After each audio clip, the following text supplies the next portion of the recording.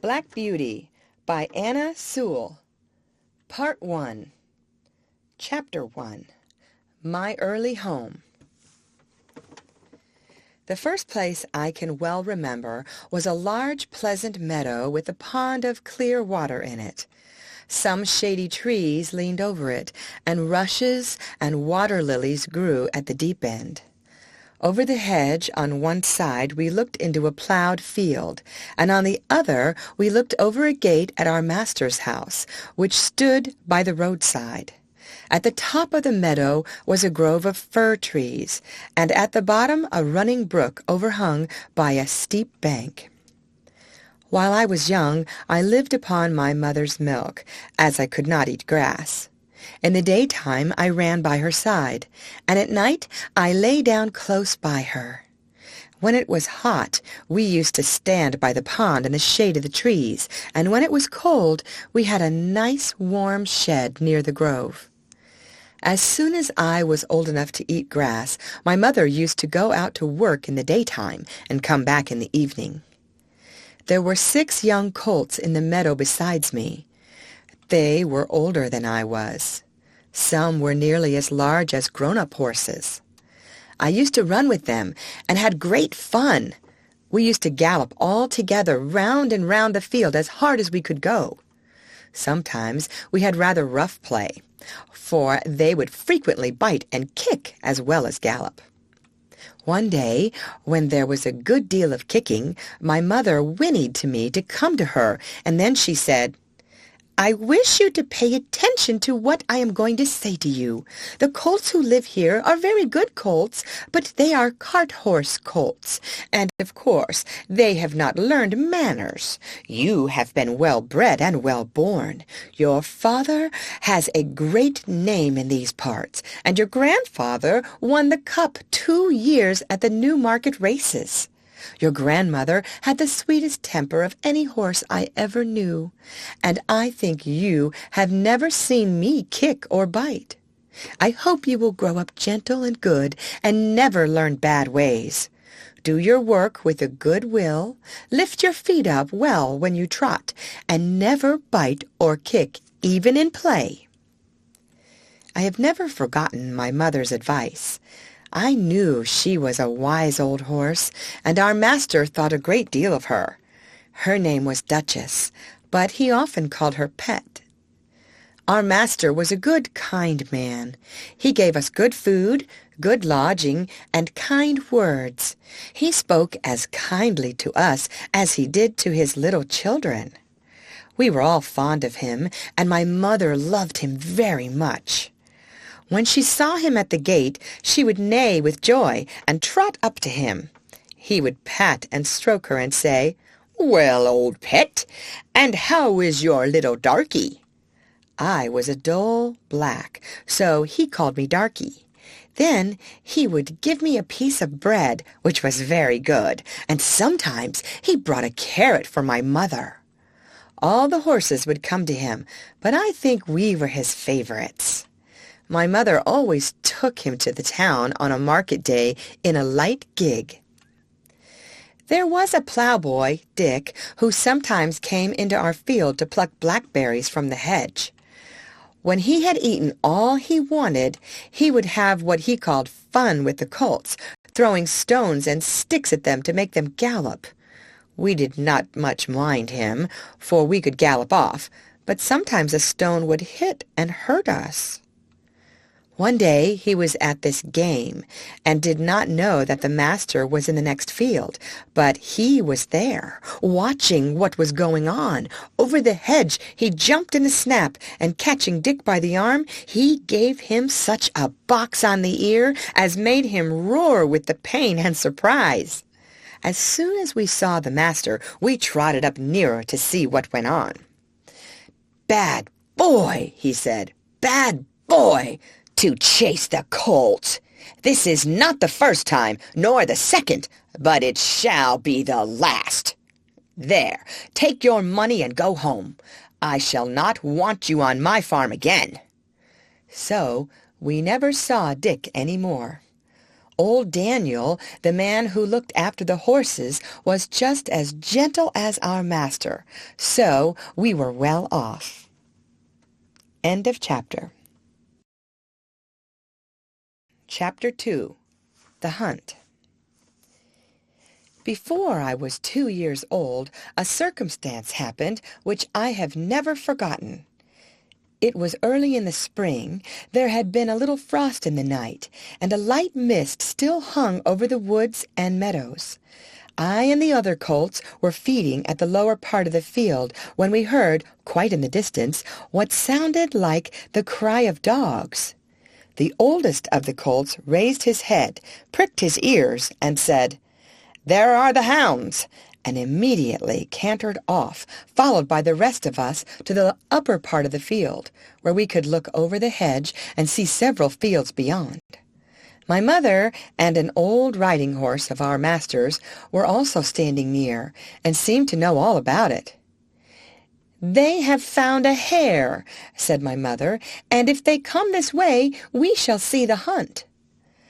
And soon the dogs were all tearing down the field of young wheat next to ours. I never heard such a noise as they made.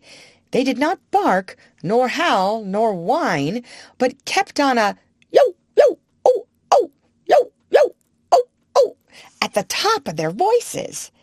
After them came a number of men on horseback, some of them in green coats, all galloping as fast as they could. The old horse snorted and looked eagerly after them, and we young colts wanted to be galloping with them, but they were soon away into the fields lower down. Here it seemed as if they had come to a stand. The dogs left off barking and ran about every way with their noses to the ground. "They have lost the scent," said the old horse. "Perhaps the hare will get off." "What hare?" I said. "Oh, I don't know what hare. Likely enough it may be one of our own hares out of the woods. Any hare they can find will do for the dogs and men to run after." And before long the dogs began their yo, yo, oh, oh again, and back they came all together at full speed, making straight for our meadow at the part where the high bank and the hedge overhang the brook. "Now we shall see the hare," said my mother, and just then a hare, wild with fright, rushed by and made for the woods. On came the dogs. They burst over the bank, leaped the stream, and came dashing across the field, followed by the huntsmen. 6 or 8 men leaped their horses clean over, close upon the dogs. The hare tried to get through the fence. It was too thick, and she turned sharp round to make for the road, but it was too late. The dogs were upon her with their wild cries. We heard one shriek, and that was the end of her. One of the huntsmen rode up and whipped off the dogs, who would soon have torn her to pieces. He held her up by the leg torn and bleeding, and all the gentlemen seemed well pleased. As for me, I was so astonished that I did not at first see what was going on by the brook. But when I did look, there was a sad sight. 2 fine horses were down. One was struggling in the stream, and the other was groaning on the grass. One of the riders was getting out of the water covered with mud. The other lay quite still. "His neck is broke," said my mother. "And serve him right, too," said one of the colts. I thought the same, but my mother did not join with us. "Well, no," she said, "you must not say that. But though I am an old horse, and have seen and heard a great deal, I never yet could make out why men are so fond of this sport. They often hurt themselves, often spoil good horses, and tear up the fields, and all for a hare or a fox or a stag, that they could get more easily some other way. But we are only horses, and don't know."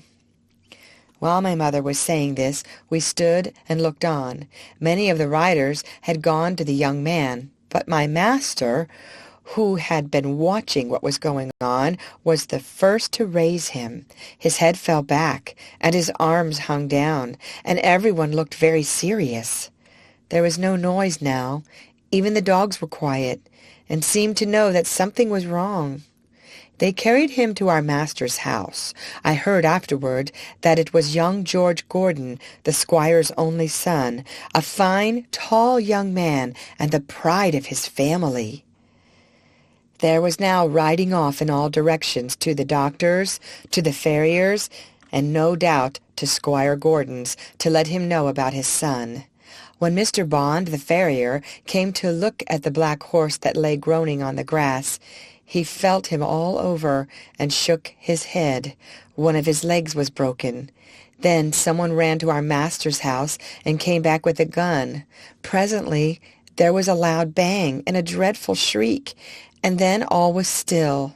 The black horse moved no more. My mother seemed much troubled. She said she had known that horse for years, and that his name was Rob Roy. He was a good horse, and there was no vice in him. She never would go to that part of the field afterward. Not many days after, we heard the church bell tolling for a long time, and looking over the gate we saw a long, strange, black coach that was covered with black cloth and was drawn by black horses. After that came another, and another, and another, and all were black, while the bell kept tolling and tolling.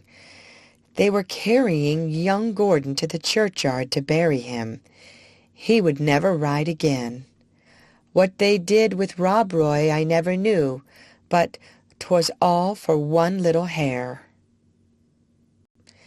End of chapter. Chapter 3. My Breaking In.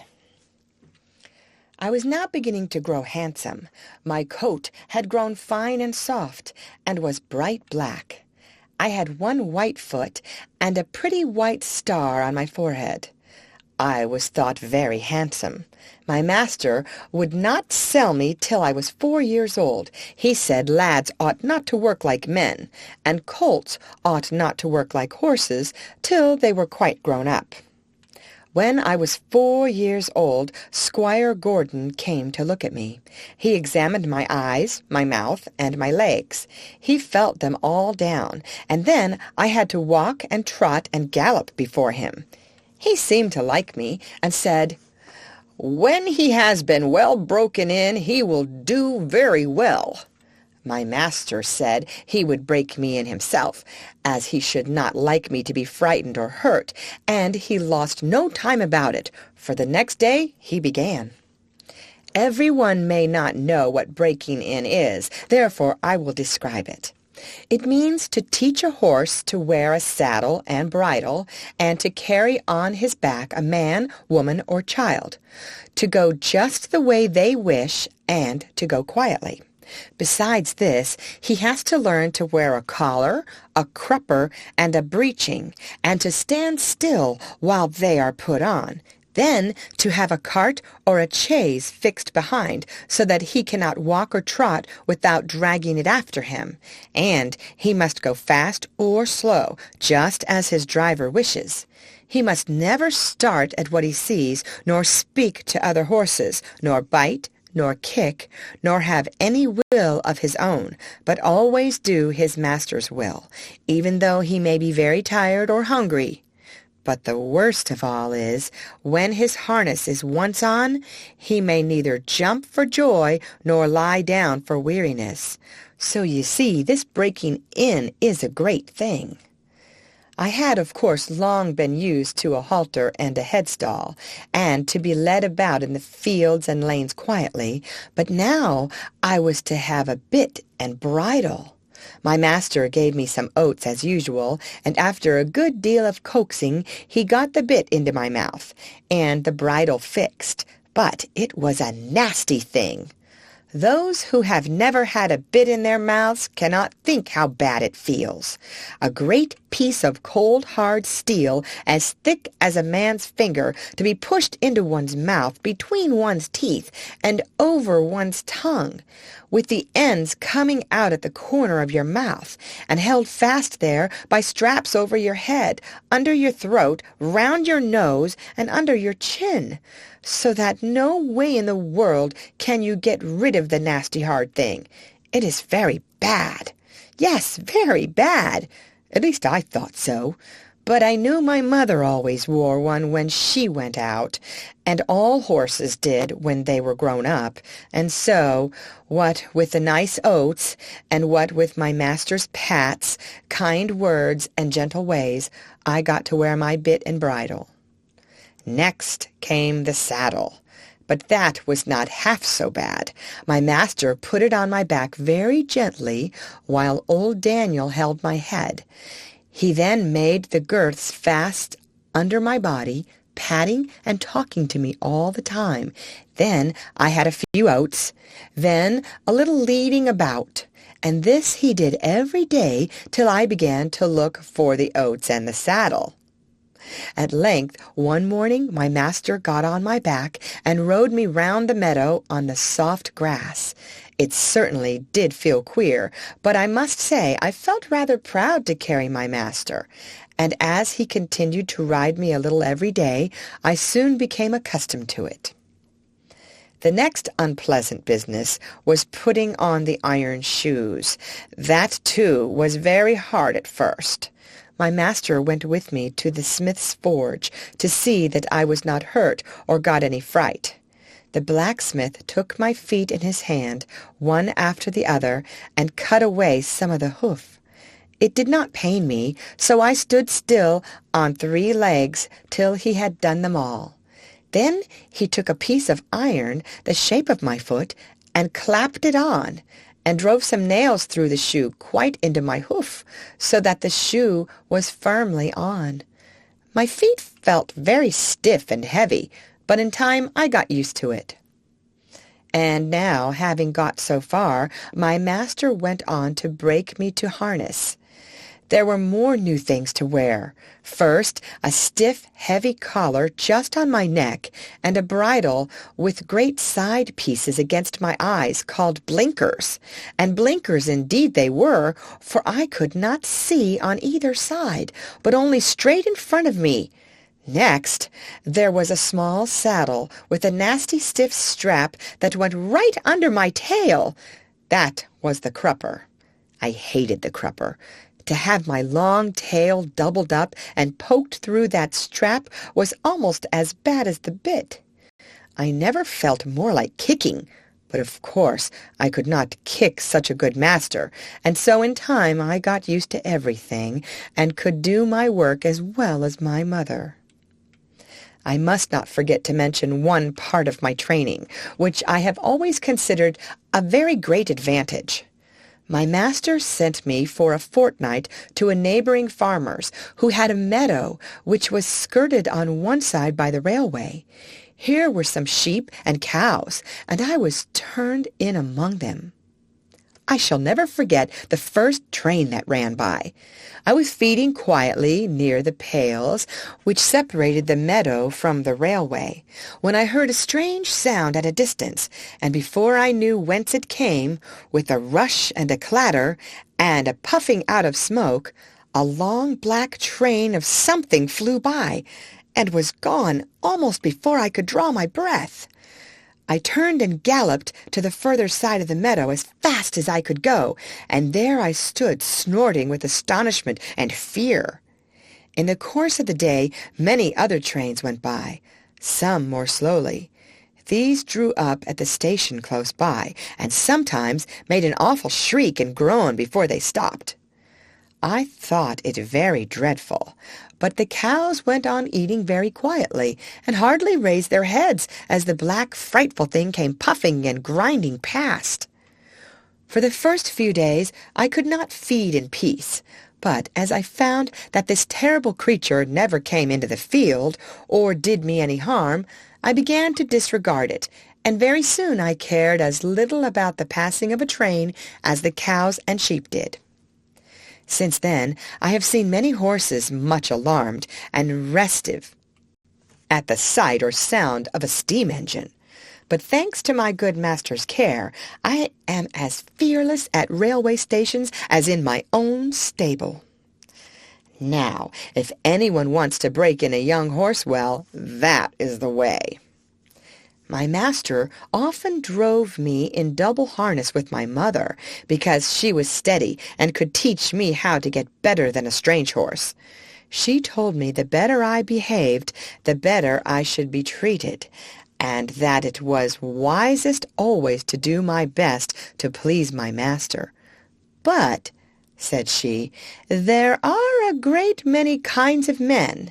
There are good thoughtful men like our master, that any horse may be proud to serve, and there are bad, cruel men who never ought to have a horse or dog to call their own. Besides, there are a great many foolish men, vain, ignorant, and careless, who never trouble themselves to think. These spoil more horses than all, just for want of sense. They don't mean it, but they do it for all that. I hope you will fall into good hands, but a horse never knows who may buy him, or who may drive him. It is all a chance for us. But still, I say, do your best wherever it is, and keep up your good name. End of chapter. Chapter 4. Birtwick Park. At this time, I used to stand in the stable, and my coat was brushed every day till it shone like a rook's wing. It was early in May, when there came a man from Squire Gordon's, who took me away to the hall. My master said, "Good-bye, darky. Be a good horse, and always do your best." I could not say good-bye, so I put my nose into his hand. He patted me kindly, and I left my first home. As I lived some years with Squire Gordon, I may as well tell something about the place. Squire Gordon's park skirted the village of Birtwick. It was entered by a large iron gate, at which stood the first lodge, and then you trotted along on a smooth road between clumps of large old trees, then another lodge and another gate, which brought you to the house and the gardens. Beyond this lay the home paddock, the old orchard, and the stables. There was accommodation for many horses and carriages, but I need only describe the stable into which I was taken. This was very roomy, with 4 good stalls. A large swinging window opened into the yard, which made it pleasant and airy. The first stall was a large square one, shut in behind with a wooden gate.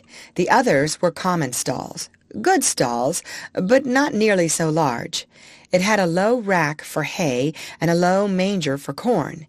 It was called a loose box because the horse that was put into it was not tied up, but left loose to do as he liked. It is a great thing to have a loose box. Into this fine box the groom put me. It was clean, sweet, and airy. I never was in a better box than that, and the sides were not so high but that I could see all that went on through the iron rails that were at the top.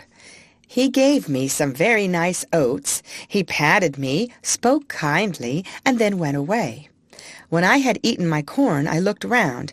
In the stall next to mine stood a little fat gray pony with a thick mane and tail, a very pretty head, and a pert little nose.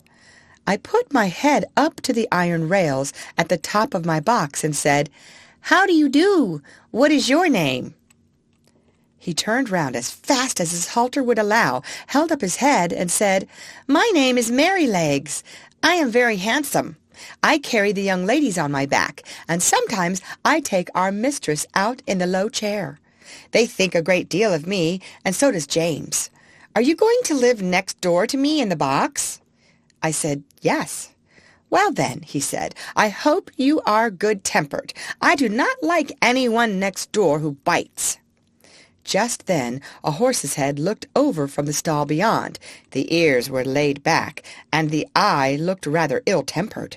This was a tall chestnut mare, with a long, handsome neck. She looked across to me and said, "So, it is you who have turned me out of my box. It is a very strange thing for a colt like you to come and turn a lady out of her own home." "I beg your pardon," I said. "I have turned no one out. The man who brought me put me here, and I had nothing to do with it. And as to my being a colt, I am turned 4 years old, and am a grown-up horse. I never had words yet with horse or mare, and it is my wish to live at peace." "Well," she said, "we shall see. Of course, I do not want to have words with a young thing like you." I said no more. In the afternoon, when she went out, Merrylegs told me all about it. "The thing is this," said Merrylegs. "Ginger has a bad habit of biting and snapping. That is why they call her Ginger. And when she was in the loose box, she used to snap very much. One day she bit James in the arm and made it bleed. And so Miss Flora and Miss Jessie, who are very fond of me, were afraid to come into the stable. They used to bring me nice things to eat, an apple or a carrot or a piece of bread. But after Ginger stood in that box, they dared not come, and I missed them very much. I hope they will now come again, if you do not bite or snap." I told him I never bit anything but grass, hay, and corn, and could not think what pleasure Ginger found it.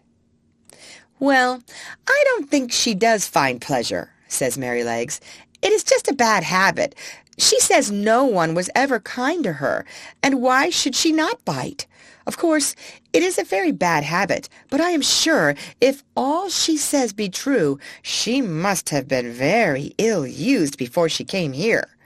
John does all he can to please her, and James does all he can, and our master never uses a whip if a horse acts right, so I think she might be good-tempered here. You see," he said, with a wise look, "I am 12 years old. I know a great deal, and I can tell you there is not a better place for a horse all round the country than this. John is the best groom that ever was. He has been here 14 years, and you never saw such a kind boy as James is. So that it is all Ginger's own fault that she did not stay in that box." End of chapter. Chapter 5. A Fair Start. The name of the coachman was John Manley. He had a wife and one little child, and they lived in the coachman's cottage very near the stables. The next morning he took me into the yard and gave me a good grooming, and just as I was going into my box with my soft coat and bright, the squire came in to look at me and seemed pleased. "John," he said, "I meant to have tried the new horse this morning, but I have other business. You may as well take him around after breakfast. Go by the common and the high wood, and back by the watermill and the river. That will show his paces." "I will, sir," said John. After breakfast he came and fitted me with the bridle. He was very particular in letting out and taking in the straps to fit my head comfortably.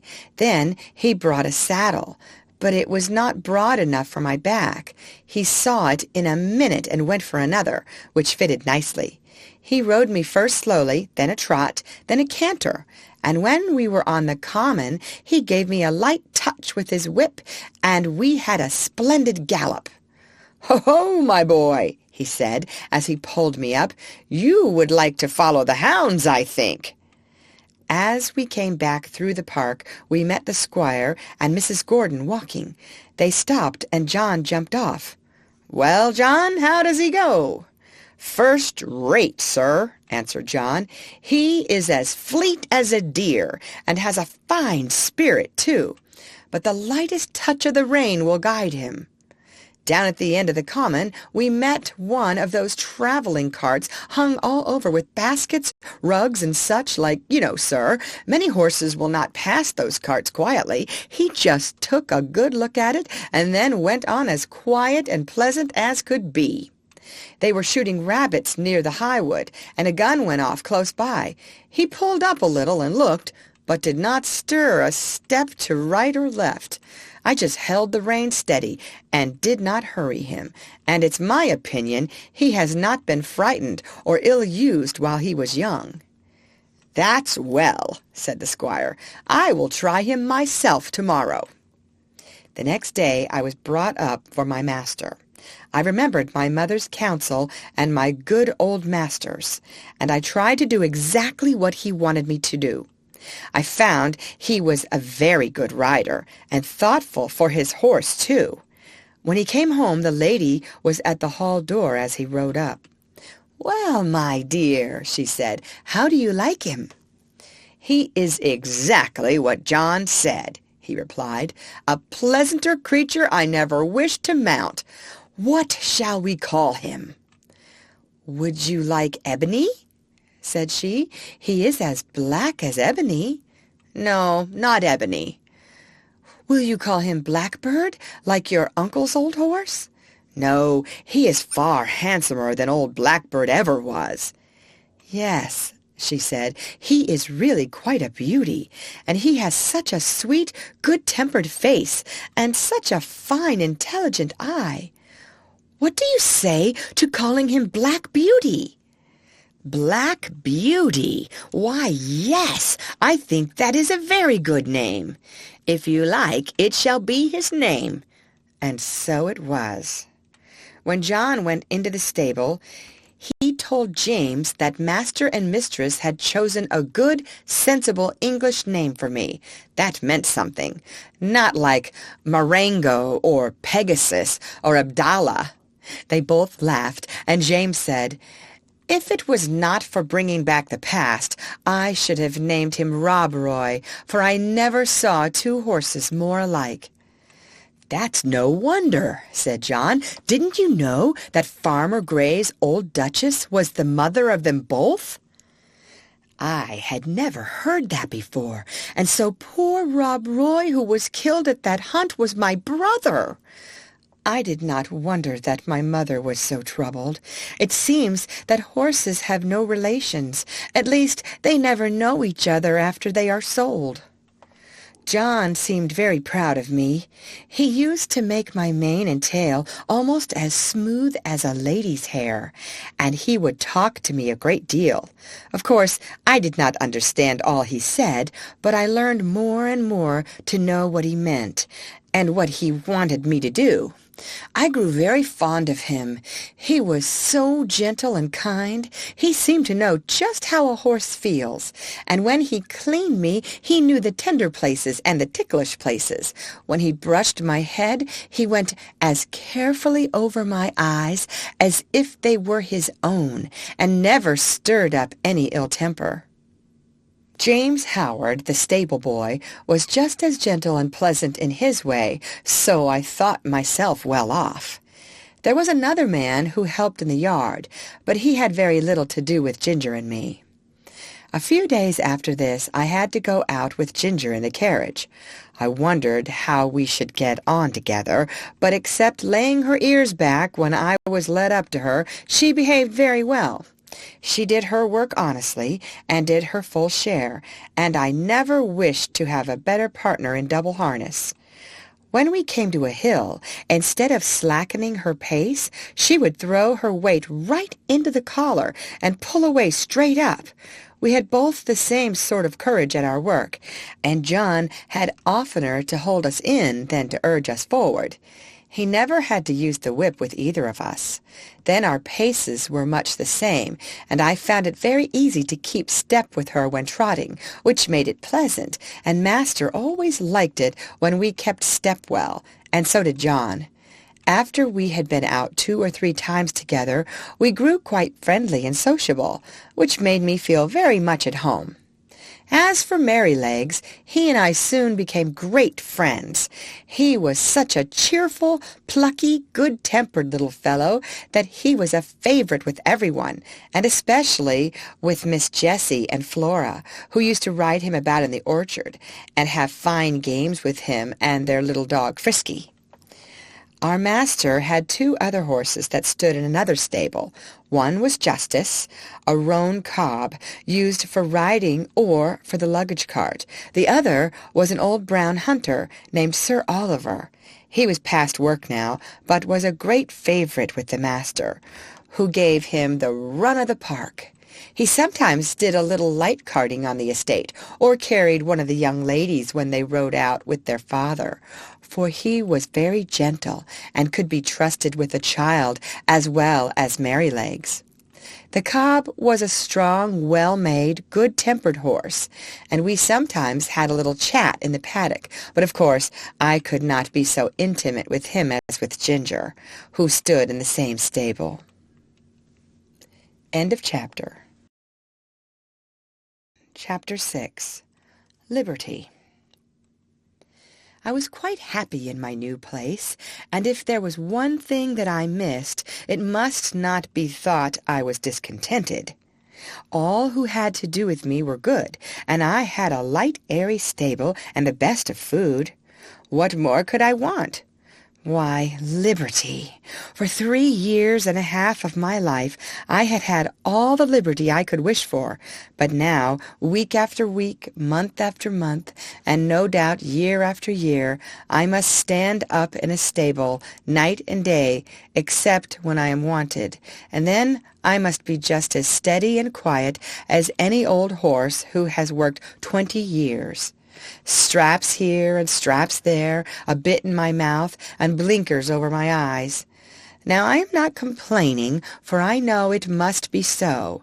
I only mean to say that for a young horse full of strength and spirits, who has been used to some large field or plain where he can fling up his head and toss up his tail and gallop away at full speed, then round and back again with a snort to his companions, I say it is hard never to have a bit more liberty to do as you like. Sometimes, when I have had less exercise than usual, I have felt so full of life and spring that when John has taken me out to exercise, I really could not keep quiet. Do what I would, it seemed as if I must jump or dance or prance, and many a good shake I know I must have given him, especially at the first. But he was always good and patient. "Steady, steady, my boy," he would say. "Wait a bit, and we will have a good swing, and soon get the tickle out of your feet." Then, as soon as we were out of the village, he would give me a few miles at a spanking trot, and then bring me back as fresh as before, only clear of the fidgets, as he called them. Spirited horses, when not enough exercised, are often called skittish when it is only play, and some grooms will punish them. But our John did not. He knew it was only high spirits. Still, he had his own ways of making me understand by the tone of his voice or the touch of the rein. If he was very serious and quite determined, I always knew it by his voice, and that had more power with me than anything else, for I was very fond of him. I ought to say that sometimes we had our liberty for a few hours. This used to be on fine Sundays in the summer-time. The carriage never went out on Sundays, because the church was not far off. It was a great treat to us to be turned out into the home paddock or the old orchard. The grass was so cool and soft to our feet, the air so sweet, and the freedom to do as we liked was so pleasant, to gallop, to lie down and roll over on our backs, or to nibble the sweet grass.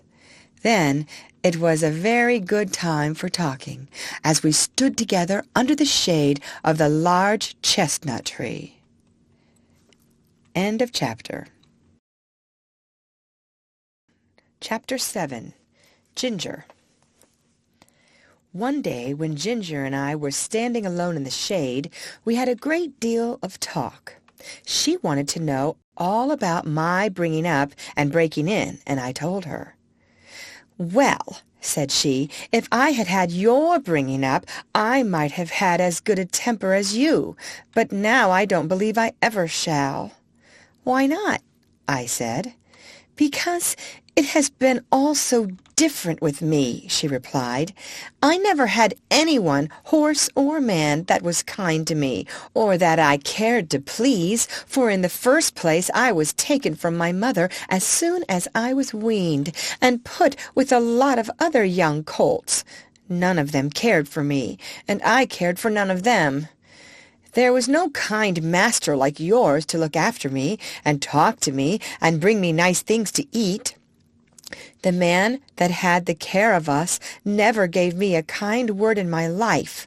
I do not mean that he ill-used me, but he did not care for us one bit further than to see that we had plenty to eat and shelter in the winter. A footpath ran through our field, and very often the great boys passing through would fling stones to make us gallop. I was never hit, but one fine young colt was badly cut in the face, and I should think it would be a scar for life. We did not care for them, but of course it made us more wild, and we settled it in our minds that boys were our enemies.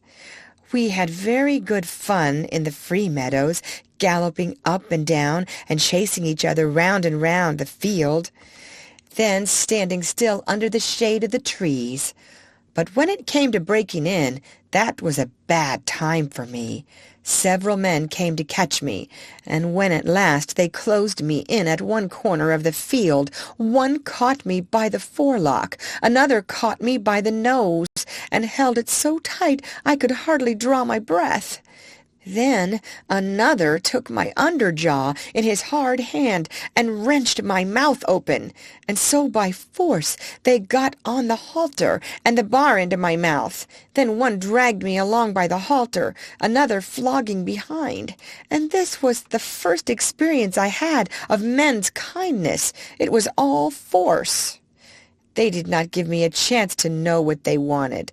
I was high-bred, and had a great deal of spirit, and was very wild, no doubt, and gave them, I dare say, plenty of trouble. But then it was dreadful to be shut up in a stall day after day instead of having my liberty, and I fretted and pined and wanted to get loose. You know yourself it's bad enough when you have a kind master and plenty of coaxing, but there was nothing of that sort for me.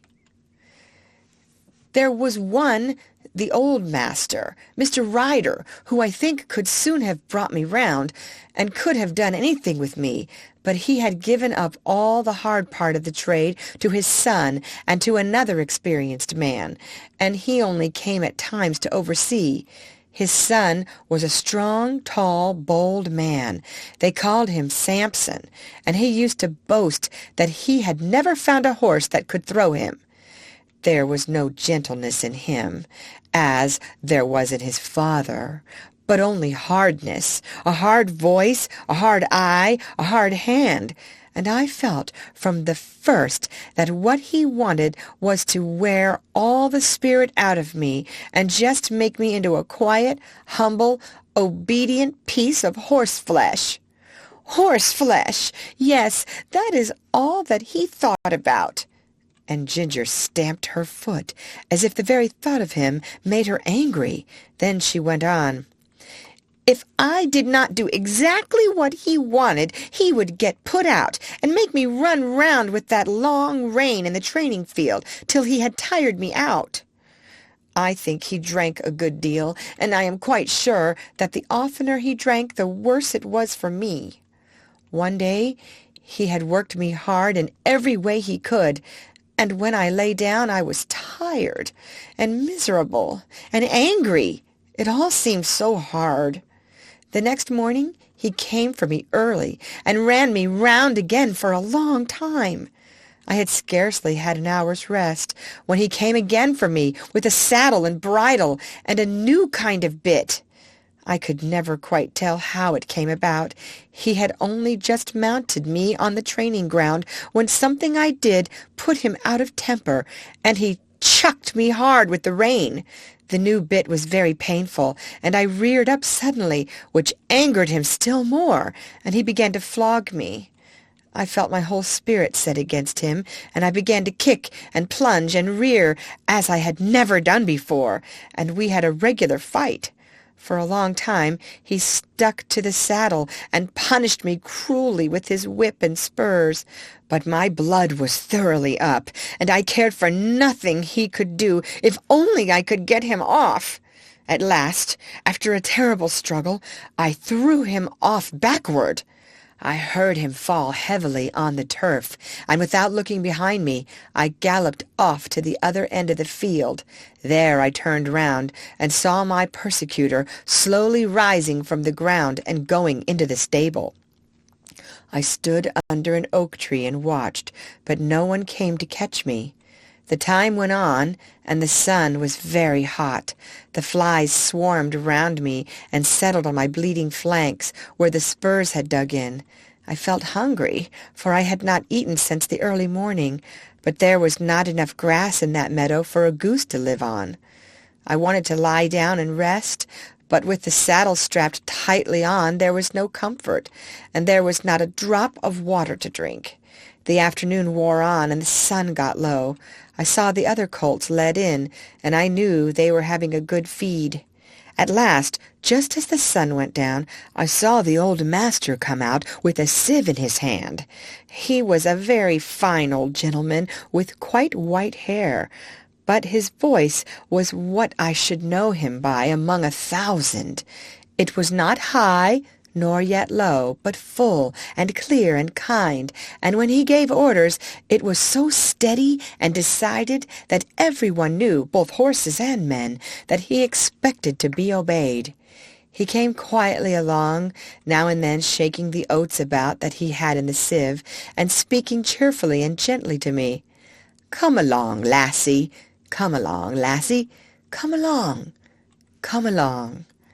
I stood still and let him come up. He held the oats to me, and I began to eat without fear. His voice took all my fear away. He stood by, patting and stroking me while I was eating, and seeing the clots of blood on my side, he seemed very vexed. "Poor lassie! It was a bad business, a bad business." Then he quietly took the rein and led me to the stable. Just at the door stood Samson. I laid my ears back and snapped at him. "Stand back," said the master, "and keep out of her way. You've done a bad day's work with this filly." He growled out something about a vicious brute. "Hark ye," said the father, "a bad-tempered man will never make a good-tempered horse. You've not learned your trade yet, Samson." Then he led me into my box, took off the saddle and bridle with his own hands, and tied me up. Then he called for a pail of warm water and a sponge, took off his coat, and while the stableman held the pail, he sponged my sides a good while, so tenderly that I was sure he knew how sore and bruised they were. "Whoa, my pretty one," he said. "Stand still, stand still." His very voice did me good, and the bathing was very comfortable. The skin was so broken at the corners of my mouth that I could not eat the hay. The stalks hurt me. He looked closely at it, shook his head, and told the man to fetch a good bran mash and put some meal into it. How good that mash was, and so soft and healing to my mouth. He stood by all the time I was eating, stroking me and talking to the man. "If a high-mettled creature like this," said he, "can't be broken by fair means, she will never be good for anything."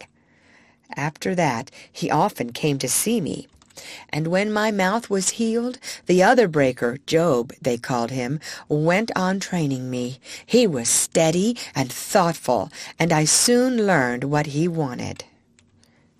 End of chapter. Chapter 8. Ginger's story continued. The next time that Ginger and I were together in the paddock, she told me about her first place. "After my breaking in," she said, "I was bought by a dealer to match another chestnut horse. For some weeks he drove us together, and then we were sold to a fashionable gentleman, and were sent up to London. I had been driven with a check rein by the dealer, and I hated it worse than anything else, but in this place we were reined far tighter, the coachman and his master thinking we looked more stylish so. We were often driven about in the park and other fashionable places. You, who never had a check rein on, don't know what it is, but I can tell you it is dreadful. I like to toss my head about and hold it as high as any horse, but fancy now yourself if you tossed your head up high and were obliged to hold it there, and that for hours together, not able to move it at all, except with a jerk still higher, your neck aching till you did not know how to bear it. Besides that, to have two bits instead of one, and mine was a sharp one. It hurt my tongue and my jaw, and the blood from my tongue colored the froth that kept flying from my lips as I chafed and fretted at the bits and rein.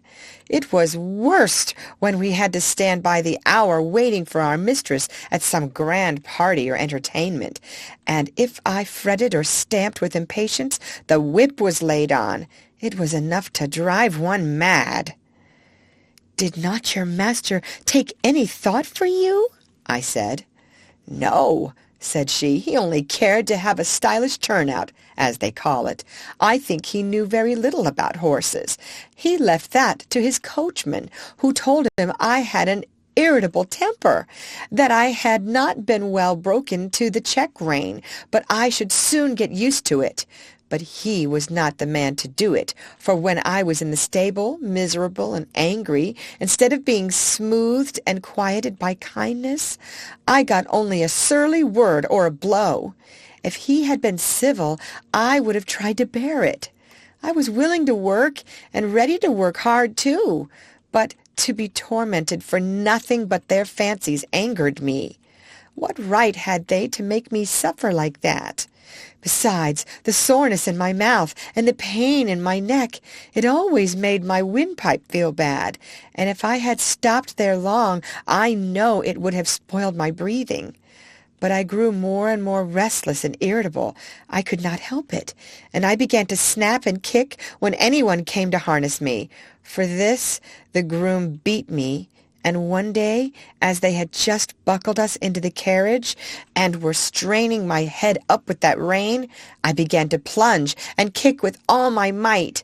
I soon broke a lot of harness and kicked myself clear, so that was an end of that place. After this, I was sent to Tattersall's to be sold. Of course, I could not be warranted free from vice, so nothing was said about that. My handsome appearance and good paces soon brought a gentleman to bid for me, and I was bought by another dealer. He tried me in all kinds of ways and with different bits, and he soon found out what I could not bear. At last he drove me quite without a check rein, and then sold me as a perfectly quiet horse to a gentleman in the country. He was a good master, and I was getting on very well. But his old groom left him, and a new one came. This man was as hard-tempered and hard-handed as Samson. He always spoke in a rough, impatient voice, and if I did not move in the stall the moment he wanted me, he would hit me above the hocks with his stable broom or the fork, whichever he might have in his hand. Everything he did was rough, and I began to hate him. He wanted to make me afraid of him, but I was too high-mettled for that, and one day, when he had aggravated me more than usual, I bit him, which of course put him in a great rage, and he began to hit me about the head with a riding-whip. After that, he never dared to come into my stall again. Either my heels or my teeth were ready for him, and he knew it. I was quite quiet with my master, but of course he listened to what the man said, and so I was sold again. The same dealer heard of me and said he thought he knew one place where I should do well. 'Twas a pity, he said, that such a fine horse should go to the bad for want of a real good chance. And the end of it was that I came here not long before you did. But I had then made up my mind that men were my natural enemies, and that I must defend myself. Of course, it is very different here, but who knows how long it will last? I wish I could think about things as you do, but I can't, after all I have gone through.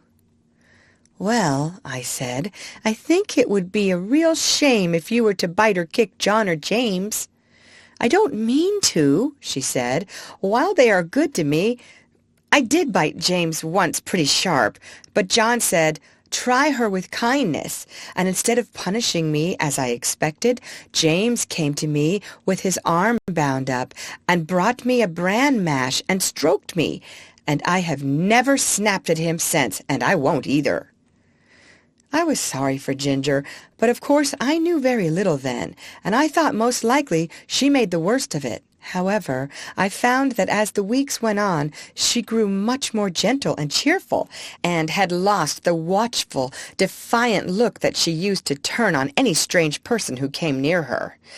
And one day James said, I do believe that mare is getting fond of me. She quite whinnied after me this morning when I had been rubbing her forehead. Aye, aye, Jim, 'tis the Birtwick balls, said John. She'll be as good as Black Beauty by and by. Kindness is all the physic she wants, poor thing. Master noticed the change too, and one day when he got out of the carriage and came to speak to us, as he often did, he stroked her beautiful neck. Well, my pretty one, well, how do things go with you now? You are a good bit happier than when you came to us, I think. She put her nose up to him in a friendly, trustful way, while he rubbed it gently. We shall make a cure of her, John, he said. Yes, sir, she's wonderfully improved. She's not the same creature that she was.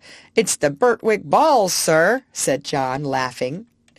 This was a little joke of John's. He used to say that a regular course of the Birtwick horse balls would cure almost any vicious horse. These balls, he said, were made up of patience and gentleness, firmness and petting, 1 pound of each to be mixed up with half a pint of common sense and given to the horse every day. End of chapter. Chapter 9. Merrylegs. Mr. Blomefield, the vicar, had a large family of boys and girls. Sometimes they used to come and play with Miss Jessie and Flora. One of the girls was as old as Miss Jessie, 2 of the boys were older, and there were several little ones. When they came, there was plenty of work for Merrylegs, for nothing pleased them so much as getting on him by turns and riding him all about the orchard and the home paddock. And this they would do by the hour together. One afternoon he had been out with them a long time, and when James brought him in and put on his halter, he said, "There, ye rogue, mind how ye behave yourself, or we shall get into trouble." "What have you been doing, Merrylegs?" I asked. "Oh," said he, tossing his little head, "I have only been giving those young people a lesson. They did not know when they had had enough, nor when I had had enough, so I just pitched them off backward. That was the only thing they could understand." "What?" said I. "You threw the children off? I thought you did know better than that. Did you throw Miss Jessie or Miss Flora?" He looked very much offended and said, "Of course not.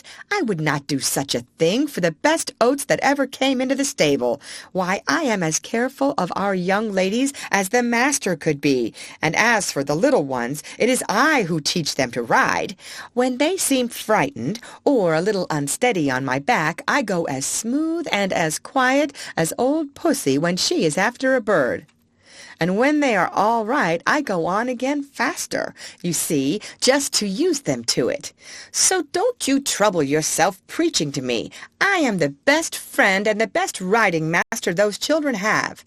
It is not them, it is the boys. "Boys," said he, shaking his mane, "are quite different. They must be broken in as we were broken in when we were colts, and just be taught what's what." The other children had ridden me about for nearly 2 hours, and then the boys thought it was their turn, and so it was, and I was quite agreeable. They rode me by turns, and I galloped them about, up and down the fields, and all about the orchard, for a good hour. They had each cut a great hazel stick for a riding whip, and laid it on a little too hard, but I took it in good part, till at last I thought we had had enough, so I stopped 2 or 3 times by way of a hint. Boys, you see, think a horse or pony is like a steam engine or a thrashing machine, and can go on as long and as fast as they please. They never think that a pony can get tired or have any feelings. So as the one who was whipping me could not understand, I just rose up on my hind legs and let him slip off behind. That was all. He mounted me again, and I did the same. Then the other boy got up, and as soon as he began to use his stick, I laid him on the grass, and so on, till they were able to understand. That was all. They are not bad boys. They don't wish to be cruel. I like them very well, but you see, I had to give them a lesson. When they brought me to James and told him I think he was very angry to see such big sticks, he said they were only fit for drovers or gypsies, and not for young gentlemen. "If I had been you," said Ginger, "I would have given those boys a good kick, and that would have given them a lesson." "No doubt you would," said Merrylegs, "but then I am not quite such a fool, begging your pardon, as to anger our master or make James ashamed of me. Besides, those children are under my charge when they are riding. I tell you, they are entrusted to me. Why, only the other day I heard our master say to Mrs. Blomefield, 'My dear madam, you need not be anxious about the children. My old Merrylegs will take as much care of them as you or I could.' I assure you I would not sell that pony for any money. He is so perfectly good-tempered and trustworthy. And do you think I am such an ungrateful brute as to forget all the kind treatment I have had here for 5 years, and all the trust they place in me, and turn vicious because a couple of ignorant boys used me badly? No, no, you never had a good place where they were kind to you, and so you don't know, and I'm sorry for you. But I can tell you good places make good horses. I wouldn't vex our people for anything. I love them, I do," said Merrylegs, and he gave a low ho-ho-ho through his nose, as he used to do in the morning when he heard James's footsteps at the door. "Besides," he went on, "if I took to kicking, where should I be? Why, sold off in a jiffy and no character, and I might find myself slaved about under a butcher's boy, or worked to death at some seaside place where no one cared for me, except to find out how fast I could go, or be flogged along in some cart with 3 or 4 great men in it, going out for a Sunday spree, as I have often seen in the place I lived in before I came here. No," said he, shaking his head, "I hope I shall never come to that." End of chapter. Chapter 10. A Talk in the Orchard. Ginger and I were not of the regular tall carriage horse breed. We had more of the racing blood in us. We stood about 15½ hands high. We were therefore just as good for riding as we were for driving, and our master used to say that he disliked either horse or man that could do but one thing. And as he did not want to show off in London parks, he preferred a more active and useful kind of horse. As for us, our greatest pleasure was when we were saddled for a riding party, the master on Ginger, the mistress on me, and the young ladies on Sir Oliver and Merrylegs. It was so cheerful to be trotting and cantering all together that it always put us in high spirits. I had the best of it, for I always carried the mistress. Her weight was little, Her voice was sweet, and her hand was so light on the rein that I was guided almost without feeling it. Oh, if people knew what a comfort to horses a light hand is, and how it keeps a good mouth and a good temper, they surely would not chuck and drag and pull at the rein as they often do. Our mouths are so tender that where they have not been spoiled or hardened with bad or ignorant treatment, they feel the slightest movement of the driver's hand, and we know in an instant what is required of us. My mouth has never been spoiled, and I believe that was why the mistress preferred me to Ginger, although her paces were certainly quite as good. She used often to envy me, and said it was all the fault of breaking in and the gag bit in London that her mouth was not so perfect as mine. And then old Sir Oliver would say, "There, don't vex yourself. You have the greatest honour. A mare that can carry a tall man of our master's weight, with all your spring and sprightly action, does not need to hold her head down, because she does not carry the lady. We horses must take things as they come, and always be contented and willing, so long as we are kindly used." I had often wondered how it was that Sir Oliver had such a very short tail. It really was only 6 or 7 inches long, with a tassel of hair hanging from it, and on one of our holidays in the orchard I ventured to ask him by what accident it was that he had lost his tail. "Accident?" he snorted, with a fierce look. "It was no accident. It was a cruel, shameful, cold-blooded act. When I was young, I was taken to a place where these cruel things were done. I was tied up and made fast so that I could not stir. And then they came and cut off my long and beautiful tail, through the flesh and through the bone, and took it away." "How dreadful!" I exclaimed. "Dreadful? Aha! It was dreadful. But it was not only the pain, though that was terrible and lasted a long time. It was not only the indignity of having my best ornament taken from me, though that was bad, but it was this. How could I ever brush the flies off my sides and my hind legs any more? You who have tails just whisk the flies off without thinking about it, and you can't tell what a torment it is to have them settle upon you and sting and have nothing in the world to lash them off with. I tell you, it is a lifelong wrong and a lifelong loss. But thank heaven they don't do it now." "What did they do it for then?" said Ginger. "For fashion," said the old horse with a stamp of his foot. "For fashion! If you know what that means, there was not a well-bred young horse in my time that had not his tail docked in that shameful way, just as if the good God that made us did not know what he wanted and what looked best."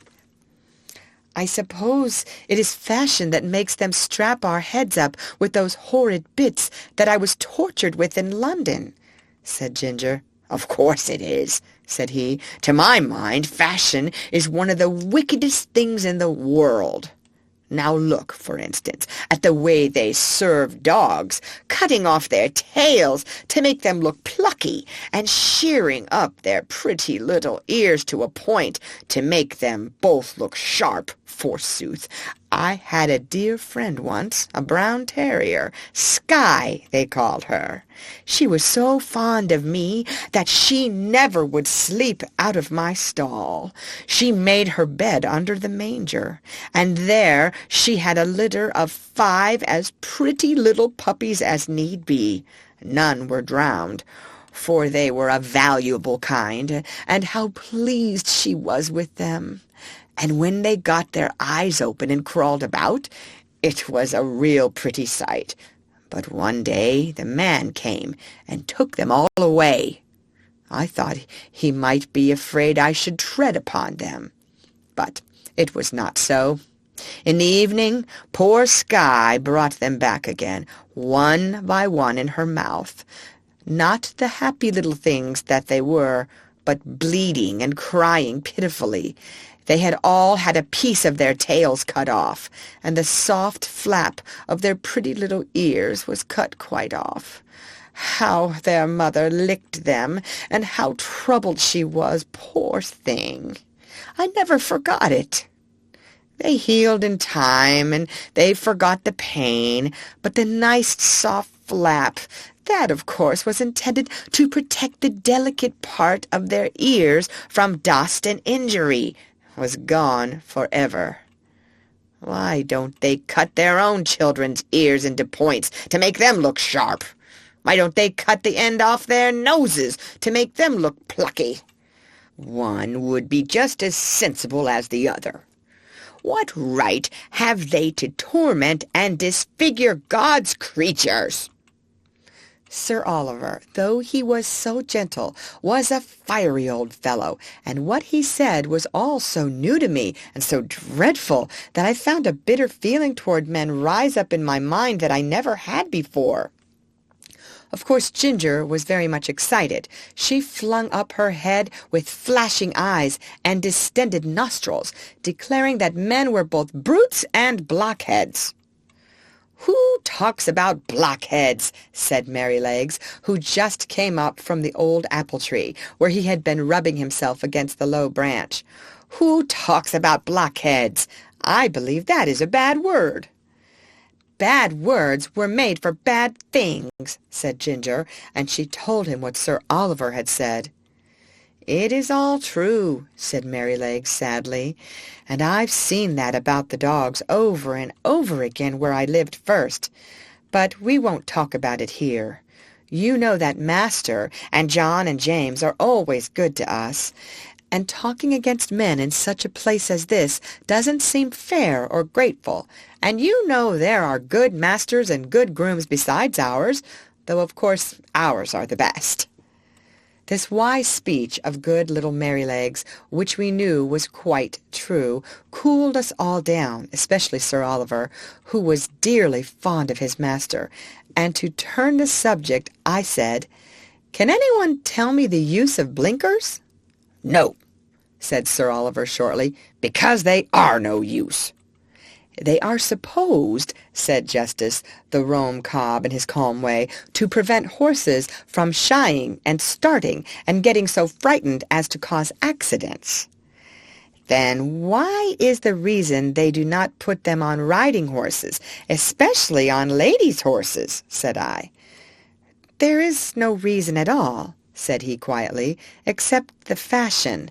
They say that a horse would be so frightened to see the wheels of his own cart or carriage coming behind him that he would be sure to run away, although, of course, when he is ridden he sees them all about him, if the streets are crowded. I admit they do sometimes come too close to be pleasant, but we don't run away. We are used to it and understand it. And if we never had blinkers put on, we should never want them. We should see what was there and know what was what, and be much less frightened then by only seeing bits of things that we can't understand. Of course, there may be some nervous horses who have been hurt or frightened when they were young, who may be the better for them, but as I never was nervous, I can't judge." "I consider," said Sir Oliver, "that blinkers are dangerous things in the night. We horses can see much better in the dark than men can, and many an accident would never have happened if horses might have had the full use of their eyes. Some years ago, I remember, there was a hearse with 2 horses returning one dark night, and just by Farmer Sparrow's house, where the pond is close to the road, the wheels went too near the edge, and the hearse was overturned into the water. Both the horses were drowned, and the driver hardly escaped. Of course, after this accident, a stout white rail was put up that might be easily seen. But if those horses had not been partly blinded, they would have themselves have kept further from the edge, and no accident would have happened." When our master's carriage was overturned before you came here, it was said that if the lamp on the left side had not gone out, John would have seen the great hole that the road-makers had left, and so he might. But if old Colin had not had blinkers on, he would have seen it, lamp or no lamp, for he was far too knowing an old horse to run into danger. As it was, he was very much hurt. The carriage was broken, and how John escaped nobody knew. "I should say," said Ginger, curling her nostril, "that these men, who are so wise, had better give orders that in the future all foals should be born with their eyes set just in the middle of their foreheads, instead of on the side. They always think they can improve upon nature and mend what God has made." Things were getting rather sore again when Merrylegs held up his knowing little face and said, "I'll tell you a secret. I believe John does not approve of blinkers. I heard him talking with Master about it one day. The Master said that if horses had been used to them, it might be dangerous in some cases to leave them off. And John said he thought it would be a good thing if all colts were broken in without blinkers, as was the case in some foreign countries. So let us cheer up and have a run to the other end of the orchard. I believe the wind has blown down some apples, and we might just as well eat them as the slugs." Merrylegs could not be resisted, so we broke off our long conversation and got up our spirits by munching some very sweet apples which lay scattered on the grass. End of chapter. Chapter 11. Plain Speaking. The longer I lived at Birtwick, the more proud and happy I felt at having such a place. Our master and mistress were respected and beloved by all who knew them. They were good and kind to everybody and everything, not only men and women, but horses and donkeys, dogs and cats, cattle and birds. There was no oppressed or ill-used creature that had not a friend in them, and their servants took the same tone. If any of the village children were known to treat any creature cruelly, they soon heard about it from the hall. The squire and Farmer Gray had worked together, as they said, for more than 20 years to get check reins on the cart horses done away with, and in our parts you seldom saw them. And sometimes, if mistress met a heavily laden horse with his head strained up, she would stop the carriage and get out, and reason with the driver in her sweet, serious voice, and try to show him how foolish and cruel it was. I don't think any man could withstand our mistress. I wish all ladies were like her. Our master, too, used to come down very heavy sometimes. I remember he was riding me toward home one morning when we saw a powerful man driving toward us in a light pony chaise, with a beautiful little bay pony with slender legs and a high-bred sensitive head and face. Just as he came to the park gates, the little thing turned toward them. The man, without word or warning, wrenched the creature's head round with such a force and suddenness that he nearly threw it on its haunches. Recovering itself, it was going on when he began to lash it furiously. The pony plunged forward, but the strong, heavy hand held the pretty creature back with force almost enough to break its jaw, while the whip still cut into him. It was a dreadful sight to me, for I knew what fearful pain it gave that delicate little mouth. But master gave me the word, and we were up with him in a second.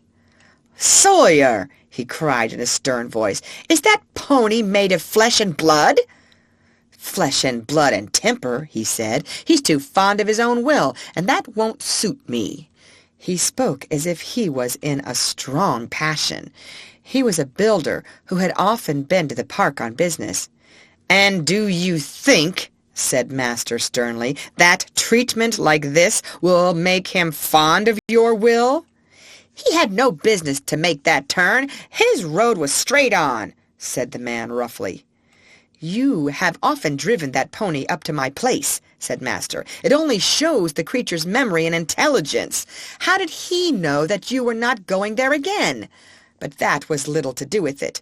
I must say, Mr. Sawyer, that a more unmanly, brutal treatment of a little pony it was never my painful lot to witness, and by giving way to such passion you injure your own character as much, nay, more, than you injure your horse. And remember, we shall all have to be judged according to our works, whether they be toward man or toward beast." Master rode me home slowly, and I could tell by his voice how the thing had grieved him. He was just as free to speak to gentlemen of his own rank as to those below him, for another day, when we were out, we met a Captain Langley, a friend of our master's. He was driving a splendid pair of greys in a kind of break. After a little conversation, the captain said, "What do you think of my new team, Mr. Douglas? You know you are the judge of horses in these parts, and I should like your opinion." The master backed me a little, so as to get a good view of them. "They are an uncommonly handsome pair," he said, "and if they are as good as they look, I am sure you need not wish for anything better. But I see you still hold that pet scheme of yours for worrying your horses and lessening their power." "What do you mean?" said the other. "The check-reins? Oh, aha, I know, that's a hobby of yours. Well, the fact is, I like to see my horses hold their heads up." "So do I," said Master, "as well as any man. But I don't like to see them held up. That takes all the shine out of it. Now, you are a military man, Langley, and no doubt like to see your regiment look well on parade, heads up and all that. But you would not take much credit for your drill if all your men had their heads tied to a backboard. It might not be much harm on parade, except to worry and fatigue them, but how would it be in a bayonet charge against the enemy, when they want the free use of every muscle, and all their strength thrown forward? I would not give much for their chance of victory. And it is just the same with horses. You fret and worry their tempers, and decrease their power. You will not let them throw their weight against their work, and so they have to do too much with their joints and muscles, and of course it wears them up faster. You may depend upon it, horses were intended to have their heads free as men's are, and if we could act a little more according to common sense, and a good deal less according to fashion, we should find many things work easier. Besides, you know as well as I that if a horse makes a false step, he has much less chance of recovering himself if his head and neck are fastened back.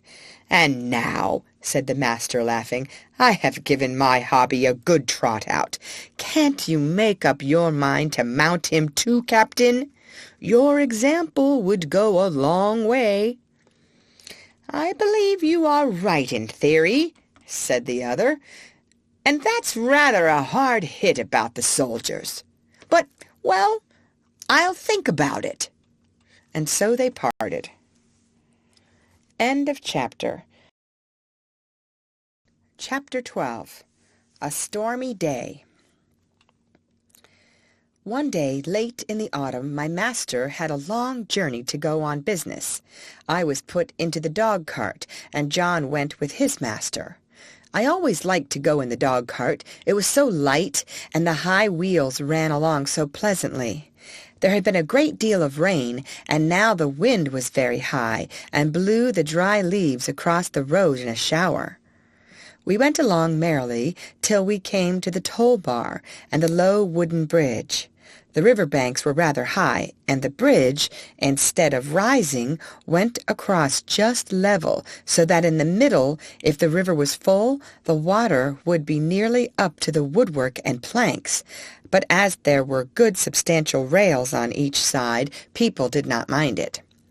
The man at the gate said the river was rising fast, and he feared it would be a bad night. Many of the meadows were under water, and in one low part of the road the water was halfway up to my knees. The bottom was good, and Master drove gently, so it was no matter. When we got to the town, of course, I had a good bait, but as the master's business engaged him a long time, we did not start for home till rather late in the afternoon. The wind was then much higher, and I heard the master say to John that he had never been out in such a storm, and so I thought, as we went along the skirts of a wood, where the great branches were swaying about like twigs, and the rushing sound was terrible, "I wish we were well out of this wood," said my master. "Yes, sir," said John. "It would be rather awkward if one of these branches came down upon us."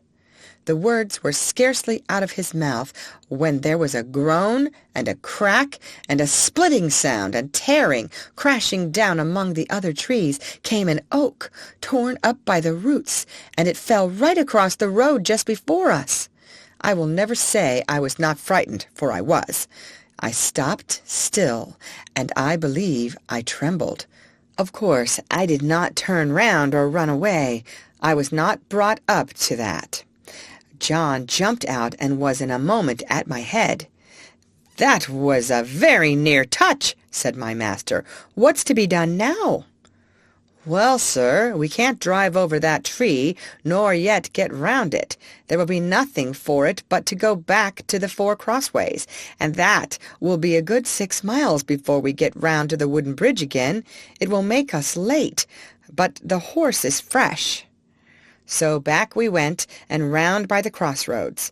But by the time we got to the bridge it was very nearly dark.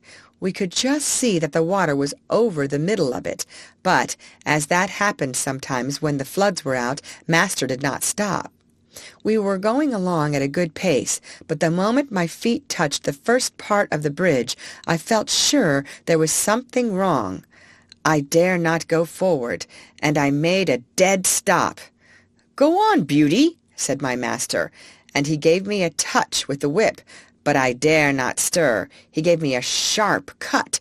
I jumped, but I dare not go forward. "There's something wrong, sir," said John, and he sprang out of the dog-cart and came to my head and looked all about. He tried to lead me forward. "Come on, Beauty, what's the matter?" Of course I could not tell him, but I knew very well that the bridge was not safe. Just then the man at the toll-gate on the other side ran out of the house, tossing torch about like one mad.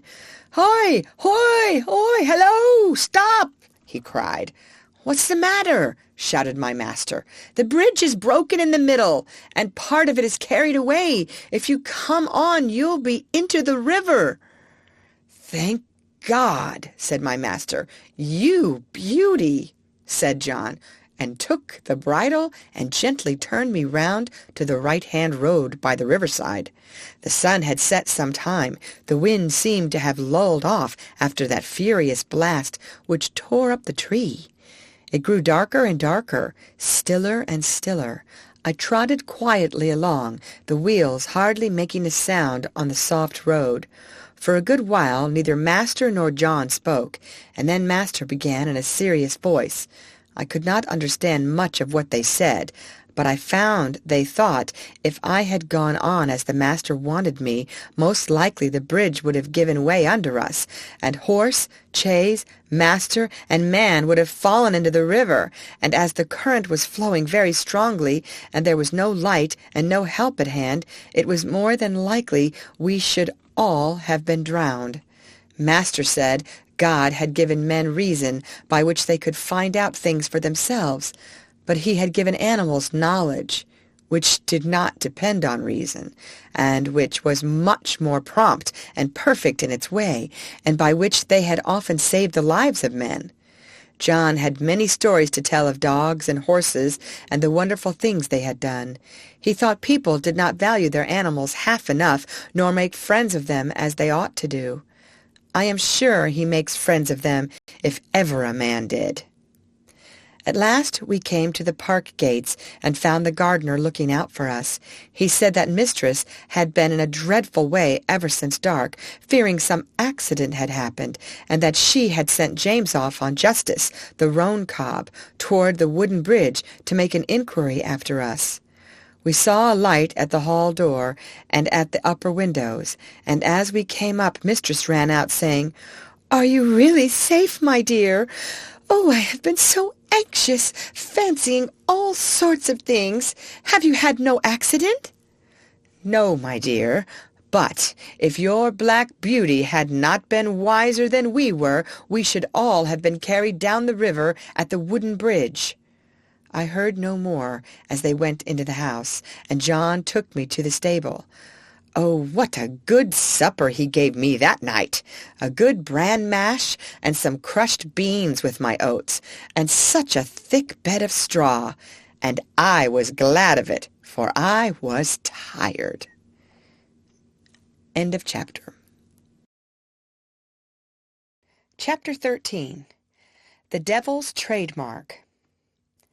One day, when John and I had been out on some business of our master's, and were returning gently on a long, straight road, at some distance we saw a boy trying to leap a pony over a gate.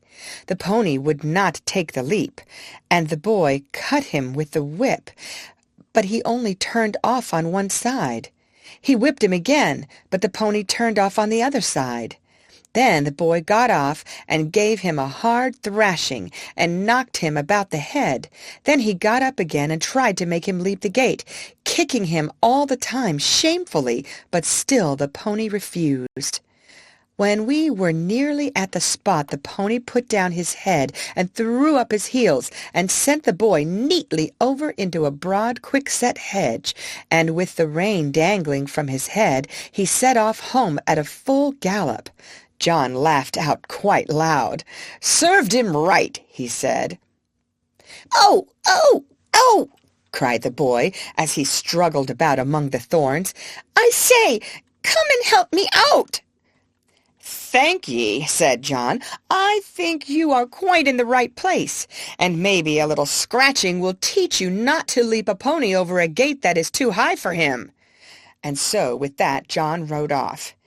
"It may be," said he to himself, "that young fellow is a liar as well as a cruel one.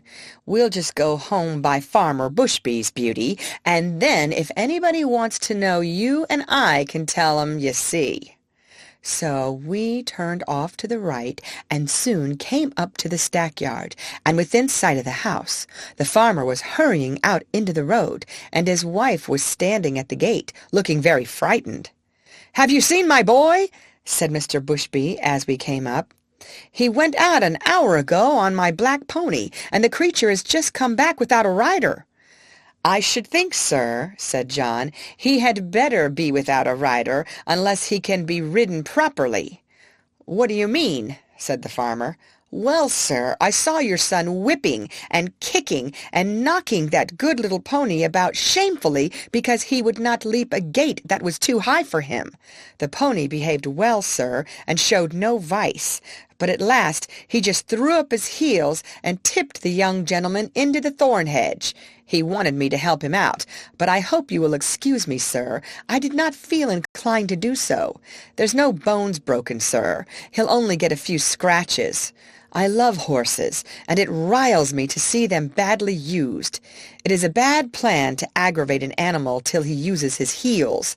The first time is not always the last." During this time the mother began to cry. "Oh, my poor Bill! I must go and meet him. He must be hurt." "You had better go into the house, wife," said the farmer. "Bill wants a lesson about this, and I must see that he gets it. This is not the first time, nor the second, that he has ill-used that pony, and I shall stop it. I am much obliged to you, Manly. Good evening." So we went on, John chuckling all the way home. Then he told James about it, who laughed and said, "Serve him right. I knew that boy at school. He took great airs on himself because he was a farmer's son. He used to swagger about and bully the little boys." Of course, we elder ones would not have any of that nonsense, and let him know that in the school and the playground farmers' sons and laborers' sons were all alike. I well remember one day, just before afternoon school, I found him at the large window catching flies and pulling off their wings. He did not see me, and I gave him a box on the ears that laid him sprawling on the floor. Well, angry as I was almost frightened. He roared and bellowed in such a style. The boys rushed in from the playground, and the master ran in from the road to see who was being murdered. Of course, I said fair and square at once what I had done and why. Then I showed the master the flies, some crushed and some crawling about helpless, and I showed him the wings on the windowsill. I never saw him so angry before. But as Bill was still howling and whining like the coward that he was, he did not give him any more punishment of that kind, but set him up on a stool for the rest of the afternoon, and said that he should not go out to play for that week. Then he talked to all the boys very seriously about cruelty, and said how hard-hearted and cowardly it was to hurt the weak and the helpless. But what stuck in my mind was this. He said that cruelty was the devil's own trademark, and if we saw anyone who took pleasure in cruelty, we might know who he belonged to, for the devil was a murderer from the beginning and a tormentor to the end. On the other hand, where we saw people who loved their neighbors and were kind to man and beast, we might know that was God's mark. "Your master never taught you a truer thing," said John. "There is no religion without love, and people may talk as much as they like about their religion, but if it does not teach them to be good and kind to man and beast, it is all a sham. All a sham, James, and it won't stand when things come to be turned inside out." End of chapter. Chapter 14. James Howard. Early one morning in December, John had just led me into my box after my daily exercise and was strapping my cloth on, and James was coming in from the corn chamber with some oats, when the master came into the stable. He looked rather serious and held an open letter in his hand. John fastened the door of my box, touched his cap, and waited for orders. "Good morning, John," said the master. "I want to know if you have any complaint to make of James." "Complaint, sir?" "No, sir." "Is he industrious at his work and respectful to you?" "Yes, sir, always." "You never find he slights his work when your back is turned?" "Never, sir." "That's well, but I must put another question. Have you no reason to suspect, when he goes out with the horses to exercise them or to take a message, that he stops about talking to his acquaintances or goes into houses where he has no business leaving the horses outside?" "No, sir, certainly not. And if anybody has been saying that about James, I don't believe it. And I don't mean to believe it unless I have it fairly proved before witnesses. It's not for me to say who has been trying to take away James's character, but I will say this, sir, that a steadier, pleasanter, honester, smarter young fellow I never had in this stable. I can trust his word, and I can trust his work. He is gentle and clever with the horses, and I would rather have them in charge with him than with half the young fellows I know of in laced hats and liveries." "And whoever wants a character of James Howard," said John, with a decided jerk of his head, "let them come to John Manley." The master stood all this time grave and attentive, but as John finished his speech a broad smile spread over his face, and looking kindly across at James, who all this time had stood still at the door, he said, "James, my lad, set down the oats and come here." I am very glad to find that John's opinion of your character agrees so exactly with my own. John is a cautious man," he said, with a droll smile, "and it is not always easy to get his opinion about people. So I thought if I beat the bush on this side, the birds would fly out, and I should learn what I wanted to know quickly. So now we will come to business. I have a letter from my brother-in-law, Sir Clifford Williams of Clifford Hall. He wants me to find him a trustworthy young groom, about 20 or 21, who knows his business. His old coachman, who has lived with him 30 years, is getting feeble, and he wants a man to work with him and get into his ways, who would be able, when the old man was pensioned off, to step into his place. He would have 18 shillings a week at first, a stable suit, a driving suit, a bedroom over the coach-house, and a boy under him. Sir Clifford is a good master, and if you could get the place, it would be a good start for you. I don't want to part with you, and if you left us, I know John would lose his right hand." "That I should, sir," said John, "but I would not stand in his light for the world." "How old are you, James?" said master. 19 next May, sir." "That's young. What do you think, John?" "Well, sir, it is young, but he is as steady as a man, and is strong and well grown, and though he has not had much experience in driving, he has a light, firm hand and a quick eye, and he is very careful, and I am quite sure no horse of his will be ruined for want of having his feet and shoes looked after." "Your word will go the furthest, John," said the master, for Sir Clifford adds in a postscript, "If I could find a man trained by your John, I should like him better than any other. So, James, lad, think it over. Talk to your mother at dinner-time, and then let me know what you wish." In a few days after this conversation it was fully settled that James should go to Clifford Hall in a month or 6 weeks, as it suited his master, and in the meantime he was to get all the practice in driving that could be given to him. I never knew the carriage to go out so often before. When the mistress did not go out, the master drove himself in the 2-wheeled chaise, but now, whether it was master or the young ladies, or only an errand, Ginger and I were put in the carriage, and James drove us. At the first John rode with him on the box, telling him this and that, and after that James drove alone. Then it was wonderful what a number of places the master would go to in the city on Saturday, and what queer streets we were driven through. He was sure to go to the railway station just as the train was coming in, and cabs and carriages, carts and omnibuses were all trying to get over the bridge together. That bridge wanted good horses and good drivers when the railway bell was ringing, for it was narrow, and there was a very sharp turn up to the station, where it would not have been at all difficult for people to run into each other, if they did not look sharp and keep their wits about them. End of chapter. Chapter 15. The Old Hostler.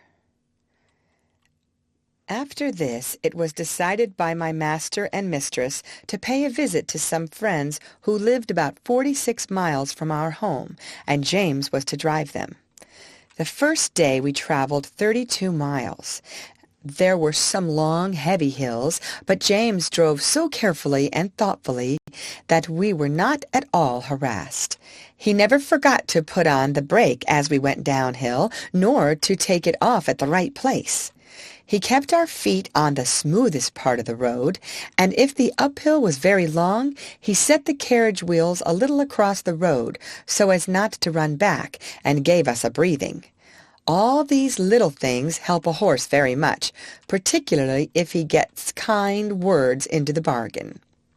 We stopped once or twice on the road, and just as the sun was going down, we reached the town where we were to spend the night. We stopped at the principal hotel, which was in the marketplace. It was a very large one. We drove under an archway into a long yard, at the further end of which were the stables and coach-houses. 2 hostlers came to take us out. The head hostler was a pleasant, active little man with a crooked leg and a yellow striped waistcoat. I never saw a man unbuckle harness so quickly as he did, and with a pat and a good word he led me to a long stable with 6 or 8 stalls in it, and 2 or 3 horses. The other man brought Ginger. James stood by while we were rubbed down and cleaned. I never was cleaned so lightly and quickly as by that little old man. When he had done, James stepped up and felt me over, as if he thought I could not be thoroughly done, but he found my coat as clean and smooth as silk. "Well," he said, "I thought I was pretty quick, but our John quicker still. But you do beat all I ever saw for being quick and thorough at the same time." "Practice makes perfect," said the crooked little hostler, "and 'twould be a pity if it didn't. 40 years' practice and not perfect? Ha ha! That would be a pity. And as to being quick, why, bless you, that is only a matter of habit. If you get into the habit of being quick, it is just as easy as being slow. Easier, I should say. In fact, it don't agree with my health to be hulking about over a job twice as long as it need take. Bless you, I couldn't whistle if I crawled over my work as some folks do. You see, I have been about horses ever since I was 12 years old, in hunting stables and racing stables, and being small, you see, I was jockey for several years. But at the Goodwood, you see, the turf was very slippery, and my poor larkspur got a fall, and I broke my knee, and so, of course, I was of no more use there. But I could not live without horses. Of course I couldn't. So I took to the hotels. And I can tell ye it is a downright pleasure to handle an animal like this, well-bred, well-mannered, well cared for, bless ye. I can tell how a horse is treated. Give me the handling of a horse for 20 minutes, and I'll tell you what sort of a groom he has had. Look at this one. Pleasant, quiet, turns about just as you want him, holds up his feet to be cleaned out, or anything else you please to wish. Then you'll find another fidgety, fretty, won't move the right way, or starts across the stall, tosses up his head as soon as you come near him, lays his ears, and seems afraid of you, or else squares about at you with his heels. Poor things! I know what sort of treatment they have had. If they are timid, it makes them start or shy. If they are high-mettled, it makes them vicious or dangerous. Their tempers are mostly made when they are young. Bless you, they are like children. Train 'em up in the way they should go, as the good book says, and when they are old, they will not depart from it, if they have a chance. "I like to hear you talk," said James. "That's the way we lay it down at home, at our master's." "Who is your master, young man? If it be a proper question, I should judge he is a good one from what I see." "He is Squire Gordon of Birtwick Park, the other side of Beacon Hills," said James. "Ah, so, I have heard of him. Fine judge of horses, ain't he? The best rider in the county." "I believe he is," said James, "but he rides very little now, since the poor young master was killed." "Ah, poor gentleman! I read all about it in the paper at the time. A fine horse killed, too, wasn't there?" "Yes," said James. "He was a splendid creature, brother to this one, and just like him." "Pity, pity," said the old man. "'Twas a bad place to leap, if I remember. A thin fence at top, a steep bank down to the stream, wasn't it? No chance for a horse to see where he is going. Now, I am for bold riding as much as any man, but still there are some leaps that only a very knowing old huntsman has any right to take. A man's life and a horse's life are worth more than a fox's tail. At least I should say they ought to be." During this time the other man had finished Ginger and had brought our corn, and James and the old man left the stable together. End of chapter. Chapter 16. The Fire. Later on in the evening, a traveller's horse was brought in by the second hostler, and while he was cleaning him, a young man with a pipe in his mouth lounged into the stable to gossip. "I say, Towler," said the hostler, "just run up the ladder into the loft and put some hay down into this horse's rack, will you? Only lay down your pipe." "All right," said the other, and went up through the trap-door, and I heard him step across the floor overhead and put down the hay. James came in to look at us the last thing, and then the door was locked. I cannot say how long I had slept, nor what time in the night it was, but I woke up very uncomfortable, though I hardly knew why. I got up. The air seemed all thick and choking. I heard Ginger coughing, and one of the other horses seemed very restless. It was quite dark, and I could see nothing, but the stable seemed full of smoke, and I hardly knew how to breathe. The trap-door had been left open, and I thought that was the place it came through. I listened and heard a soft rushing sort of noise, and a low crackling and snapping. I did not know what it was, but there was something in the sound so strange that it made me tremble all over. The other horses were all awake. Some were pulling at their halters, others stamping. At last I heard steps outside, and the hostler who had put up the traveler's horse burst into the stable with a lantern and began to untie the horses and try to lead them out. But he seemed in such a hurry and so frightened himself that he frightened me still more. The first horse would not go with him. He tried the second and third, and they too would not stir. He came to me next and tried to drag me out of the stall by force. Of course that was no use. He tried us all by turns and then left the stable. No doubt we were very foolish, but danger seemed to be all round, and there was nobody we knew to trust in, and all was strange and uncertain. The fresh air that had come in through the open door made it easier to breathe, but the rushing sound overhead grew louder, and as I looked upward through the bars of my empty rack, I saw a red light flickering on the wall. Then I heard a cry of "Fire!" outside, and the old hostler quietly and quickly came in. He got one horse out and went to another, but the flames were playing round the trap-door, and the roaring overhead was dreadful. The next thing I heard was James's voice, quiet and cheery, as it always was. "Come, my beauties, it is time for us to be off, so wake up and come along." I stood nearest the door, so he came to me first, patting me as he came in. "Come, Beauty, on with your bridle, my boy. We'll soon be out of this smother." It was on in no time. Then he took the scarf off his neck and tied it lightly over my eyes, and patting and coaxing, he led me out of the stable, safe in the yard. He slipped the scarf off my eyes and shouted, "Here, somebody take this horse while I go back for the other."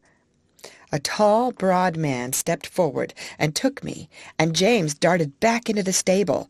I set up a shrill whinny as I saw him go. Ginger told me afterward that whinny was the best thing I could have done for her, for had she not heard me outside, she would never have had courage to come out. There was much confusion in the yard, the horses being got out of other stables, and the carriages and gigs being pulled out of houses and sheds, lest the flames should spread further.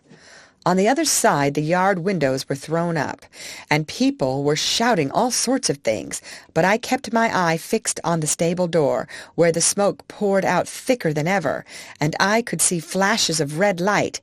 Presently I heard above all the stir and din a loud, clear voice, which I knew was Master's. "James Howard! James Howard, are you there?"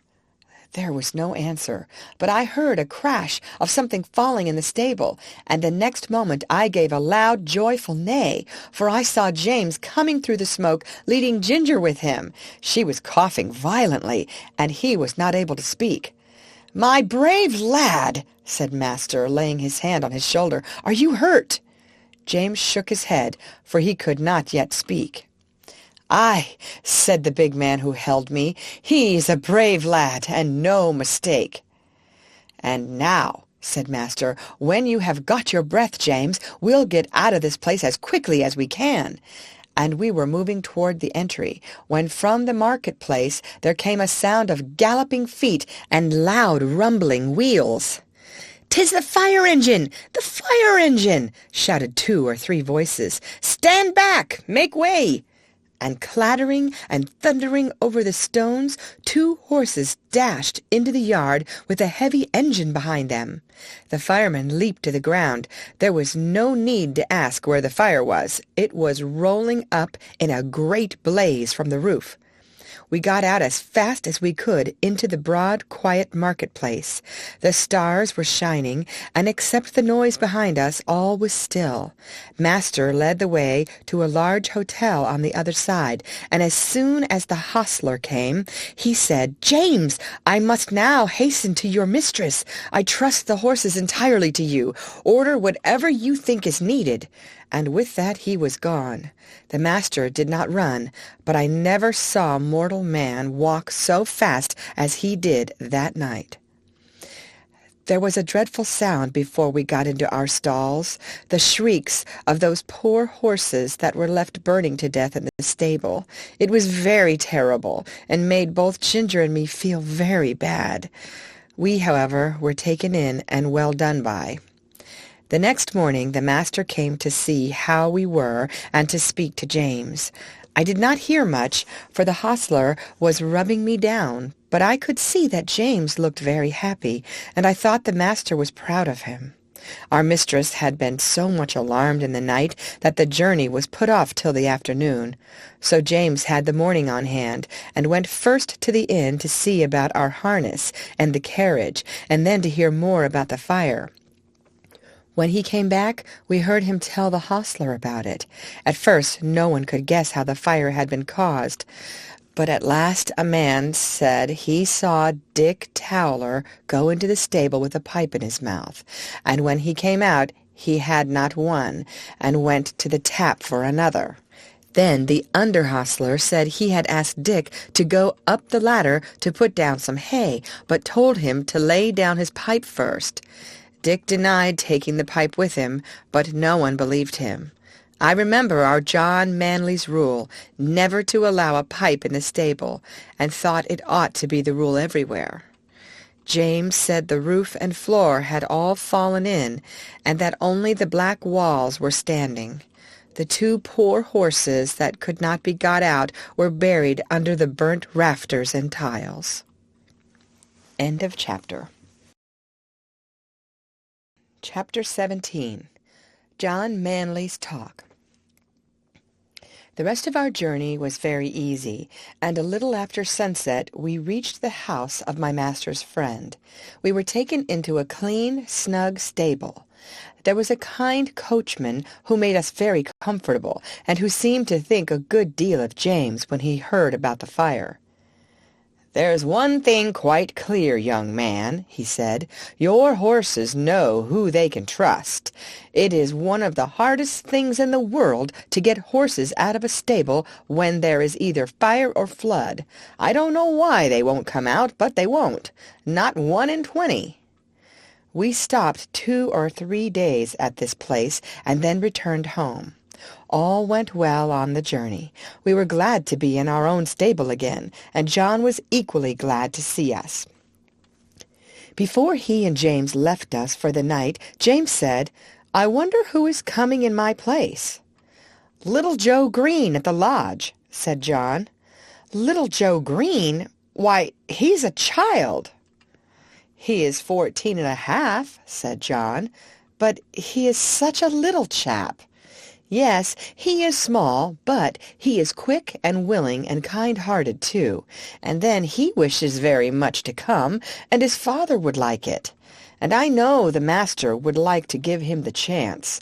He said if I thought he would not do, he would look out for a bigger boy, but I said I was quite agreeable to try him for 6 weeks.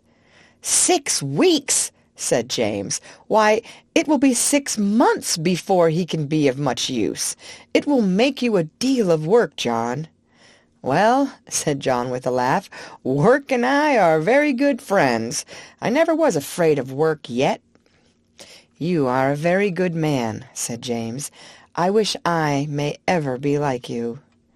"I don't often speak of myself," said John, "but as you are going away from us out into the world to shift for yourself, I'll just tell you how I look on these things. I was just as old as Joseph when my father and mother died of the fever within 10 days of each other, and left me and my crippled sister Nellie alone in the world without a relation that we could look to for help. I was a farmer's boy, not earning enough to keep myself, much less both of us, and she must have gone to the workhouse but for our mistress. Nellie calls her angel, and she has good right to do so. She went and hired a room for her with old widow Mallet, and she gave her knitting and needlework when she was able to do it, and when she was ill she sent her dinners and many nice comfortable things, and was like a mother to her. Then the master, he took me into the stable under old Norman, the coachman that was then. I had my food at the house, and my bed in the loft, and a suit of clothes, and 3 shillings a week, so that I could help Nellie. Then there was Norman. He might have turned round and said at his age he could not be troubled with a raw boy from the plough-tail, but he was like a father to me, and took no end of pains with me.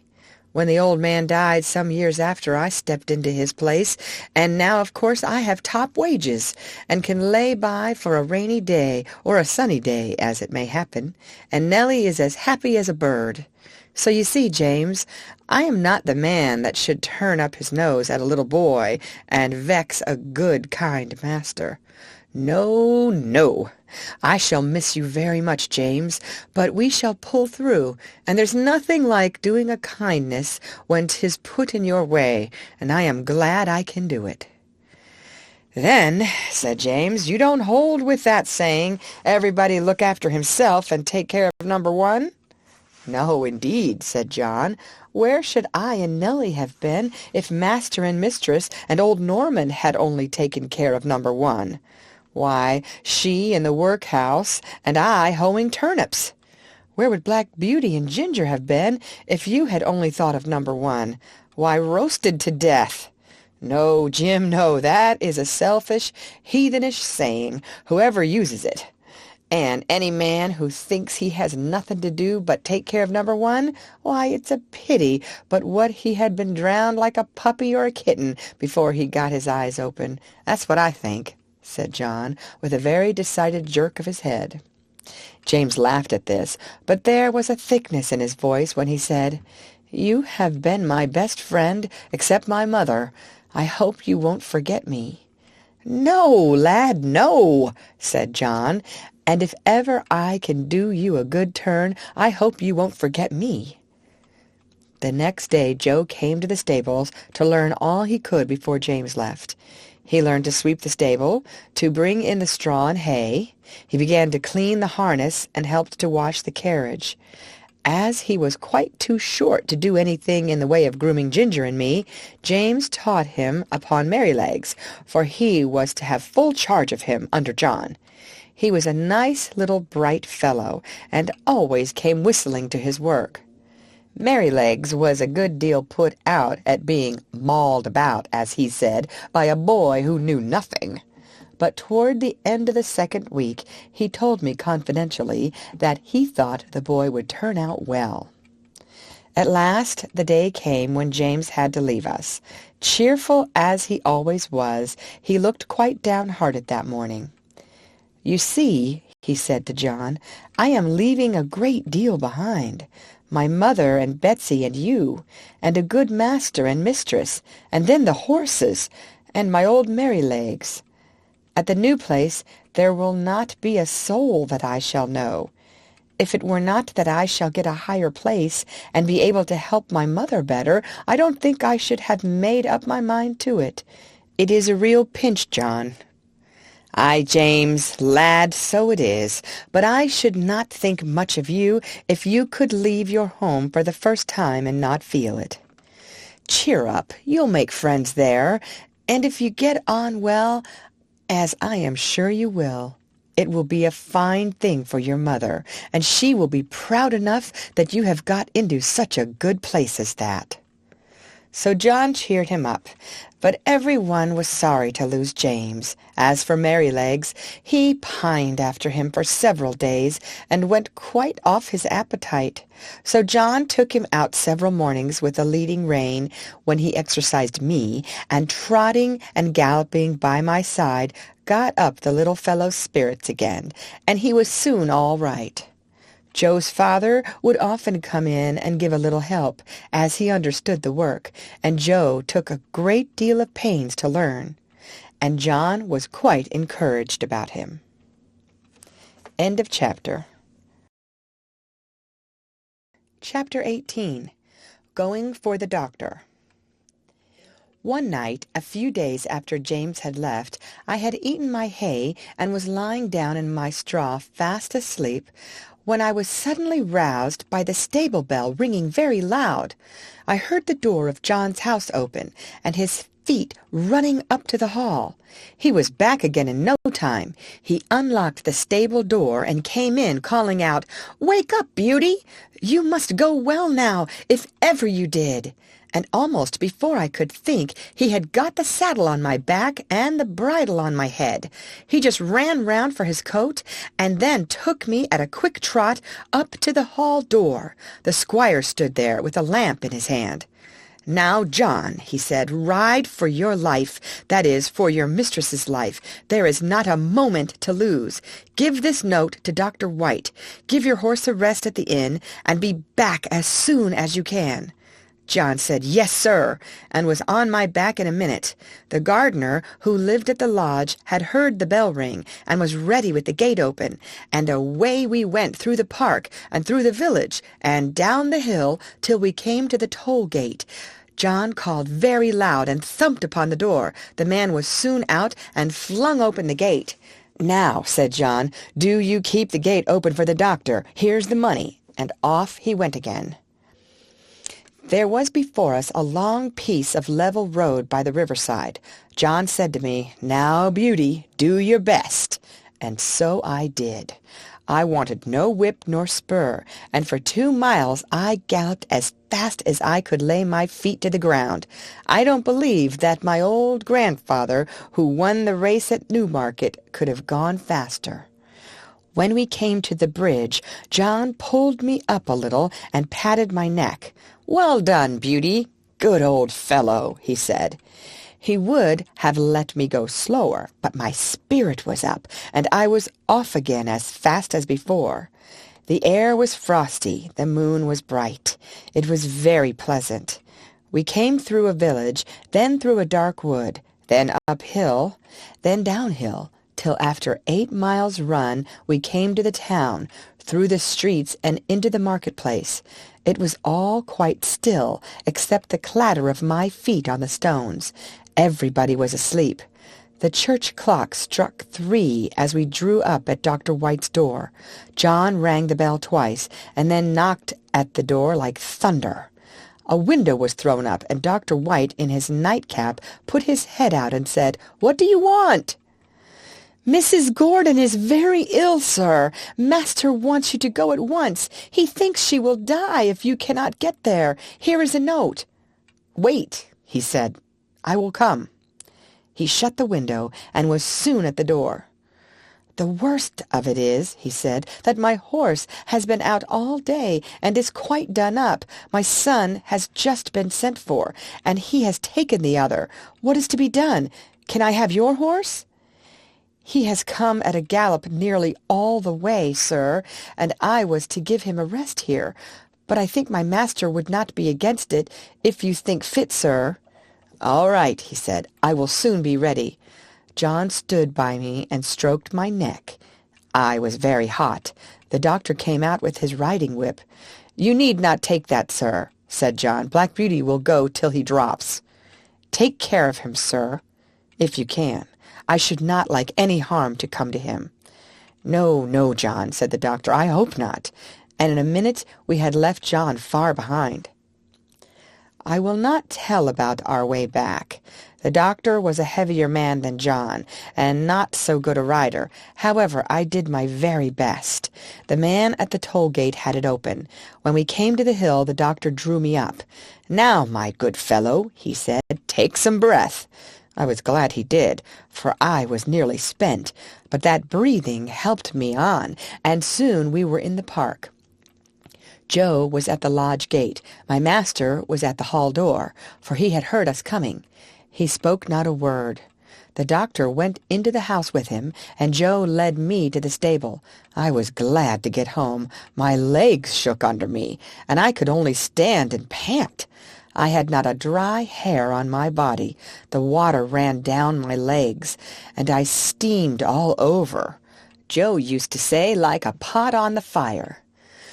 Poor Joe! He was young and small, and as yet he knew very little, and his father, who would have helped him, had been sent to the next village. But I am sure he did the very best he knew. He rubbed my legs and my chest, but he did not put my warm cloth on me. He thought I was so hot I should not like it. Then he gave me a pail full of water to drink. It was cold and very good, and I drank it all. Then he gave me some hay and some corn, and thinking he had done right, he went away. Soon I began to shake and tremble, and turn deadly cold. My legs ached, my loins ached, and my chest ached, and I felt sore all over. Oh, how I wished for my warm, thick cloth as I stood and trembled. I wished for John, but he had 8 miles to walk, so I lay down in my straw and tried to go to sleep. After a long while I heard John at the door. I gave a low moan, for I was in great pain. He was at my side in a moment, stooping down by me. I could not tell him how I felt, but he seemed to know it all. He covered me up with 2 or 3 warm cloths, and then ran to the house for some hot water. He made me some warm gruel, which I drank, and then I think I went to sleep. John seemed to be very much put out.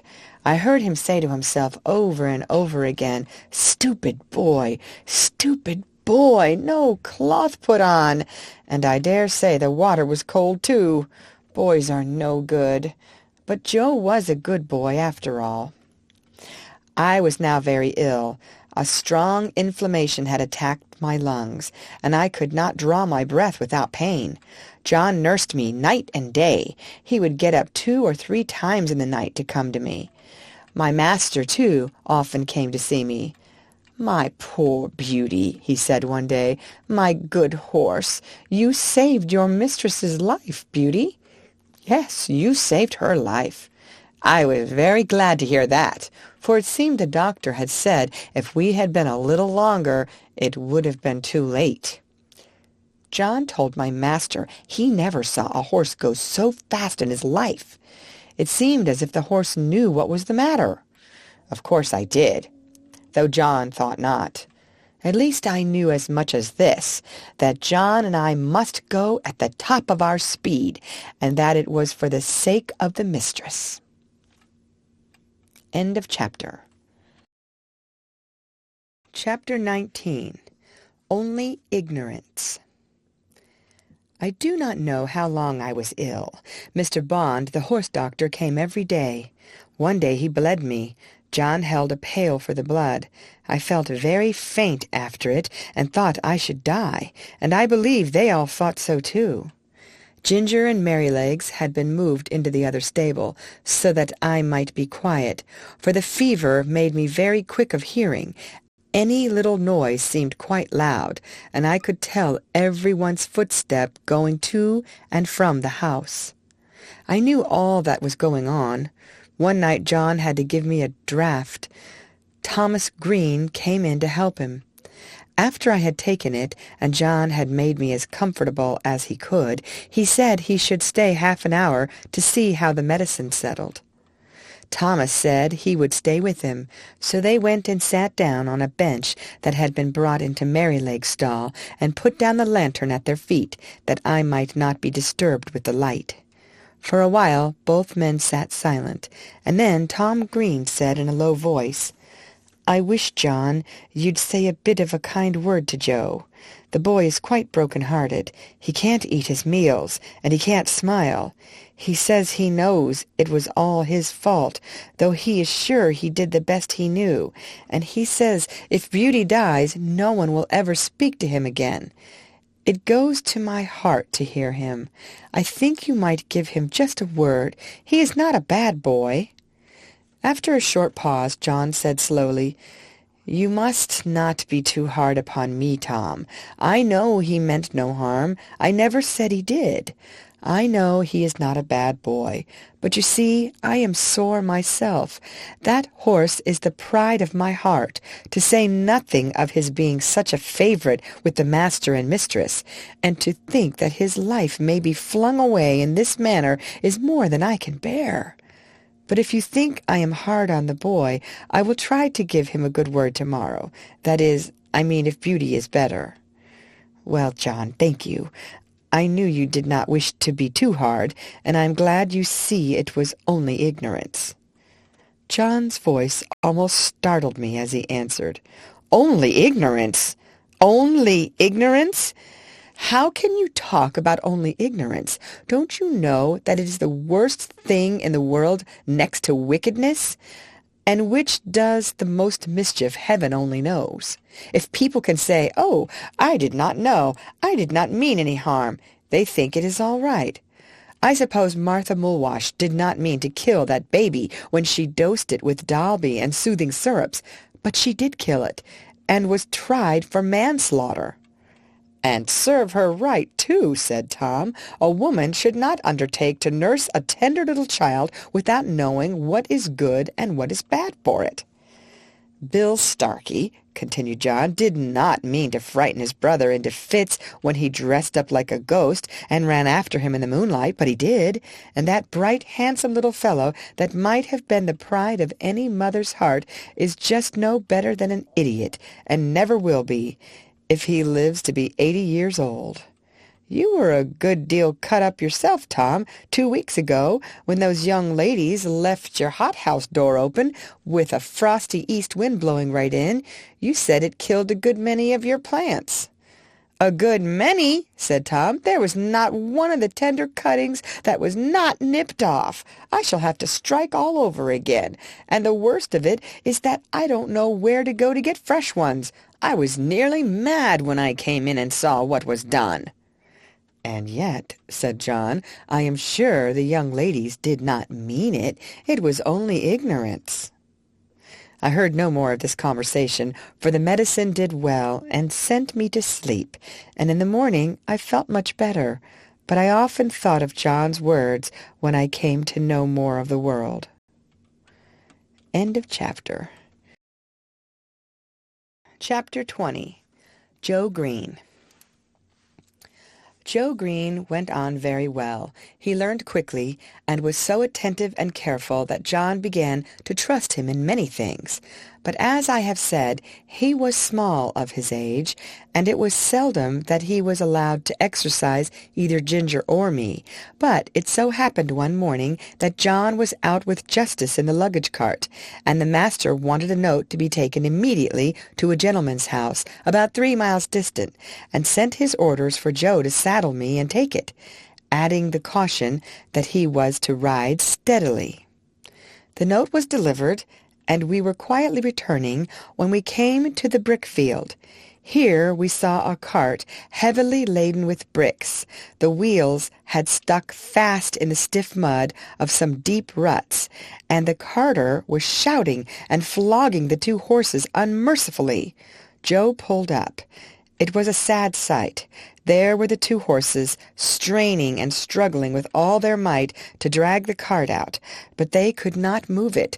The sweat streamed from their legs and flanks, their sides heaved, and every muscle was strained, while the man, fiercely pulling at the head of the 4-horse, swore and lashed most brutally. "Hold hard," said Joe. "Don't go on flogging the horses like that. The wheels are so stuck that they cannot move the cart." The man took no heed, but went on lashing. "Stop! Pray stop!" said Joe. "I'll help you to lighten the cart. They can't move it now." "Mind your own business, you impudent young rascal, and I'll mind mine." The man was in a towering passion, and the worse for drink, and laid on the whip again. Joe turned my head, and the next moment we were going at a round gallop toward the house of the master brickmaker. I cannot say if John would have approved of our pace, but Joe and I were both of one mind, and so angry that we could not have gone slower. The house stood close by the roadside. Joe knocked at the door and shouted, "Halloo! Is Mr. Clay at home?" The door was opened, and Mr. Clay himself came out. "Hello, young man. You seem in a hurry. Any orders from the squire this morning?" "No, Mr. Clay, but there's a fellow in your brickyard flogging 2 horses to death. I told him to stop, and he wouldn't. I said I'd help him to lighten the cart, and he wouldn't. So I have come to tell you. Pray, sir, go." Joe's voice shook with excitement. "Thank ye, my lad," said the man, running in for his hat, then pausing for a moment.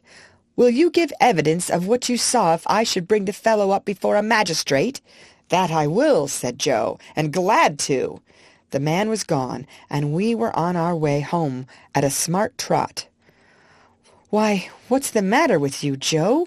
You look angry all over," said John, as the boy flung himself from the saddle.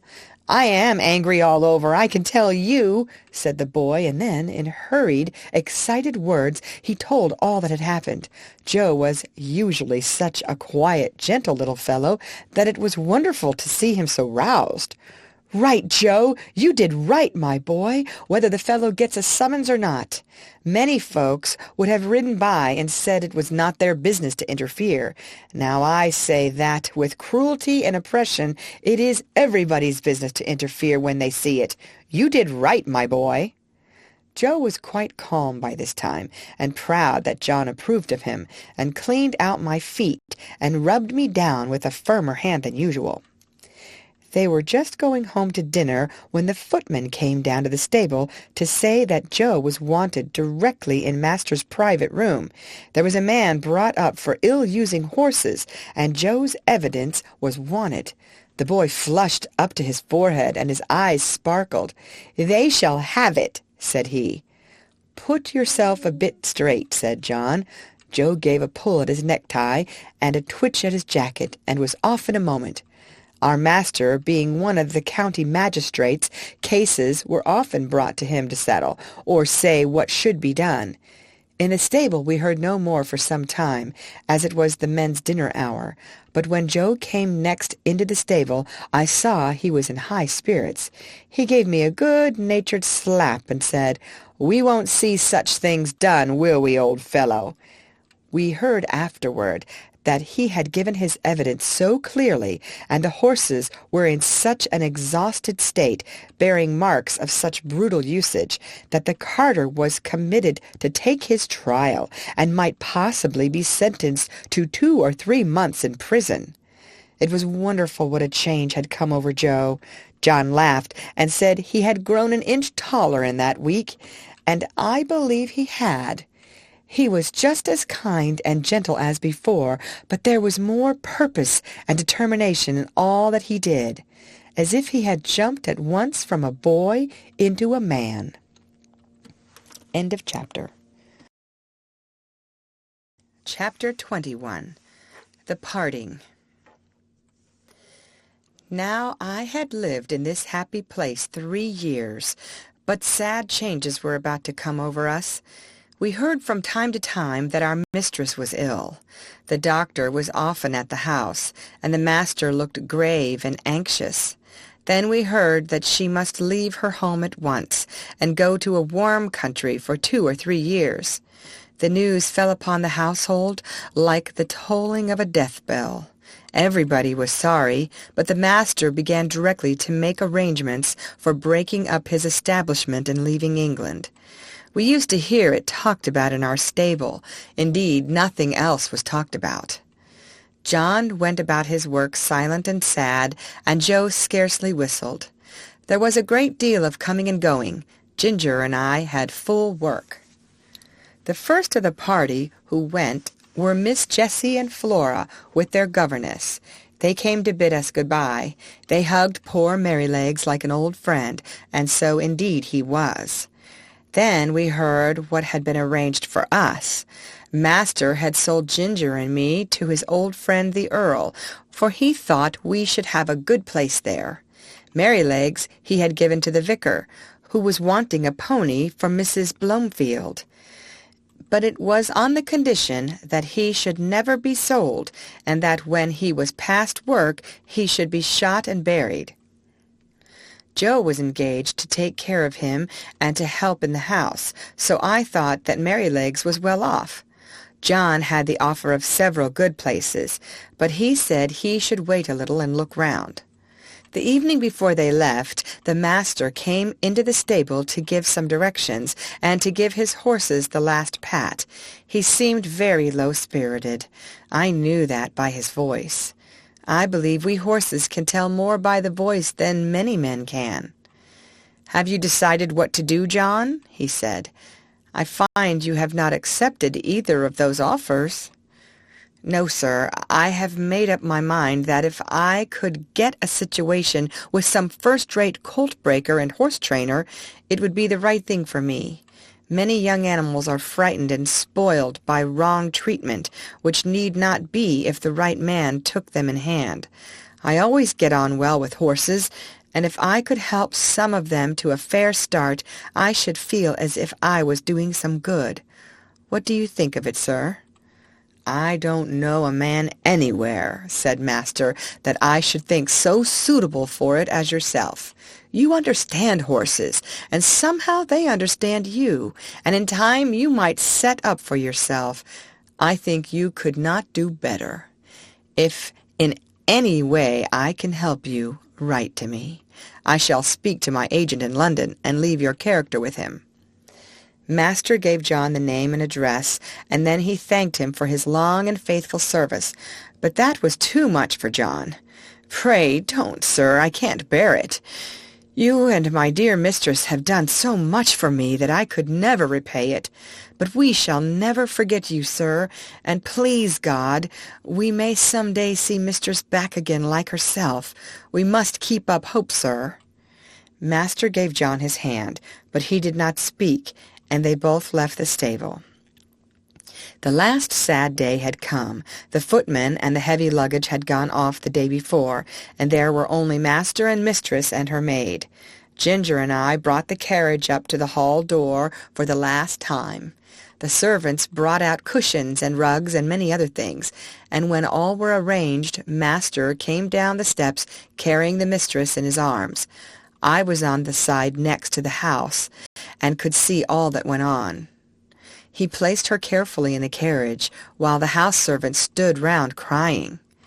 "Good-bye again," he said. "We shall not forget any of you." And he got in. "Drive on, John."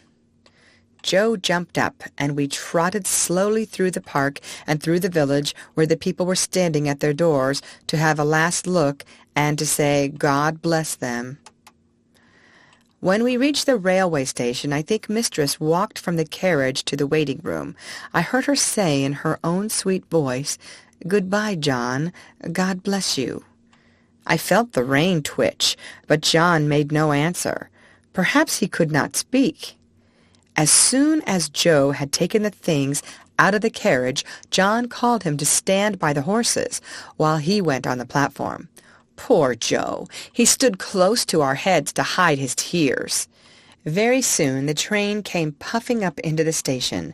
Then 2 or 3 minutes, and the doors were slammed to, the guard whistled, and the train glided away, leaving behind it only clouds of white smoke and some very heavy hearts. When it was quite out of sight, John came back. "We shall never see her again," he said. "Never." He took the reins, mounted the box, and with Joe drove slowly home. But it was not our home now. End of chapter. Part 2. Chapter 22. Earlshall. The next morning after breakfast, Joe put Merrylegs into the mistress's low chaise to take him to the vicarage. He came first and said good-bye to us, and Merrylegs neighed to us from the yard. Then John put the saddle on Ginger and the leading rein on me, and rode us across the country about 15 miles to Earlshall Park, where the Earl lived. There was a very fine house and a great deal of stabling. We went into the yard through a stone gateway, and John asked for Mr. York. It was some time before he came. He was a fine-looking middle-aged man, and his voice said at once that he expected to be obeyed. He was very friendly and polite to John, and after giving us a slight look, he called a groom to take us to our boxes, and invited John to take some refreshment. We were taken to a light, airy stable, and placed in boxes adjoining each other, where we were rubbed down and fed. In about half an hour, John and Mr. York, who was to be our new coachman, came in to see us. "Now, Mr. Manley," he said, after carefully looking at us both, "I can see no fault in these horses. But we all know that horses have their peculiarities as well as men, and that sometimes they need different treatment. I should like to know if there is anything particular in either of these that you would like to mention." "Well," said John, "I don't believe there is a better pair of horses in the country, and right grieved I am to part with them, but they are not alike. The black one is the most perfect temper I ever knew. I suppose he has never known a hard word or a blow since he was foaled, and all his pleasure seems to be to do what you wish. But the chestnut, I fancy, must have had bad treatment. We heard as much from the dealer. She came to us snappish and suspicious, but when she found what sort of place ours was, it all went off by degrees. For 3 years I have never seen the smallest sign of temper, and if she is well treated, there is not a better, more willing animal than she is. But she is naturally a more irritable constitution than the black horse. Flies tease her more, anything wrong in the harness frets her more, and if she were ill-used or unfairly treated, she would not be unlikely to give tit for tat. You know that many high-mettled horses will do so." "Of course," said York, "I quite understand, but you know it is not easy in stables like these to have all the grooms just what they should be. I do my best, and there I must leave it. I'll remember what you have said about the mare." They were going out of the stable when John stopped and said, "I had better mention that we have never used the check-rein with either of them. The black horse never had one on, and the dealer said it was the gag bit that spoiled the other's temper." "Well," said York, "if they come here, they must wear the check-rein. I prefer a loose rein myself, and his lordship is always very reasonable about horses. But my lady, that's another thing. She will have style, and if her carriage horses are not reined up tight, she wouldn't look at them. I always stand out against the gag bit, and shall do so, but it must be tight up when my lady rides." "I am sorry for it, very sorry," said John, "but I must go now, or I shall lose the train." He came round to each of us to pat and speak to us for the last time. His voice sounded very sad. I held my face close to him. That was all I could do to say good-bye, and then he was gone, and I have never seen him since. The next day Lord W. came to look at us. He seemed pleased with our appearance. "I have great confidence in these horses," he said, "from the character my friend Mr. Gordon has given me of them. Of course, they are not a match in color, but my idea is that they will do very well for the carriage while we are in the country. Before we go to London I must try to match Baron. The black horse, I believe, is perfect for riding." York then told him what John had said about us. "Well," said he, "you must keep an eye to the mare, and put the check-rein easy. I dare say they will do very well with a little humouring at first. I'll mention it to your lady." In the afternoon we were harnessed and put in the carriage, and as the stable clock struck 3, we were led round to the front of the house. It was all very grand, and 3 or 4 times as large as the old house at Birtwick, but not half so pleasant, if a horse may have an opinion. 2 footmen were standing ready, dressed in drab livery, with scarlet breeches and white stockings. Presently we heard the rustling sound of silk as my lady came down the flight of stone steps. She stepped round to look at us. She was a tall, proud-looking woman, and did not seem pleasant about something, but she said nothing, and got into the carriage. This was the first time of wearing a check-rein, and I must say, though it certainly was a nuisance not to be able to get my head down now and then, it did not pull my head higher than I was accustomed to carry it. I felt anxious about Ginger, but she seemed to be quiet and content. The next day at 3 o'clock we were again at the door, and the footman as before. We heard the silk dress rustle, and the lady came down the steps, and in an imperious voice she said, "York, you must put those horses' heads higher. They are not fit to be seen." York got down and said very respectfully, "I beg your pardon, my lady, but these horses have not been reined up for 3 years, and my lord said it would be safer to bring them to it by degrees. But if your ladyship pleases, I can take them up a little more." "Do so," she said. York came round to our heads and shortened the rein himself, 1 hole, I think. Every little makes a difference, be it for better or worse, and that day we had a steep hill to go up. Then I began to understand what I had heard of. Of course I wanted to put my head forward and take the carriage up with a will, as we had been used to do, but no, I had to pull with my head up now, and that took all the spirit out of me, and the strain came on my back and legs. When we came in, Ginger said, "Now you see what it is like, but this is not bad, and if it does not get much worse than this, I shall say nothing about it, for we are very well treated here. But if they strain me up tight, why, let 'em look out. I can't bear it, and I won't." Day by day, hole by hole, our bearing reins were shortened, and instead of looking forward with pleasure to having my harness put on, as I used to do, I began to dread it. Ginger, too, seemed restless, though she said very little. At last I thought the worst was over. For several days there was no more shortening, and I determined to make the best of it, and do my duty, though it was now a constant harass instead of a pleasure. But the worst was not come. End of chapter. Chapter 23. A Strike for Liberty.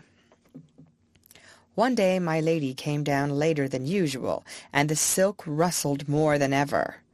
"Drive to the Duchess's," she said, and then after a pause, "Are you never going to get those horses' heads up, York? Raise them at once, and let us have no more of this humouring and nonsense." York came to me first, while the groom stood at Ginger's head. He drew my head back and fixed the rein so tight that it was almost intolerable. Then he went to Ginger, who was impatiently jerking her head up and down against the bit, as was her way now. She had a good idea of what was coming, and the moment York took the rein off the terret, in order to shorten it, she took her opportunity and reared up so suddenly that York had his nose roughly hit, and his hat knocked off. The groom was nearly thrown off his legs. At once they both flew to her head, but she was a match for them, and went on plunging, rearing, and kicking in a most desperate manner. At last she kicked right over the carriage pole and fell down, after giving me a severe blow on my rear quarter. There is no knowing what further mischief she might have done had not York promptly sat himself down flat on her head to prevent her struggling, at the same time calling out, "Unbuckle the black horse! Run for the winch and unscrew the carriage pole! Cut the trace here, somebody, if you can't unhitch it!" One of the footmen ran for the winch, and another brought a knife from the house. The groom soon set me free from Ginger and the carriage, and led me to my box. He just turned me in as I was and ran back to York. I was much excited by what had happened, and if I had ever been used to kick or rear, I am sure I should have done it then, but I never had, and there I stood, angry, sore in my leg, my head still strained up to the terret on the saddle, and no power to get it down. I was very miserable, and felt much inclined to kick the first person who came near me. Before long, however, Ginger was led in by 2 grooms, a good deal knocked about and bruised. York came with her and gave his orders, and then came to look at me. In a moment he let down my head. "Confound these check-reins," he said to himself. "I thought we should have some mischief soon. Master will be sorely vexed. But there, if a woman's husband can't rule her, of course a servant can't, so I wash my hands of it, and if she can't get to the Duchess's party, I can't help it." York did not say this before the men. He always spoke respectfully when they were by. Now he felt me all over and soon found the place above my hock where I had been kicked.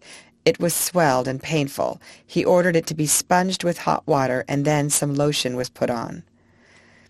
Lord W. was much put out when he learned what had happened. He blamed York for giving way to his mistress, to which he replied that in future he would much prefer to receive his orders only from his lordship. But I think nothing came of it, for things went on the same as before. I thought York might have stood up better for his horses, but perhaps I am no judge. Ginger was never put into the carriage again, but when she was well of her bruises, one of the lord's younger sons said he should like to have her. He was sure she would make a good hunter. As for me, I was obliged still to go in the carriage, and had a fresh partner called Max. He had always been used to the tight rein. I asked him how it was he bore it. "Well," he said, "I bear it because I must. But it is shortening my life, and it will shorten yours too if you have to stick to it." "Do you think," I said, "that our masters know how bad it is for us?" "I can't say," he replied, "but the dealers and the horse doctors know it very well. I was at a dealer's once, who was training me and another horse to go as a pair. He was getting our heads up, as he said, a little higher and a little higher every day. A gentleman who was there asked him why he did so. "Because," said he, "people won't buy them unless we do. The London people always want their horses to carry their heads high and to step high.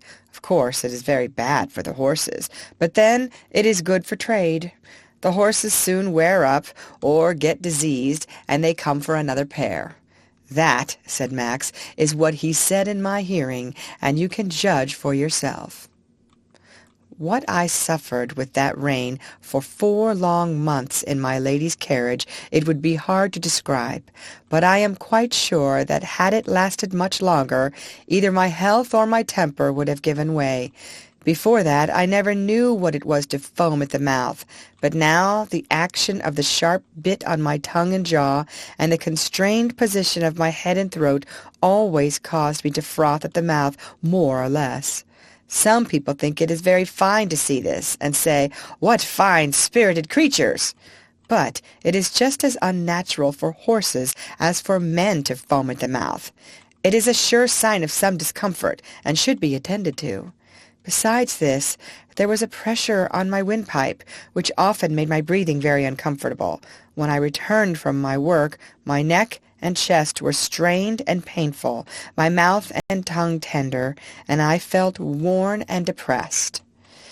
In my old home I always knew that John and my master were my friends, but here, although in many ways I was well treated, I had no friend.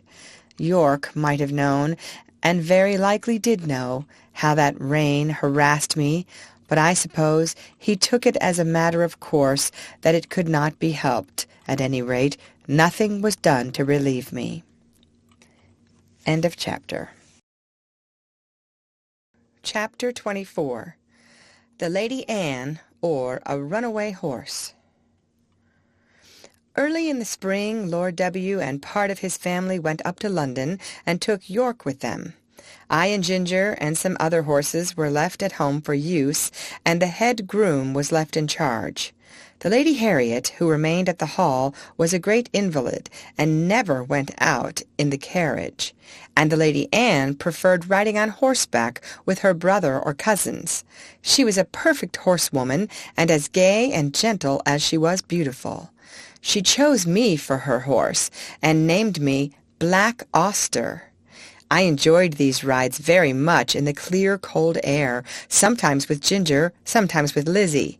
This Lizzie was a bright bay mare, almost thoroughbred, and a great favorite with the gentlemen on account of her fine action and lively spirit, but Ginger, who knew more of her than I did, told me she was rather nervous.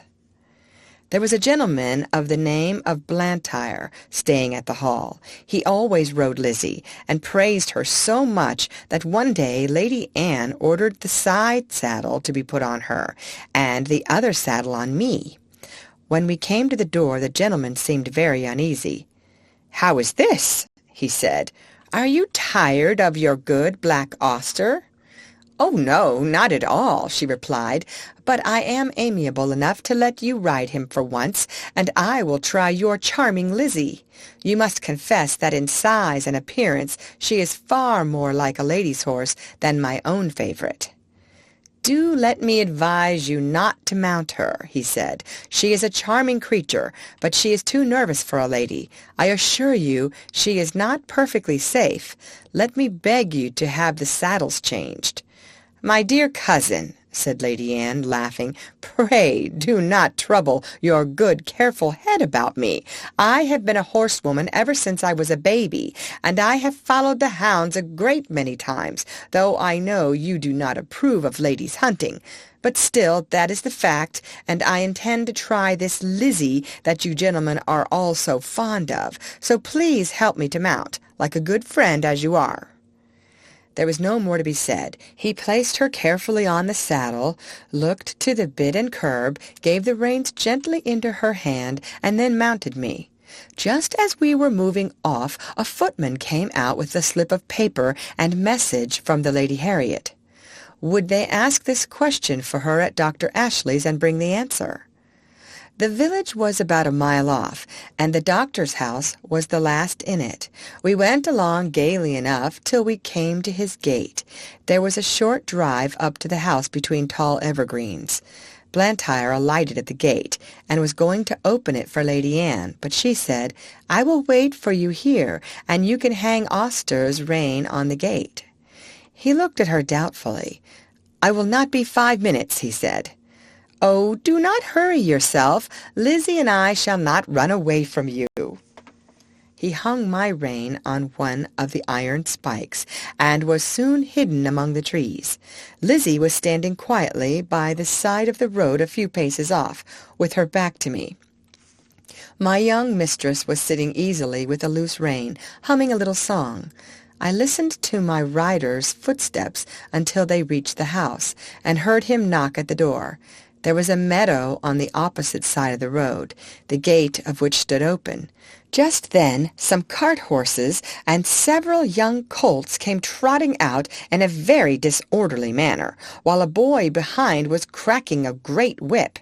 The colts were wild and frolicsome, and one of them bolted across the road and blundered up against Lizzie's hind legs, and whether it was the stupid colt or the loud cracking of the whip, or both together, I cannot say, but she gave a violent kick and dashed off into a headlong gallop. It was so sudden that Lady Anne was nearly unseated, but she soon recovered herself. I gave a loud, shrill neigh for help. Again and again I neighed, pawing the ground impatiently and tossing my head to get the rein loose. I had not long to wait. Blantyre came running to the gate. He looked anxiously about, and just caught sight of the flying figure, now far away on the road. In an instant he sprang to the saddle. I needed no whip, no spur, for I was as eager as my rider. He saw it, and giving me a free rein, and leaning a little forward, we dashed after them. For about 1.5 miles the road ran straight, and then bent to the right, after which it divided into 2 roads. Long before we came to the bend she was out of sight. Which way had she turned? A woman was standing at her garden gate, shading her eyes with her hand, and looking eagerly up the road. Scarcely drawing the rein, Blantyre shouted, "Which way?" "To the right!" cried the woman, pointing with her hand, and away we went up the right-hand road. Then, for a moment, we caught sight of her. Another bend, and she was hidden again. Several times we caught glimpses and then lost them. We scarcely seemed to gain ground upon them at all. An old road-mender was standing near a heap of stones, his shovel dropped, and his hands raised. As we came near he made a sign to speak. Blantyre drew the rein a little. "To the common! To the common, sir! She has turned off there!" I knew this common very well. It was, for the most part, very uneven ground, covered with heather and dark green furze bushes, with here and there a scrubby old thorn tree. There were also open spaces of fine short grass, with ant-hills and mole-turns everywhere, the worst place I ever knew for a headlong gallop. We had hardly turned on the common when we caught sight again of the green habit flying on before us. My lady's hat was gone, and her long brown hair was streaming behind her. Her head and body were thrown back, as if she were pulling with all her remaining strength, and as if that strength were nearly exhausted. It was clear that the roughness of the ground had very much lessened Lizzie's speed, and there seemed a chance that we might overtake her. While we were on the high road, Blantyre had given me my head, but now, with a light hand and a practised eye, he guided me over the ground in such a masterly manner that my pace was scarcely slackened, and we were decidedly gaining on them. About halfway across the heath there had been a wide dike recently cut, and the earth from the cutting was cast up roughly on the other side. Surely this would stop them. But no, with scarcely a pause, Lizzie took the leap, stumbled among the rough clods, and fell. Blantyre groaned, "Now, Auster, do your best!" He gave me a steady rein. I gathered myself well together, and with one determined leap cleared both dike and bank. Motionless among the heather, with her face to the earth, lay my poor young mistress. Blantyre kneeled down and called her name. There was no sound. Gently he turned her face upward. It was ghastly white, and the eyes were closed. "Annie! Dear Annie, do speak!" But there was no answer. He unbuttoned her habit, loosened her collar, felt her hands and wrist, then started up and looked wildly round him for help. At no great distance there were 2 men cutting turf, who, seeing Lizzie running wild without a rider, had left their work to catch her. Blantyre's halloo soon brought them to the spot. The foremost man seemed much troubled at the sight, and asked what he could do. "Can you ride?" "Well, sir, I bean't much of a horseman, but I'd risk my neck for the Lady Anne. She was uncommon good to my wife in the winter." "Then mount this horse, my friend. Your neck will be quite safe, and ride to the doctor's and ask him to come instantly. Then on to the hall. Tell them all that you know, and bid them send me the carriage, with Lady Anne's maid and help. I shall stay here." "All right, sir, I'll do my best, and I pray God the dear young lady may open her eyes soon." Then, seeing the other man, he called out, "Here, Joe, run for some water, and tell my missus to come as quick as she can to the Lady Anne." He then somehow scrambled into the saddle, and with a gee-up and a clap on my sides with both his legs, he started on his journey, making a little circuit to avoid the dike. He had no whip, which seemed to trouble him, but my pace soon cured that difficulty, and he found the best thing he could do was to stick to the saddle and hold me in, which he did manfully. I shook him as little as I could help, but once or twice on the rough road he called out, "Steady! Whoa! Steady!" On the high road we were all right, and at the doctor's and the hall he did his errand like a good man and true. They asked him in to take a drop of something. "No, no," he said, "I'll be back to 'em again by a short cut through the fields, and be there afore the carriage." There was a great deal of hurry and excitement after the news became known. I was just turned into my box, the saddle and bridle were taken off, and a cloth thrown over me. Ginger was saddled and sent off in great haste for Lord George, and I soon heard the carriage roll out of the yard. It seemed a long time before Ginger came back, and before we were left alone, and then she told me all that she had seen. "I can't tell much," she said. "We went to Gallop nearly all the way, and got there just as the doctor rode up. There was a woman sitting on the ground with a lady's head in her lap. The doctor poured something into her mouth, but all that I heard was, 'She is not dead.' Then I was led off by a man to a little distance. After a while she was taken to the carriage, and we came home together. I heard my master say to a gentleman who stopped him to inquire that he hoped no bones were broken, but that she had not spoken yet. When Lord George took Ginger for hunting, York shook his head. He said it ought to be a steady hand to train a horse for the first season, and not a random rider like Lord George. Ginger used to like it very much, but sometimes when she came back I could see that she had been very much strained, and now and then she gave a short cough. She had too much spirit to complain, but I could not help feeling anxious about her. 2 days after the accident, Blantyre paid me a visit. He patted me and praised me very much. He told Lord George that he was sure the horse knew of Annie's danger as well as he did. "I could not have held him in if I would," said he. "She ought never to ride any other horse." I found by their conversation that my young mistress was now out of danger, and would soon be able to ride again. This was good news to me, and I looked forward to a happy life. End of chapter. Chapter 25. Reuben Smith. Now I must say a little about Reuben Smith, who was left in charge of the stables when York went to London. No one more thoroughly understood his business than he did, and when he was all right, there could not be a more faithful or valuable man. He was gentle and very clever in his management of horses, and could doctor them almost as well as a farrier, for he had lived 2 years with a veterinary surgeon. He was a first-rate driver. He could take a 4 in hand or a tandem as easily as a pair. He was a handsome man, a good scholar, and had very pleasant manners. I believe everybody liked him. Certainly the horses did. The only wonder was that he should be in an under situation and not in the place of a head coachman like York. But he had one great fault, and that was the love of drink. He was not, like some men, always at it. He used to keep steady for weeks or months together, and then he would break out and have a bout of it, as York called it, and be a disgrace to himself, a terror to his wife, and a nuisance to all that had to do with him.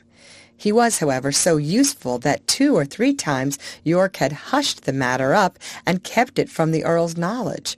But one night, when Reuben had to drive a party home from a ball, he was so drunk that he could not hold the reins, and a gentleman of the party had to mount the box and drive the ladies home. Of course, this could not be hidden, and Reuben was at once dismissed. His poor wife and little children had to turn out of the pretty cottage by the park gate and go where they could. Old Max told me all this, for it happened a good while ago. But shortly before Ginger and I came, Smith had been taken back again. York had interceded for him with the Earl, who is very kind-hearted, and the man had promised faithfully that he would never taste another drop as long as he lived there. He had kept his promise so well that York thought he might be safely trusted to fill his place while he was away, and he was so clever and honest that no one else seemed so well fitted for it.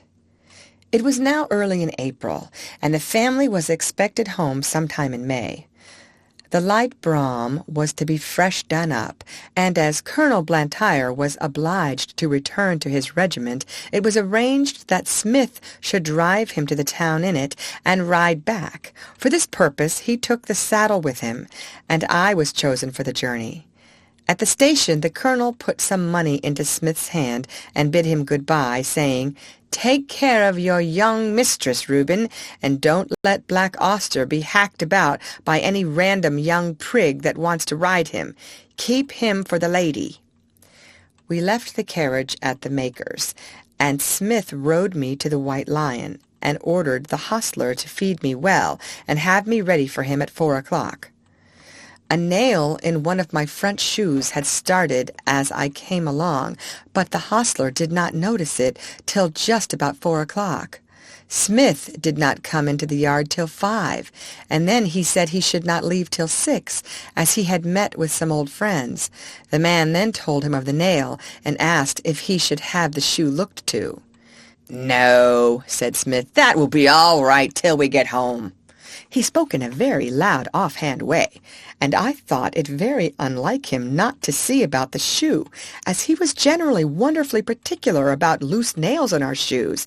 He did not come at 6, nor 7, nor 8, and it was nearly 9 o'clock before he called for me, and then it was with a loud, rough voice. He seemed in a very bad temper, and abused the hostler, though I could not tell what for. The landlord stood at the door and said, "Have a care, Mr. Smith," but he answered angrily with an oath, and almost before he was out of the town he began to gallop, frequently giving me a sharp cut with his whip, though I was going at full speed. The moon had not yet risen, and it was very dark. The roads were stony, having been recently mended. Going over them at this pace my shoe became looser, and as we neared the turnpike gate it came off. If Smith had been in his right senses, he would have been sensible of something wrong in my pace, but he was too drunk to notice. Beyond the turnpike was a long piece of road, upon which fresh stones had just been laid, large, sharp stones, over which no horse could be driven quickly without risk of danger. Over this road, with one shoe gone, I was forced to gallop at my utmost speed, my rider meanwhile cutting into me with his whip, and with wild curses urging me to go still faster. Of course my shoeless foot suffered dreadfully. The hoof was broken and split down to the very quick, and the inside was terribly cut by the sharpness of the stones. This could not go on. No horse could keep his footing under such circumstances. The pain was too great. I stumbled and fell with violence on both my knees. Smith was flung off by my fall, and owing to the speed I was going at, he must have fallen with great force. I soon recovered my feet and limped to the side of the road, where it was free from stones. The moon had just risen above the hedge, and by its light I could see Smith lying a few yards beyond me. He did not rise. He made one slight effort to do so, and then there was a heavy groan. I could have groaned too, for I was suffering intense pain both from my foot and knees, but horses are used to bear their pain in silence. I uttered no sound, but I stood there and listened. One more heavy groan from Smith, but though he now lay in the full moonlight, I could see no motion. I could do nothing for him, nor myself. But oh, how I listened for the sound of horse, or wheels, or footsteps! The road was not much frequented, and at this time of the night we might stay for hours before help came to us. I stood watching and listening. It was a calm, sweet April night. There were no sounds but a few low notes of a nightingale, and nothing moved but the white clouds near the moon and a brown owl that flitted over the hedge. It made me think of the summer nights long ago when I used to lie beside my mother in the green, pleasant meadow at Farmer Gray's. End of chapter. Chapter 26. How it ended. It must have been nearly midnight when I heard, at a great distance, the sound of a horse's feet. Sometimes the sound died away, then it grew clearer again and nearer. The road to Earlshall led through woods that belonged to the Earl. The sound came in that direction, and I hoped it might be someone coming in search of us. As the sound came nearer and nearer, I was almost sure I could distinguish Ginger's step. A little nearer still, and I could tell she was in the dog-cart. I neighed loudly, and was overjoyed to hear an answering neigh from Ginger and men's voices. They came slowly over the stones and stopped at the dark figure that lay upon the ground. One of the men jumped out and stooped down over it. "It is Reuben," he said, "and he does not stir." The other man followed and bent over him. "He's dead," he said. "Feel how cold his hands are." They raised him up, but there was no life, and his hair was soaked with blood. They laid him down again, and came and looked at me. They soon saw my cut knees. "Why, the horse has been down and thrown him! Who would have thought the black horse would have done that? Nobody thought he could fall. Reuben must have been lying here for hours. Odd, too, that the horse has not moved from the place." Robert then attempted to lead me forward. I made a step, but almost fell again. "Halloo! He's bad in his foot as well as his knees. Look here, his hoof is cut all to pieces. He might well come down, poor fellow. I tell you what, Ned, I'm afraid it hasn't been all right with Reuben. Just think of his riding a horse over these stones without a shoe. Why, if he had been in his right senses, he would just as soon have tried to ride him over the moon. I'm afraid it has been the old thing over again. Poor Susan! She looked awfully pale when she came to my house to ask if he had not come home. She made believe she was not a bit anxious, and talked of a lot of things that might have kept him. But for all that she begged me to go and meet him. But what must we do? There's the horse to get home as well as the body, and that will be no easy matter. Then followed a conversation between them, till it was agreed that Robert, as the groom, should lead me, and that Ned must take the body. It was a hard job to get it into the dog-cart, for there was no one to hold Ginger. But she knew as well as I did what was going on, and stood as still as a stone. I noticed that, because if she had a fault, it was that she was impatient in standing.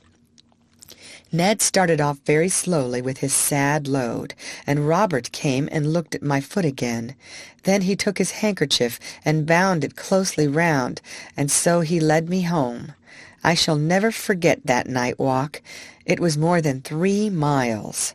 Robert led me on very slowly, and I limped and hobbled on as well as I could with great pain. I am sure he was sorry for me, for he often patted and encouraged me, talking to me in a pleasant voice.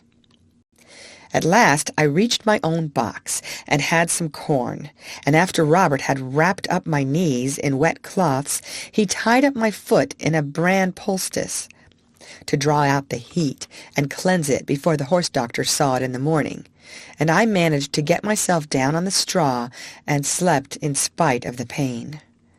The next day, after the farrier had examined my wounds, he said he hoped the joint was not injured, and if so, I should not be spoiled for work, but I should never lose the blemish.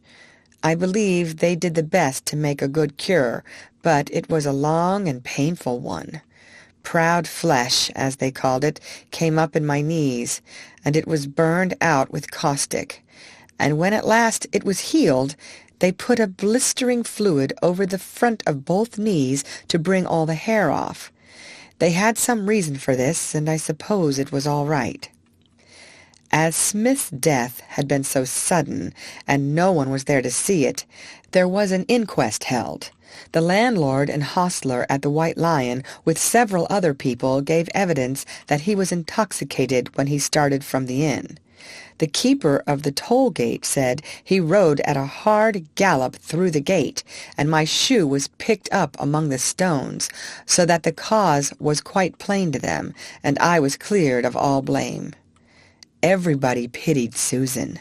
She was nearly out of her mind. She kept saying over and over again, "Oh, he was so good, so good. It was all that cursed drink. Why will they sell that cursed drink? Oh, Reuben, Reuben!" So she went on till after he was buried, and then, as she had no home or relations, she, with her 6 little children, was obliged once more to leave the pleasant home by the tall oak trees and go into that great gloomy Union house. End of chapter. Chapter 27. Ruined and Going Downhill. As soon as my knees were sufficiently healed, I was turned into a small meadow for a month or 2. No other creature was there, and though I enjoyed the liberty and the sweet grass, yet I had been so long used to society that I felt very lonely. Ginger and I had become fast friends, and now I missed her company extremely. I often neighed when I heard horses' feet passing in the road, but I seldom got an answer.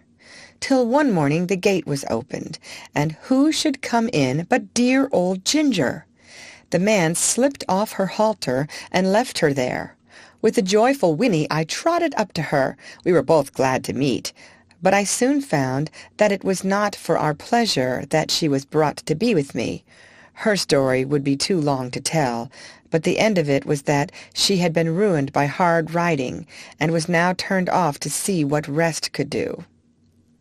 Lord George was young and would take no warning. He was a hard rider, and would hunt whenever he could get the chance, quite careless of his horse. Soon after I left the stable there was a steeplechase, and he determined to ride.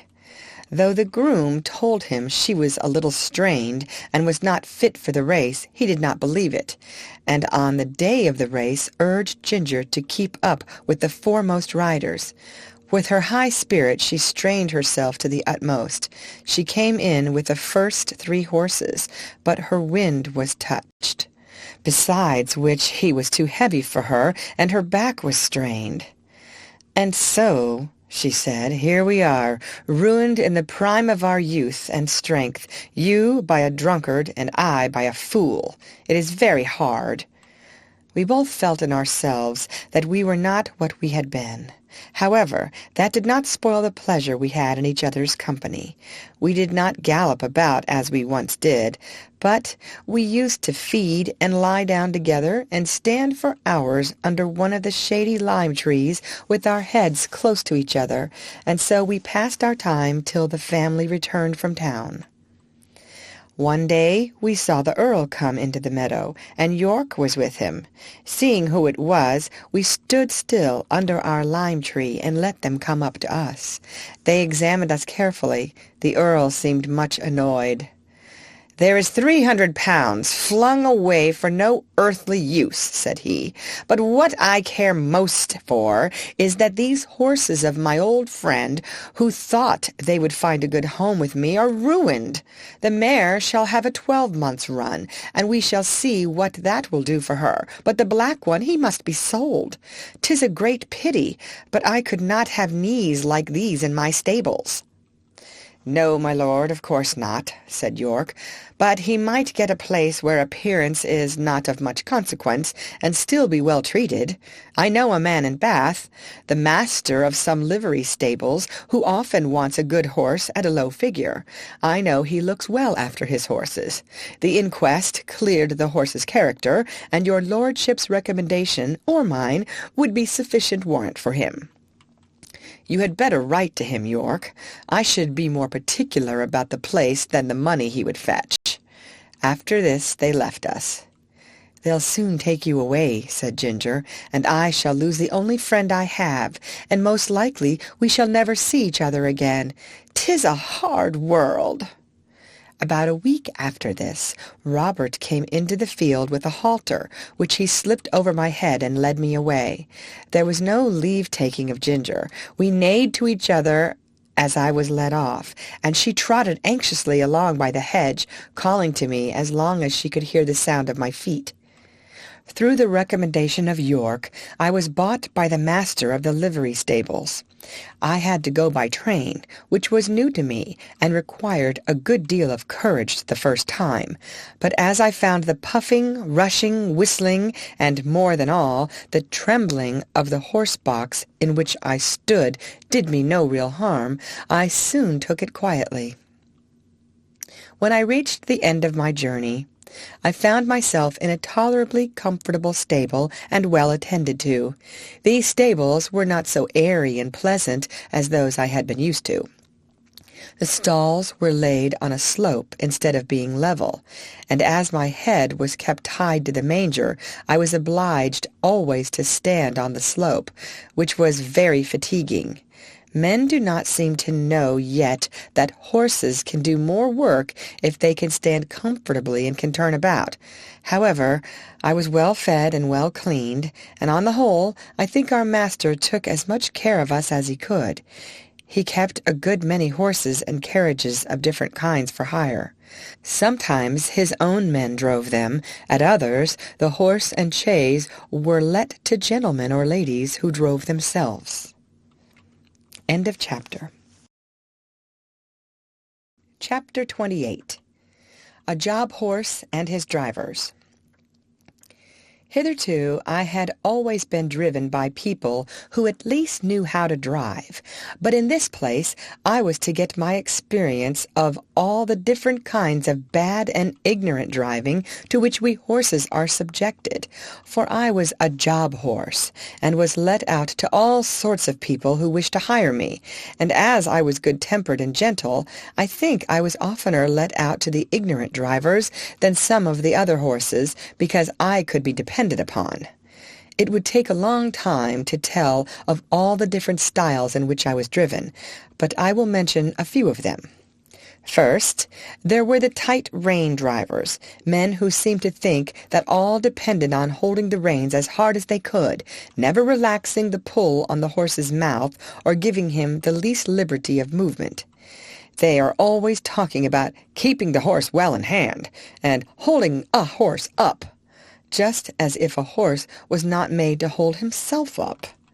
Some poor broken-down horses, whose mouths have been made hard and insensible by just such drivers as these, may, perhaps, find some support in it, but for a horse who can depend upon his own legs, and who has a tender mouth and is easily guided, it is not only tormenting, but it is stupid. Then there are the loose-rein drivers, who let the reins lie easily on our backs, and their own hand rest lazily on their knees.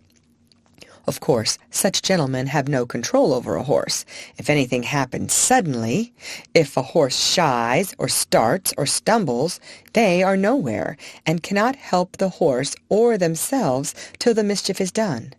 Of course, for myself, I had no objection to it, as I was not in the habit either of starting or stumbling, and had only been used to depend on my driver for guidance and encouragement. Still, one likes to feel the rein a little in going downhill, and likes to know that one's driver is not gone to sleep. Besides, a slovenly way of driving gets a horse into bad and often lazy habits, and when he changes hands, he has to be whipped out of them with more or less pain and trouble. Squire Gordon always kept us to our best paces and our best manners. He said that spoiling a horse and letting him get into bad habits was just as cruel as spoiling a child, and both had to suffer for it afterward. Besides, these drivers are often careless altogether, and will attend to anything else more than their horses. I went out in the phaeton one day with one of them. He had a lady and 2 children behind. He flopped the reins about as we started, and of course gave me several unmeaning cuts with the whip, though I was fairly off. There had been a good deal of road mending going on, and even where the stones were not freshly laid down, there were a great many loose ones about. My driver was laughing and joking with the lady and the children, and talking about the country to the right and the left, but he never thought it worth while to keep an eye on his horse or to drive on the smoothest parts of the road, and so it easily happened that I got a stone in one of my forefeet. Now, if Mr. Gordon or John, or in fact any good driver had been there, he would have seen that something was wrong before I had gone 3 paces. Or even if it had been dark, a practised hand would have felt by the rain that there was something wrong in the step, and they would have got down and picked out the stone. But this man went on laughing and talking, while at every step the stone became more firmly wedged between my shoe and the frog of my foot. The stone was sharp on the inside and round on the outside, which, as everyone knows, is the most dangerous kind that a horse can pick up, at the same time cutting his foot and making him most liable to stumble and fall. Whether the man was partly blind or only very careless, I can't say, but he drove me with that stone in my foot for a good half-mile before he saw anything. By that time, I was going so lame with the pain that at last he saw it and called out, "Well, here's a go! Why, they have sent us out with a lame horse! What a shame!" He then chucked the reins and flipped about with the whip, saying, "Now then, it's no use playing the old soldier with me. There's the journey to go, and it's no use turning lame and lazy."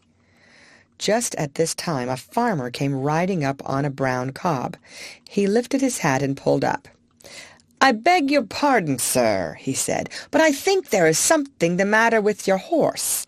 He goes very much as if he had a stone in his shoe.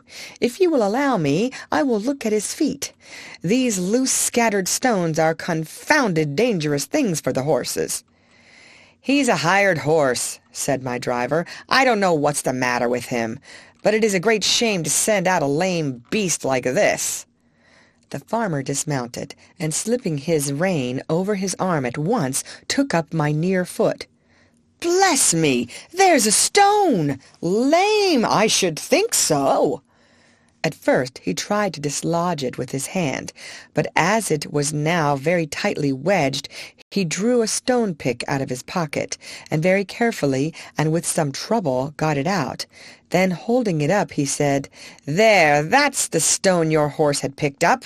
It is a wonder he did not fall down and break his knees into the bargain." "Well, to be sure," said my driver, "that is a queer thing. I never knew that horses picked up stones before."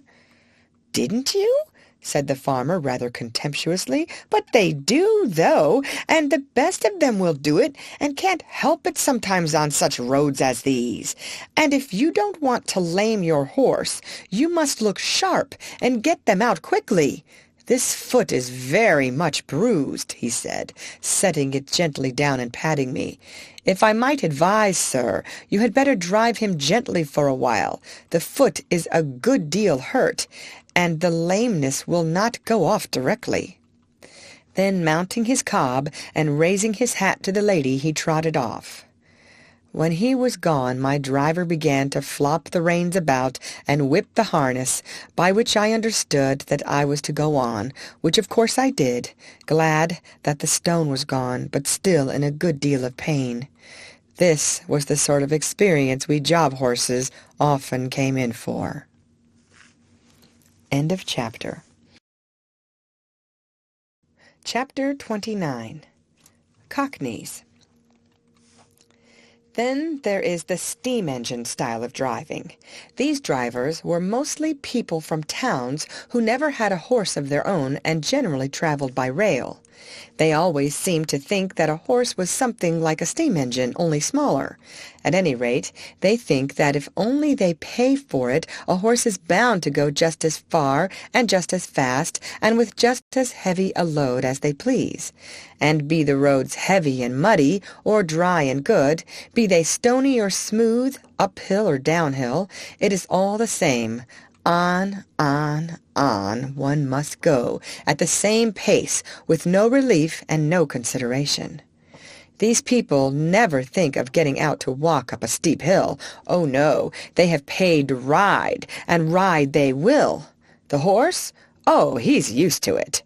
What were horses made for, if not to drag people uphill? Walk? A good joke indeed. And so the whip is plied, and the rein is chucked, and often a rough, scolding voice cries out, "Go along, you lazy beast!" And then another slash of the whip, when all the time we are doing our very best to get along, uncomplaining and obedient, though often sorely harassed and downhearted. This steam engine style of driving wears us up faster than any other kind. I would far rather go 20 miles with a good considerate driver than I would go 10 with some of these. It would take less out of me. Another thing, they scarcely ever put on the brake, however steep the downhill may be, and thus bad accidents sometimes happen. Or, if they do put it on, they often forget to take it off at the bottom of the hill, and more than once I have had to pull halfway up the next hill with one of the wheels held by the brake before my driver chose to think about it, and that is a terrible strain on a horse. Then these cockneys, instead of starting at an easy pace as a gentleman would do, generally set off at full speed from the very stable yard, and when they want to stop, they first whip us, and then pull up so suddenly that we are nearly thrown on our haunches, and our mouths jagged with the bit. They call that pulling up with a dash, and when they turn a corner, they do it as sharply as if there were no right side or wrong side of the road. I well remember one spring evening I and Rory had been out for the day. Rory was the horse that mostly went with me when a pair was ordered, and a good honest fellow he was. We had our own driver, and as he was always considerate and gentle with us, we had a very pleasant day. We were coming home at a good smart pace about twilight. Our road turned sharp to the left, but as we were close to the hedge on our own side, and there was plenty of room to pass, our driver did not pull us in. As we neared the corner, I heard a horse and 2 wheels coming rapidly down the hill toward us. The hedge was high, and I could see nothing, but the next moment we were upon each other.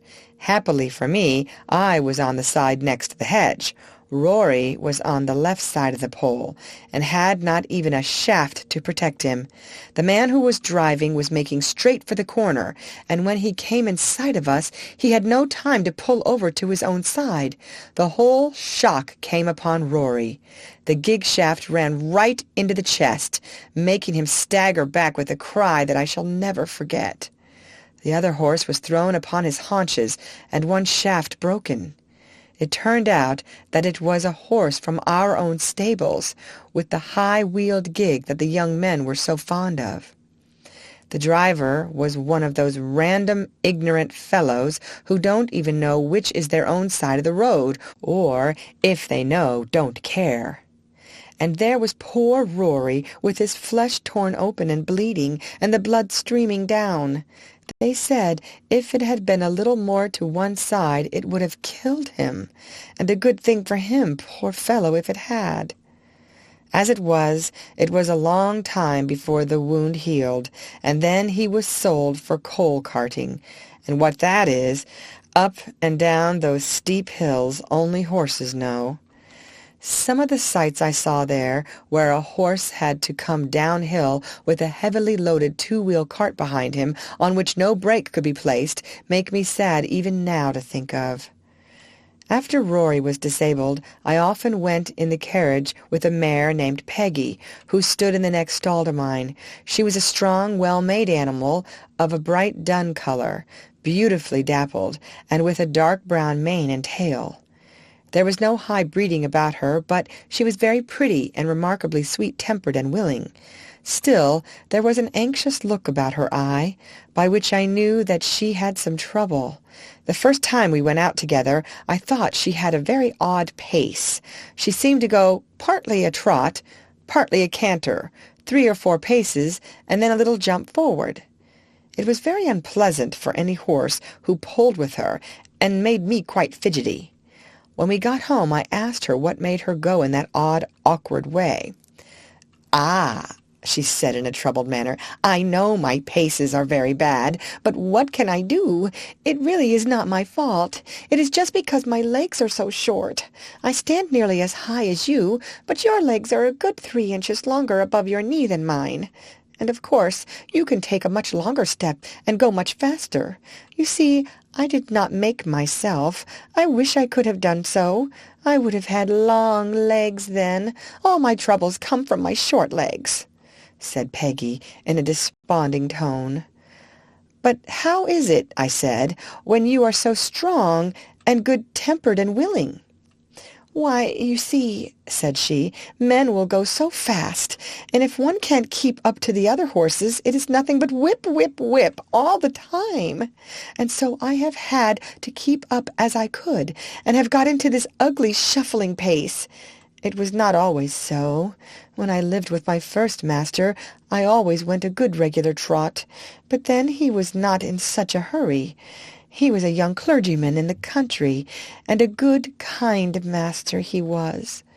He had 2 churches a good way apart, and a great deal of work, but he never scolded or whipped me for not going faster. He was very fond of me.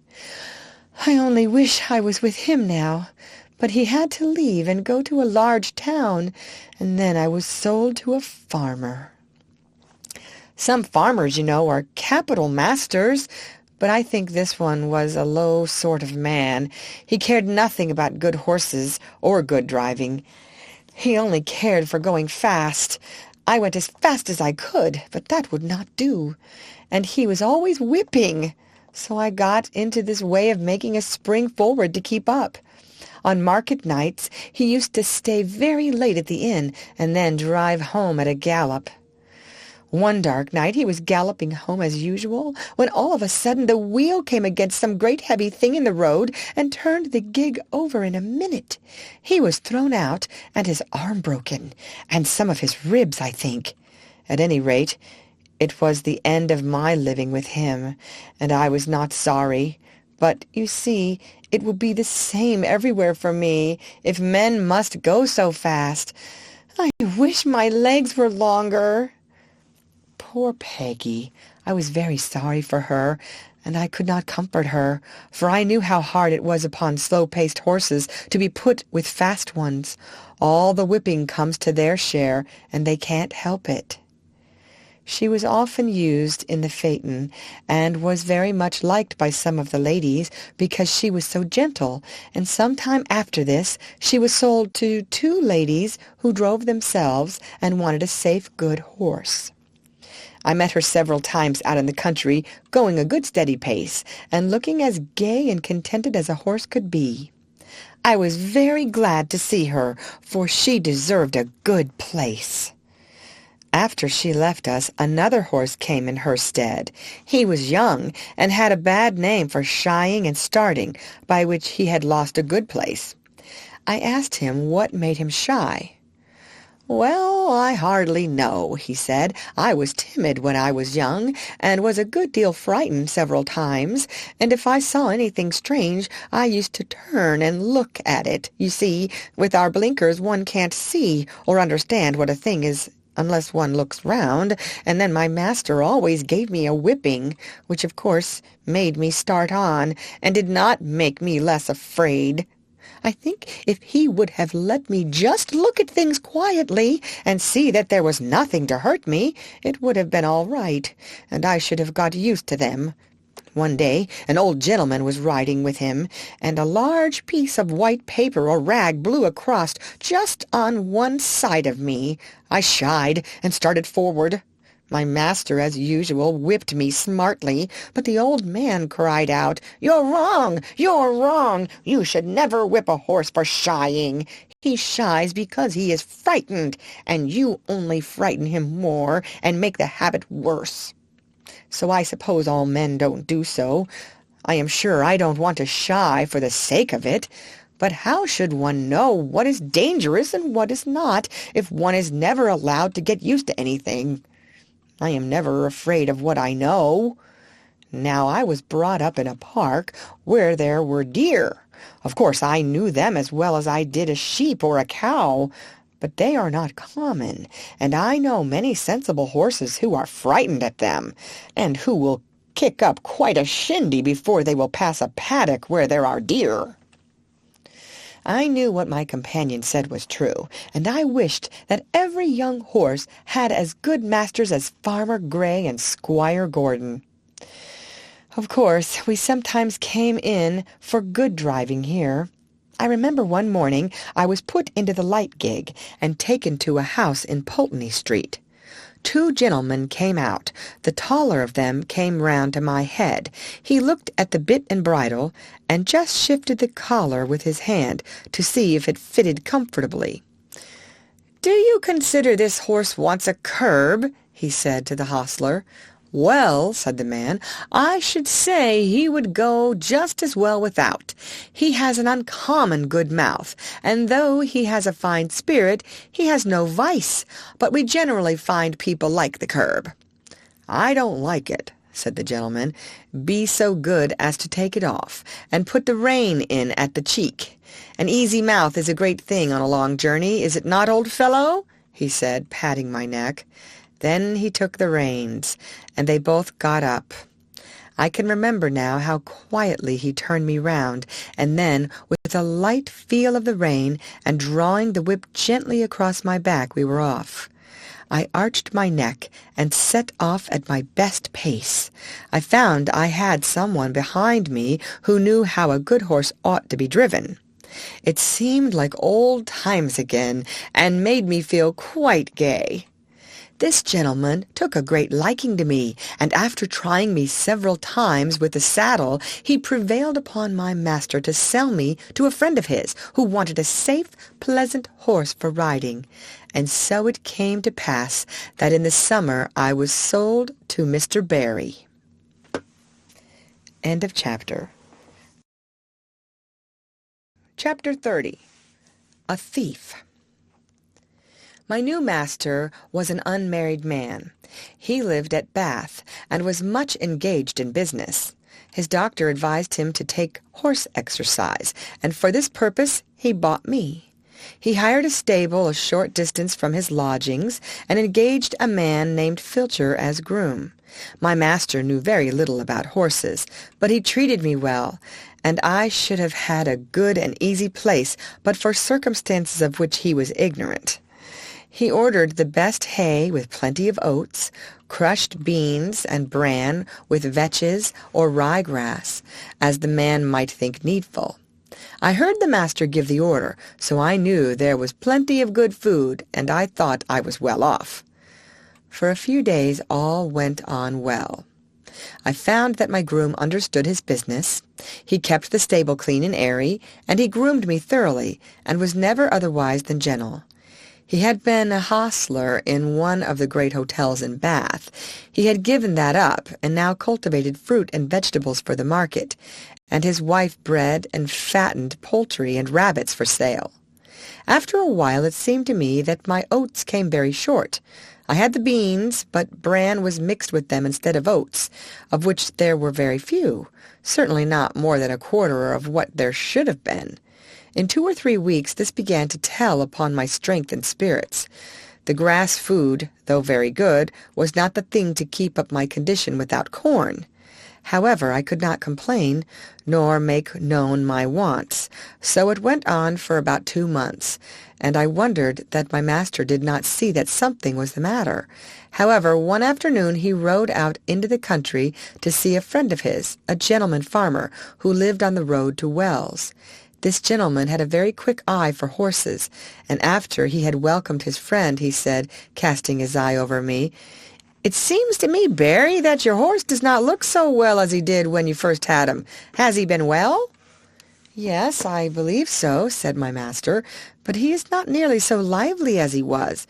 My groom tells me that horses are always dull and weak in the autumn, and that I must expect it." "Autumn fiddlesticks," said the farmer. "Why, this is only August, and with your light work and good food, he ought not to go down like this, even if it was autumn. How do you feed him?" My master told him. The other shook his head slowly and began to feel me over. "I can't say who eats your corn, my dear fellow, but I am much mistaken if your horse gets it. Have you ridden very fast?" "No, very gently." "Then just put your hand here," said he, passing his hand over my neck and shoulder. "He is as warm and damp as a horse just come up from grass. I advise you to look into your stable a little more. I hate to be suspicious, and thank heaven I have no cause to be, for I can trust my men, present or absent. But there are mean scoundrels, wicked enough to rob a dumb beast of his food. You must look into it." And turning to his man, who had come to take me, "Give this horse a right good feed of bruised oats, and don't stint him." "Dumb beasts! Yes, we are.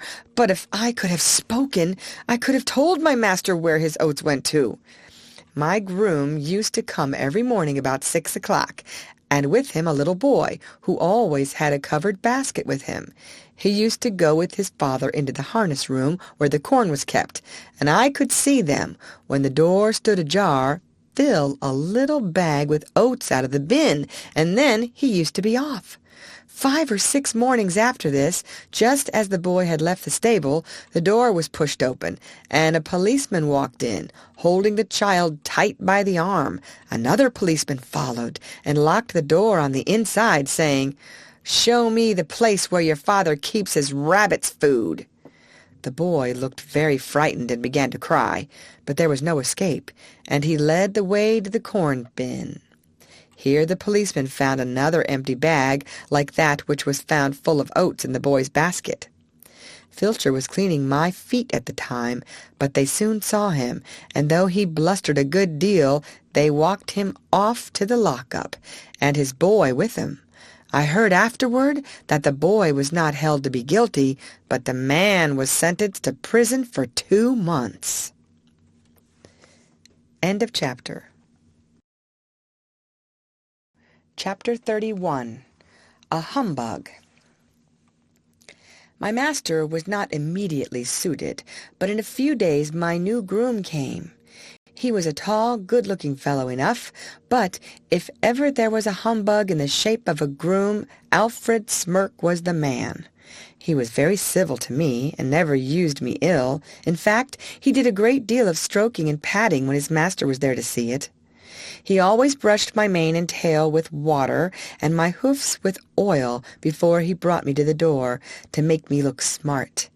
But as to cleaning my feet, or looking to my shoes, or grooming me thoroughly, he thought no more of that than if I had been a cow. He left my bit rusty, my saddle damp, and my crupper stiff. Alfred Smirk considered himself very handsome. He spent a great deal of time about his hair, whiskers, and necktie before a little looking-glass in the harness room. When his master was speaking to him, it was always, "Yes, sir," touching his hat at every word, and everyone thought he was a very nice young man, and that Mr. Barry was very fortunate to meet with him. I should say he was the laziest, most conceited fellow I ever came near. Of course, it was a great thing not to be ill-used, but then a horse wants more than that. I had a loose box, and might have been very comfortable if he had not been too indolent to clean it out.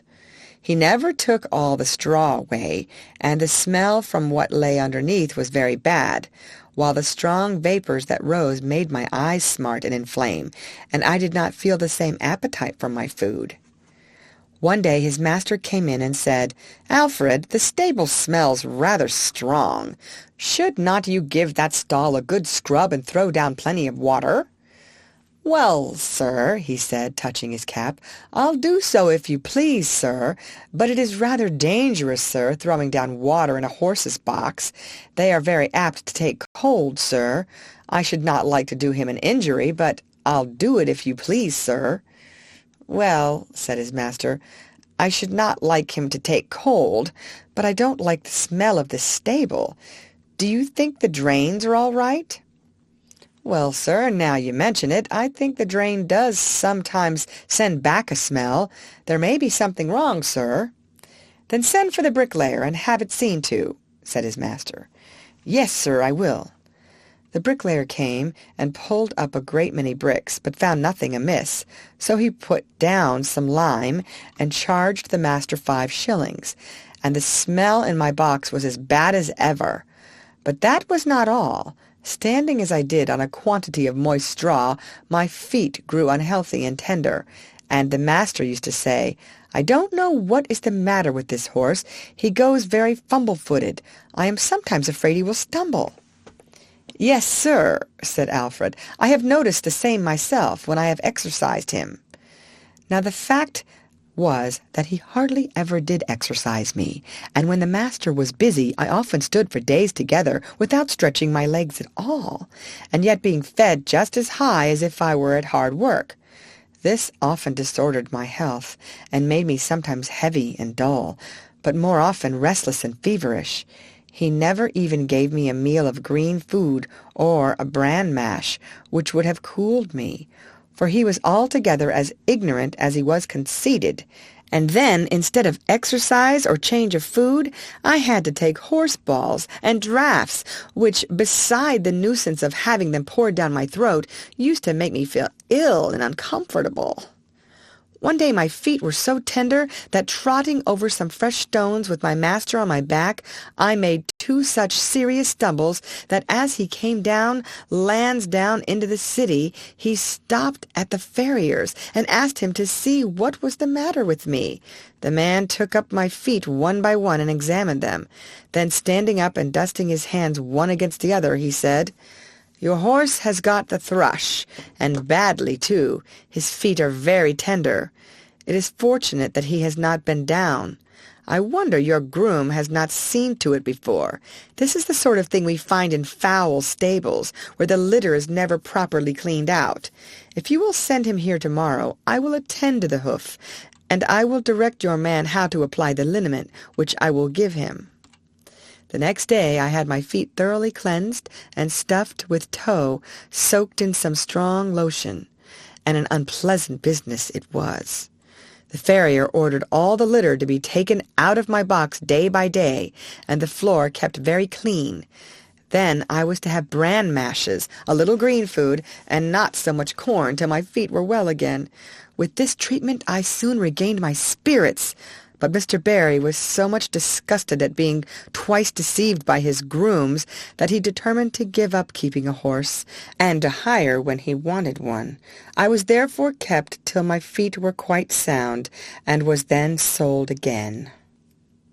End of chapter. Part 3. Chapter 32. A Horse Fair.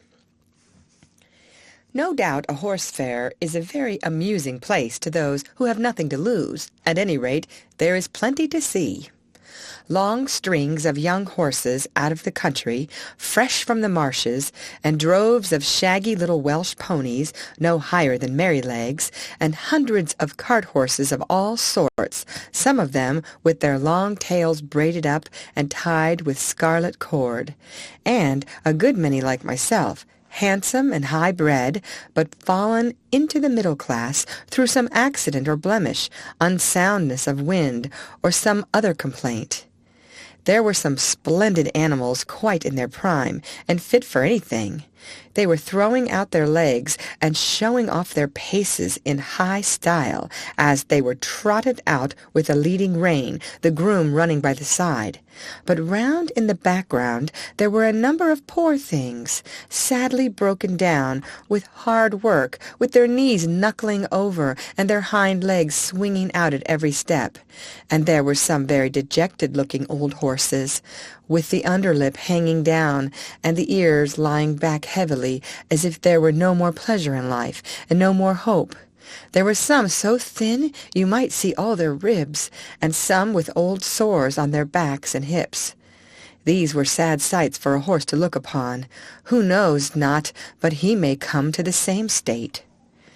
There was a great deal of bargaining, of running up and beating down, and if a horse may speak his mind so far as he understands, I should say there were more lies told and more trickery at that horse fair than a clever man could give an account of.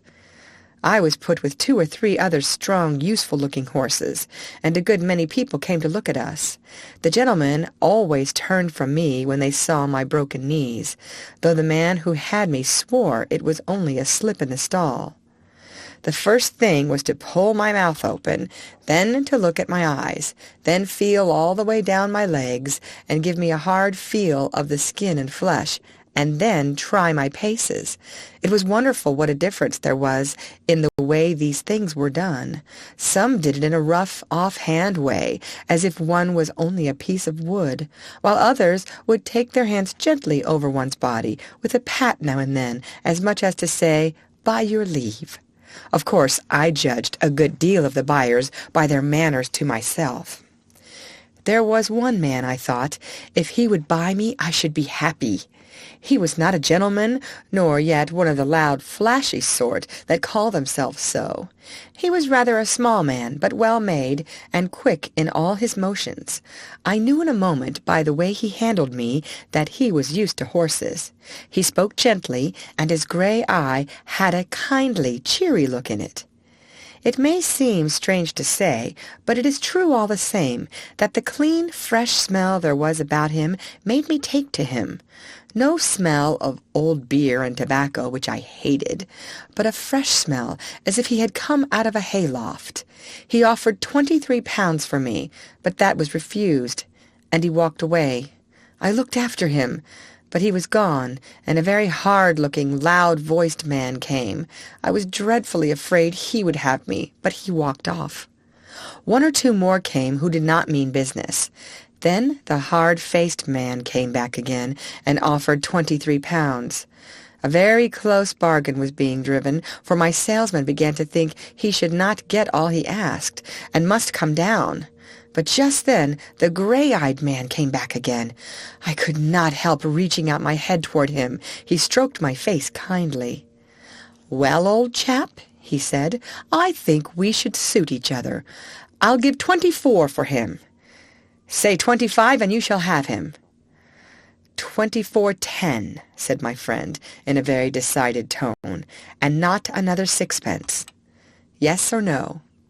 "Done," said the salesman, "and you may depend upon it there's a monstrous deal of quality in that horse, and if you want him for cab work, he's a bargain." The money was paid on the spot, and my new master took my halter and led me out of the fair to an inn, where he had a saddle and bridle ready. He gave me a good feed of oats and stood by while I ate it, talking to himself and talking to me. Half an hour after, we were on our way to London, through pleasant lanes and country roads, until we came into the great London thoroughfare, on which we travelled steadily, till in the twilight we reached the great city. The gas lamps were already lighted. There were streets to the right and streets to the left, and streets crossing each other, for mile upon mile. I thought we should never come to the end of them. At last, in passing through one, we came to a long cab-stand, when my rider called out in a cheery voice, "Good night, governor." "Halloo!" cried a voice. "Have you got a good one?" "I think so," replied my owner. "I wish you luck with him." "Thank you, governor." And he rode on. We soon turned up one of the side streets, and about halfway up that we turned into a very narrow street, with rather poor-looking houses on one side, and what seemed to be coach-houses and stables on the other. My owner pulled up at one of the houses and whistled. The door flew open, and a young woman, followed by a little girl and boy, ran out. There was a very lively greeting as my rider dismounted. "Now then, Harry, my boy, open the gates, and Mother will bring us the lantern." The next minute they were all standing round me in a small stable-yard. "Is he gentle, Father?" "Yes, Dolly, as gentle as your own kitten. Come and pat him." At once the little hand was patting about all over my shoulder without fear. How good it felt! "Let me get him a bran mash while you rub him down," said the mother. "Do, Polly, it's just what he wants, and I know you've got a beautiful mash ready for me." "Sausage dumpling and apple turnover!" shouted the boy, which set them all laughing. I was led into a comfortable, clean-smelling stall, with plenty of dry straw, and after a capital supper I lay down, thinking I was going to be happy. End of chapter. Chapter 33. A London Cab Horse. Jeremiah Barker was my new master's name, but as everyone called him Jerry, I shall do the same. Polly, his wife, was just as good a match as a man could have. She was a plump, trim, tidy little woman, with smooth dark hair, dark eyes, and a merry little mouth. The boy was 12 years old, a tall, frank, good-tempered lad, and little Dorothy, Dolly, they called her, was her mother over again at 8 years old. They were all wonderfully fond of each other. I never knew such a happy, merry family before or since. Jerry had a cab of his own and 2 horses, which he drove and attended to himself. His other horse was a tall, white, rather large-boned animal called Captain. He was old now, but when he was young he must have been splendid. He had still a proud way of holding his head and arching his neck. In fact, he was a highbred, fine-mannered, noble old horse, every inch of him. He told me that in his early youth he went to the Crimean War. He belonged to an officer in the cavalry, and used to lead the regiment. I will tell more of that hereafter. The next morning, when I was well groomed, Polly and Dolly came into the yard to see me and make friends. Harry had been helping his father since the early morning, and had stated his opinion that I should turn out a regular brick. Polly brought me a slice of apple, and Dolly a piece of bread, and made as much of me as if I had been the Black Beauty of olden time. It was a great treat to be petted again and talked to in a gentle voice, and I let them see as well as I could that I wished to be friendly. Polly thought I was very handsome, and a great deal too good for a cab, if it was not for the broken knees. "Of course, there's no one to tell us whose fault that was," said Jerry, "and as long as I don't know, I shall give him the benefit of the doubt, for a firmer, neater stepper I never rode. We'll call him Jack, after the old one, shall we, Polly?" "Do," she said, "for I like to keep a good name going." Captain went out in the cab all the morning. Harry came in after school to feed me and give me water. In the afternoon I was put into the cab. Jerry took as much pains to see if the collar and bridle fitted comfortably as if he had been John Manley over again. When the crupper was let out a hole or two, it all fitted well. There was no check-rein, no curb, nothing but a plain ring snaffle. What a blessing that was! After driving through the side street, we came to the large cab stand, where Jerry had said good night. On one side of this wide street were high houses with wonderful shop fronts, and on the other was an old church and churchyard surrounded by iron palisades. Alongside these iron rails, a number of cabs were drawn up, waiting for passengers. Bits of hay were lying about on the ground. Some of the men were standing together talking. Some were sitting on their boxes reading the newspaper, and 1 or 2 were feeding their horses with bits of hay and giving them a drink of water. We pulled up in the rank at the back of the last cab. 2 or 3 men came round and began to look at me and passed their remarks. "Very good for a funeral," said one. "Too smart-looking," said another, shaking his head in a very wise way. "You'll find out something wrong one of these fine mornings, or my name isn't Jones." "Well," said Jerry pleasantly, "I suppose I need not find it out till it finds me out, eh? And if so, I'll keep up my spirits a little longer." Then there came up a broad-faced man, dressed in a great gray coat with great gray cape and great white buttons, a gray hat, and a blue comforter loosely tied round his neck.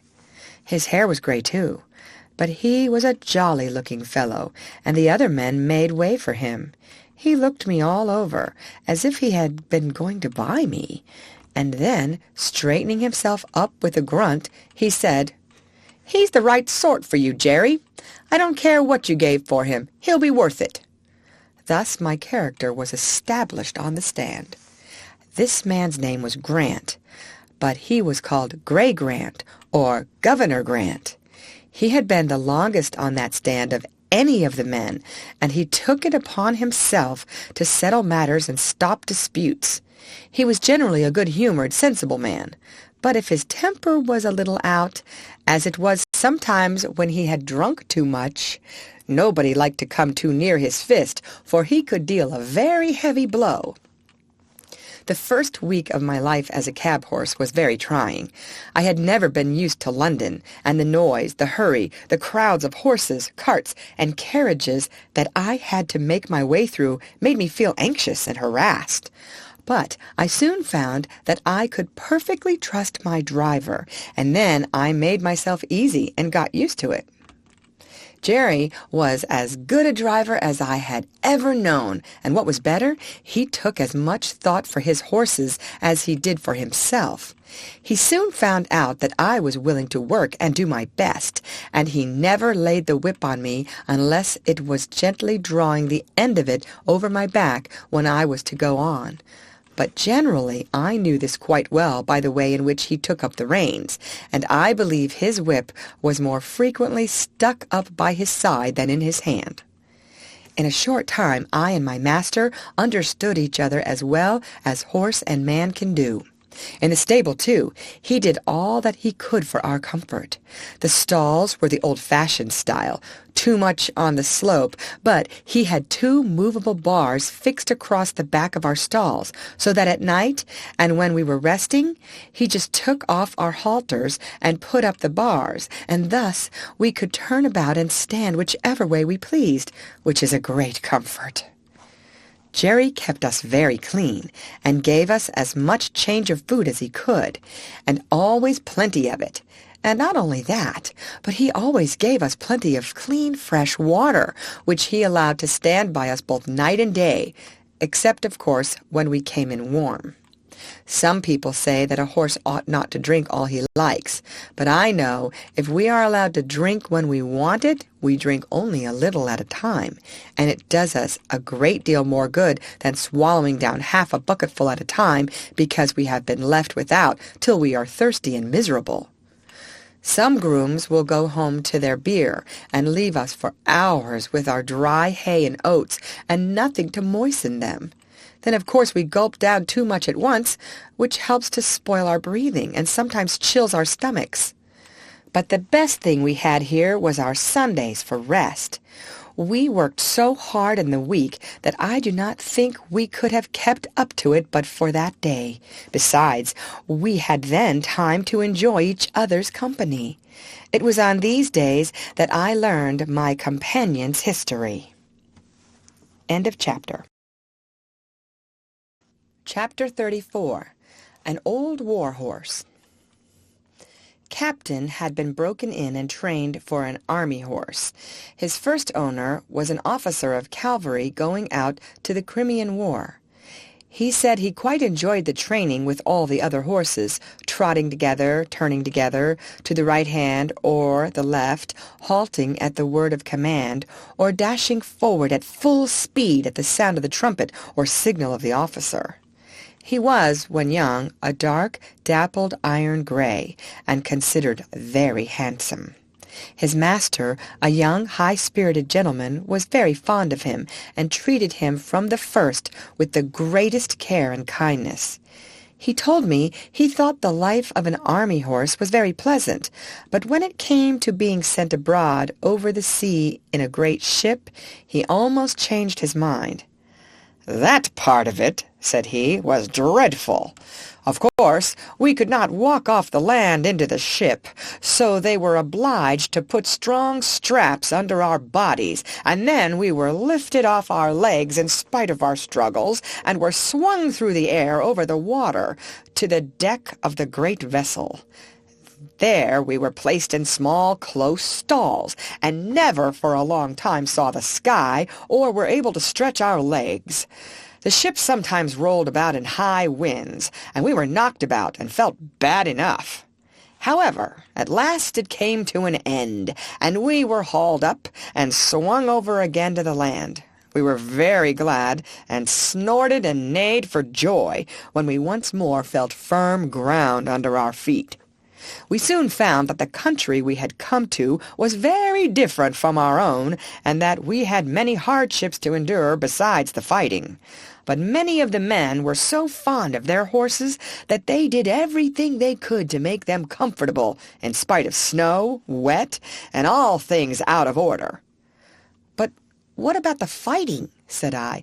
"Was not that worse than anything else?" "Well," said he, "I hardly know. We always liked to hear the trumpet sound and to be called out, and were impatient to start off, though sometimes we had to stand for hours, waiting for the word of command, and when the word was given, we used to spring forward as gaily and eagerly as if there were no cannon-balls, bayonets, or bullets. I believe so long as we felt our rider firm in the saddle and his hand steady on the bridle, not one of us gave way to fear, not even when the terrible bombshells whirled through the air and burst into 1,000 pieces. I, with my noble master, went into many actions together without a wound, and though I saw horses shot down with bullets, pierced through with lances, and gashed with fearful saber cuts, though we left them dead on the field, or dying in the agony of their wounds, I don't think I feared for myself. My master's cheery voice, as he encouraged his men, made me feel as if he and I could not be killed. I had such perfect trust in him that while he was guiding me, I was ready to charge up to the very cannon's mouth. I saw many brave men cut down, many fall mortally wounded from their saddles. I had heard the cries and groans of the dying.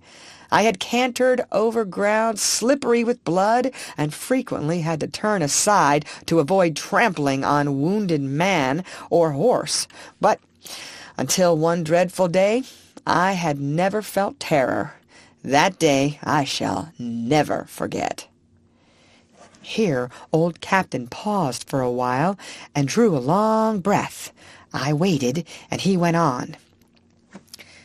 It was one autumn morning, and as usual, an hour before daybreak, our cavalry had turned out, ready caparisoned for the day's work, whether it might be fighting or waiting. The men stood by their horses waiting, ready for orders. As the light increased, there seemed to be some excitement among the officers, and before the day was well begun, we heard the firing of the enemy's guns.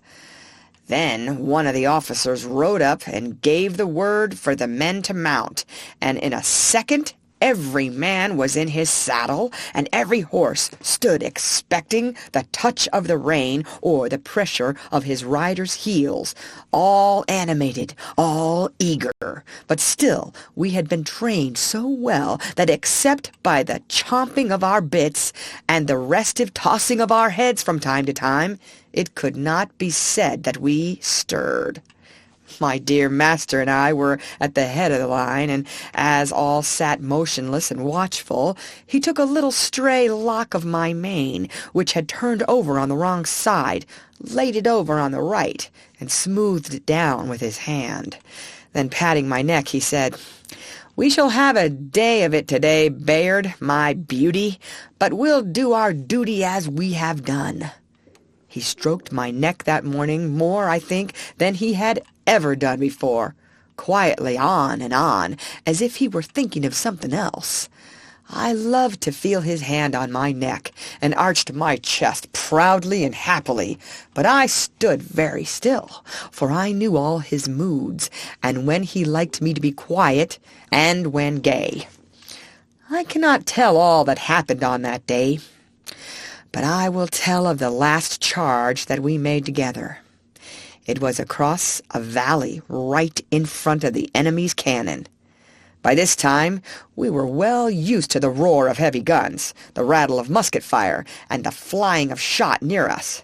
But never had I been under such a fire as we rode through on that day. From the right, from the left, and from the front, Shot and shell poured in upon us. Many a brave man went down. Many a horse fell, flinging his rider to the earth. Many a horse without a rider ran wildly out of the ranks, then, terrified at being alone, with no hand to guide him, came pressing in among his old companions to gallop with them to the charge. Fearful as it was, no one stopped, no one turned back. Every moment the ranks were thinned, but as our comrades fell, we closed in to keep them together. And instead of being shaken or staggered in our pace, our gallop became faster and faster as we neared the cannon. My master, my dear master, was cheering on his comrades with his right arm raised on high, when one of the balls, whizzing close to my head, struck him. I felt him stagger with the shock, though he uttered no cry. I tried to check my speed, but the sword dropped from his right hand.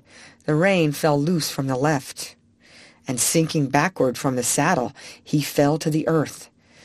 The other riders swept past us, and by the force of their charge I was driven from the spot. I wanted to keep my place by his side and not leave him under that rush of horses' feet, but it was in vain, and now, without a master or a friend, I was alone on that great slaughter ground. Then fear took hold on me, and I trembled as I had never trembled before. And I, too, as I had seen other horses do, tried to join in the ranks and gallop with them, but I was beaten off by the swords of the soldiers. Just then, a soldier whose horse had been killed under him caught at my bridle and mounted me, and with this new master I was again going forward. But our gallant company was cruelly overpowered, and those who remained alive after the fierce fight for the guns came galloping back over the same ground.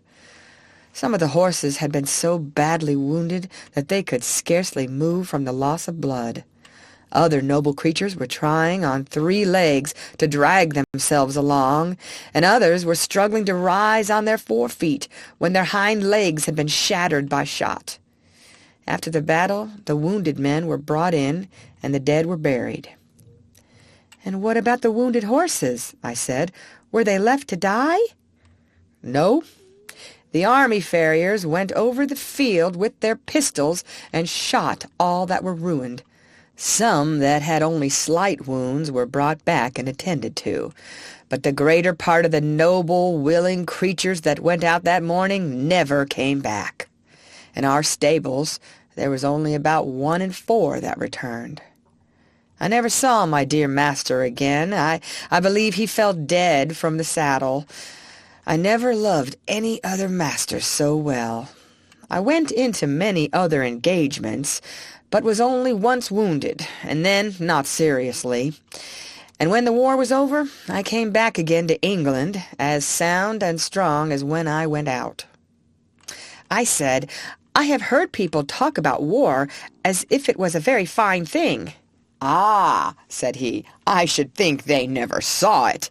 No doubt, it is very fine when there is no enemy, when it is just exercise and parade and sham fight. Yes, it is very fine then. But when thousands of good, brave men and horses are killed or crippled for life, it has a very different look." "Do you know what they fought about?" said I. "Nope," he said. "That is more than a horse can understand.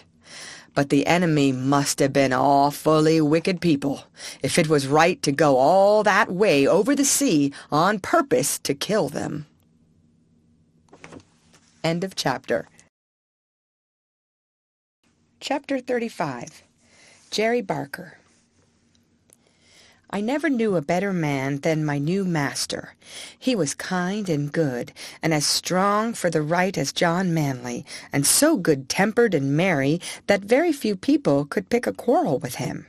He was very fond of making little songs and singing them to himself. One he was very fond of was this: "Come, father and mother and sister and brother, come all of you, turn to and help one another." And so they did. Harry was as clever at stable work as a much older boy, and always wanted to do what he could. Then Polly and Dolly used to come in the morning to help with the cab, to brush and beat the cushions and rub the glass, while Jerry was giving us a cleaning in the yard, and Harry was rubbing the harness. There used to be a great deal of laughing and fun between them, and it put Captain and me in much better spirits than if we had heard scolding and hard words. They were always early in the morning, for Jerry would say, "If you in the morning throw minutes away, you can't pick them up in the course of a day. You may hurry and scurry and flurry and worry. You've lost them forever, forever and aye." He could not bear any careless loitering and waste of time, and nothing was so near making him angry as to find people who were always late, wanting a cab horse to be driven hard to make up for their idleness. One day 2 wild-looking young men came out of a tavern close by the stand and called Jerry. "Here, cabby, look sharp. We are rather late. Put on the steam, will you, and take us to the Victoria in time for the 1 o'clock train. You shall have a shilling extra." "I will take you at the regular pace, gentlemen. Shillings don't pay for putting on the steam like that." Larry's cab was standing next to ours. He flung open the door and said, "I'm your man, gentlemen. Take my cab. My horse will get you there all right." And as he shut them in, with a wink toward Jerry, said, "It's against his conscience to go beyond a jog-trot." Then, slashing his jaded horse, he set off as hard as he could. Jerry patted me on the neck. "No, Jack, a shilling would not pay for that sort of thing, would it, old boy?" Although Jerry was determinedly set against hard driving, to please careless people he always went a good fair pace, and was not against putting on the steam, as he said, if only he knew why. I well remember one morning, as we were on the stand waiting for a fare, that a young man, carrying a heavy portmanteau, trod on a piece of orange peel, which lay on the pavement, and fell down with great force. Jerry was the first to run and lift him up. He seemed much stunned, and as they led him into a shop, he walked as if he were in great pain. Jerry, of course, came back to the stand, but in about 10 minutes one of the shopmen called him, so we drove up to the pavement. "Can you take me to the South-Eastern Railway?" said the young man. "This unlucky fall has made me late, I fear, but it is of great importance that I should not lose the 12 o'clock train. I should be most thankful if you could get me there in time, and will gladly pay you an extra fare." "I'll do my very best," said Jerry heartily, "if you think you are well enough, sir," for he looked dreadfully white and ill. "I must go," he said earnestly. "Please to open the door and let us lose no time." The next minute Jerry was on the box, with a cheery chirrup to me and a twitch of the rein that I well understood. "Now then, Jack, my boy," said he, "spin along. We'll show them how we can get over the ground, if we only know why." It is always difficult to drive fast in the city in the middle of the day, when the streets are full of traffic. But we did what could be done, and when a good driver and a good horse, who understand each other, are of one mind, it is wonderful what they can do. I had a very good mouth, that is, I could be guided by the slightest touch of the rein, and that is a great thing in London among carriages, omnibuses, carts, vans, trucks, cabs, and great wagons creeping along at a walking pace, some going one way, some another, some going slowly, others wanting to pass them, omnibuses stopping short every few minutes to take up a passenger, obliging the horse that is coming behind to pull up too, or to pass, and get before them. Perhaps you try to pass, but just then something else comes dashing in through the narrow opening, and you have to keep in behind the omnibus again.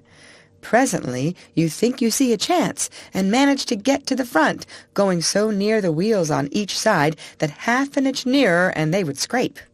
Well, you get along for a bit, but soon find yourself in a long train of carts and carriages, all obliged to go at a walk. Perhaps you come to a regular block-up and have to stand still for minutes together till something clears out into a side street, or the policeman interferes. You have to be ready for any chance to dash forward if there be an opening, and be quick as a rat dog to see if there be room, and if there be time, lest you get your own wheels locked or smashed, or the shaft of some other vehicle run into your chest or shoulder. All this is what you have to be ready for. If you want to get through London fast in the middle of the day, it wants a deal of patience. Jerry and I were used to it, and no one could beat us at getting through when we were set upon it. I was quick and bold, and could always trust my driver. Jerry was quick and patient at the same time, and could trust his horse, which was a great thing, too. He very seldom used the whip. I knew by his voice and his click-click when he wanted to get on fast, and by the rein where I was to go. So there was no need for whipping. But I must go back to my story. The streets were very full that day, but we got on pretty well as far as the bottom of Cheapside, where there was a block for 3 or 4 minutes. The young man put his head out and said anxiously, "I think I had better get out and walk. I shall never get there if this goes on." "I'll do all that can be done, sir," said Jerry.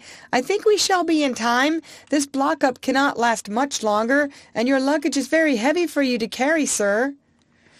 Just then the cart in front of us began to move on, and then we had a good turn.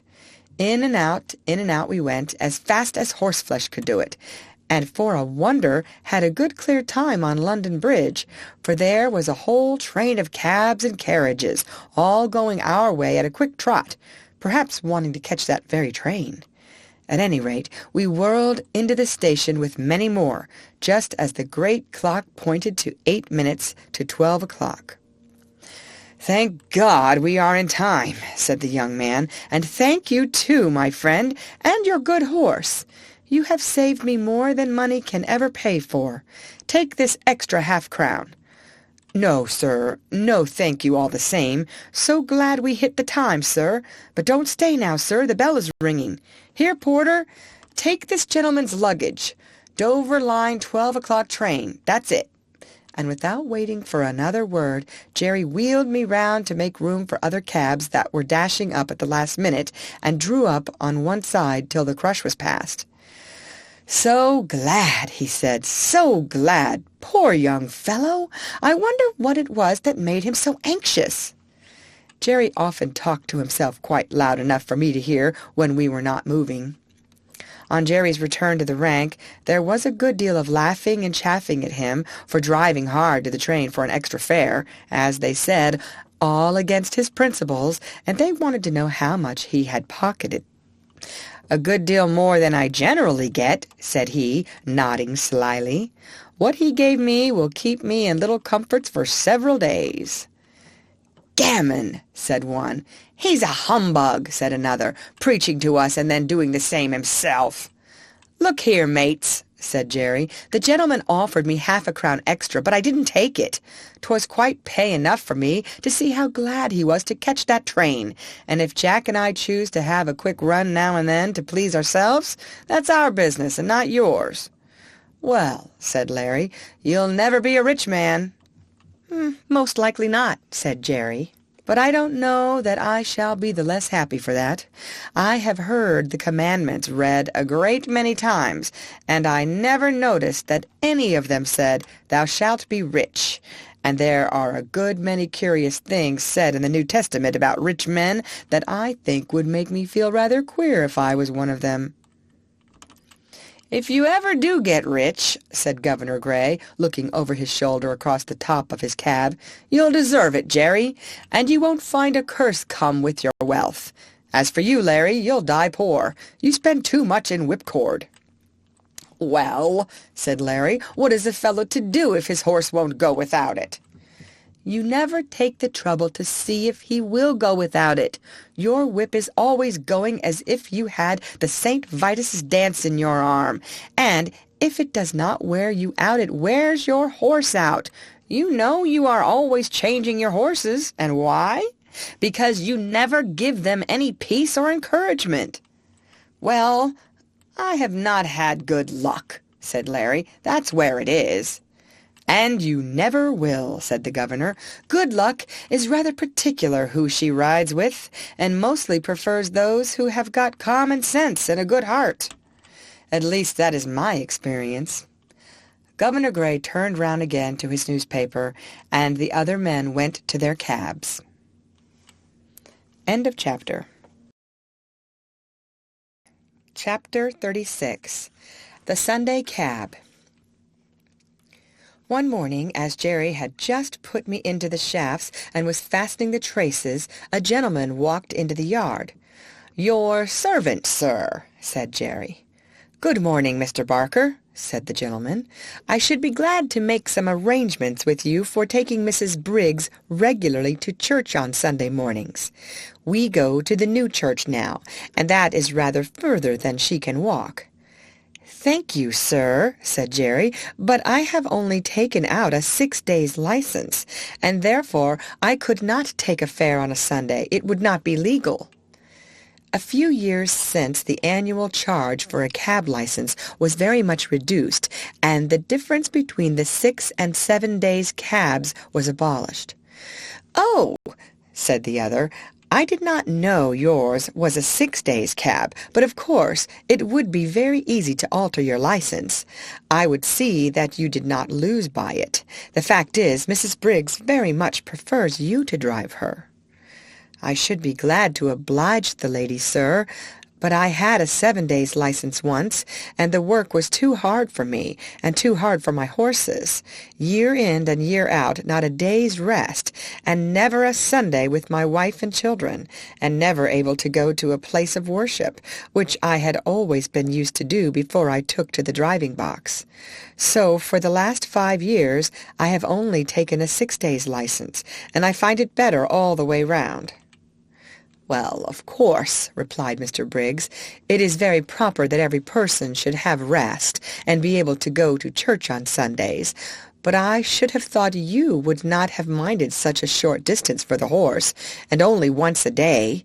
You would have all the afternoon and evening for yourself, and we are very good customers, you know." "Yes, sir, that is true, and I am grateful for all favors, I am sure, and anything that I could do to oblige you or the lady I should be proud and happy to do, but I can't give up my Sundays, sir, indeed I can't. I read that God made man, and he made horses and all the other beasts, and as soon as he had made them, he made a day of rest, and bade that all should rest 1 day in 7. And I think, sir, he must have known what was good for them, and I am sure it is good for me. I am stronger and healthier altogether now that I have a day of rest. The horses are fresh, too, and do not wear up nearly so fast. The 6-day drivers all tell me the same, and I have laid by more money in the savings bank than ever I did before. And as for the wife and children, sir, why, heart alive, they would not go back to the 7 days for all they could see." "Oh, very well," said the gentleman. "Don't trouble yourself, Mr. Barker, any further. I will inquire somewhere else." And he walked away. "Well," says Jerry to me, "we can't help it, Jack, old boy. We must have our Sundays." "Polly!" he shouted. "Polly, come here!" She was there in a minute. "What is it all about, Jerry?" "Why, my dear, Mr. Briggs wants me to take Mrs. Briggs to church every Sunday morning.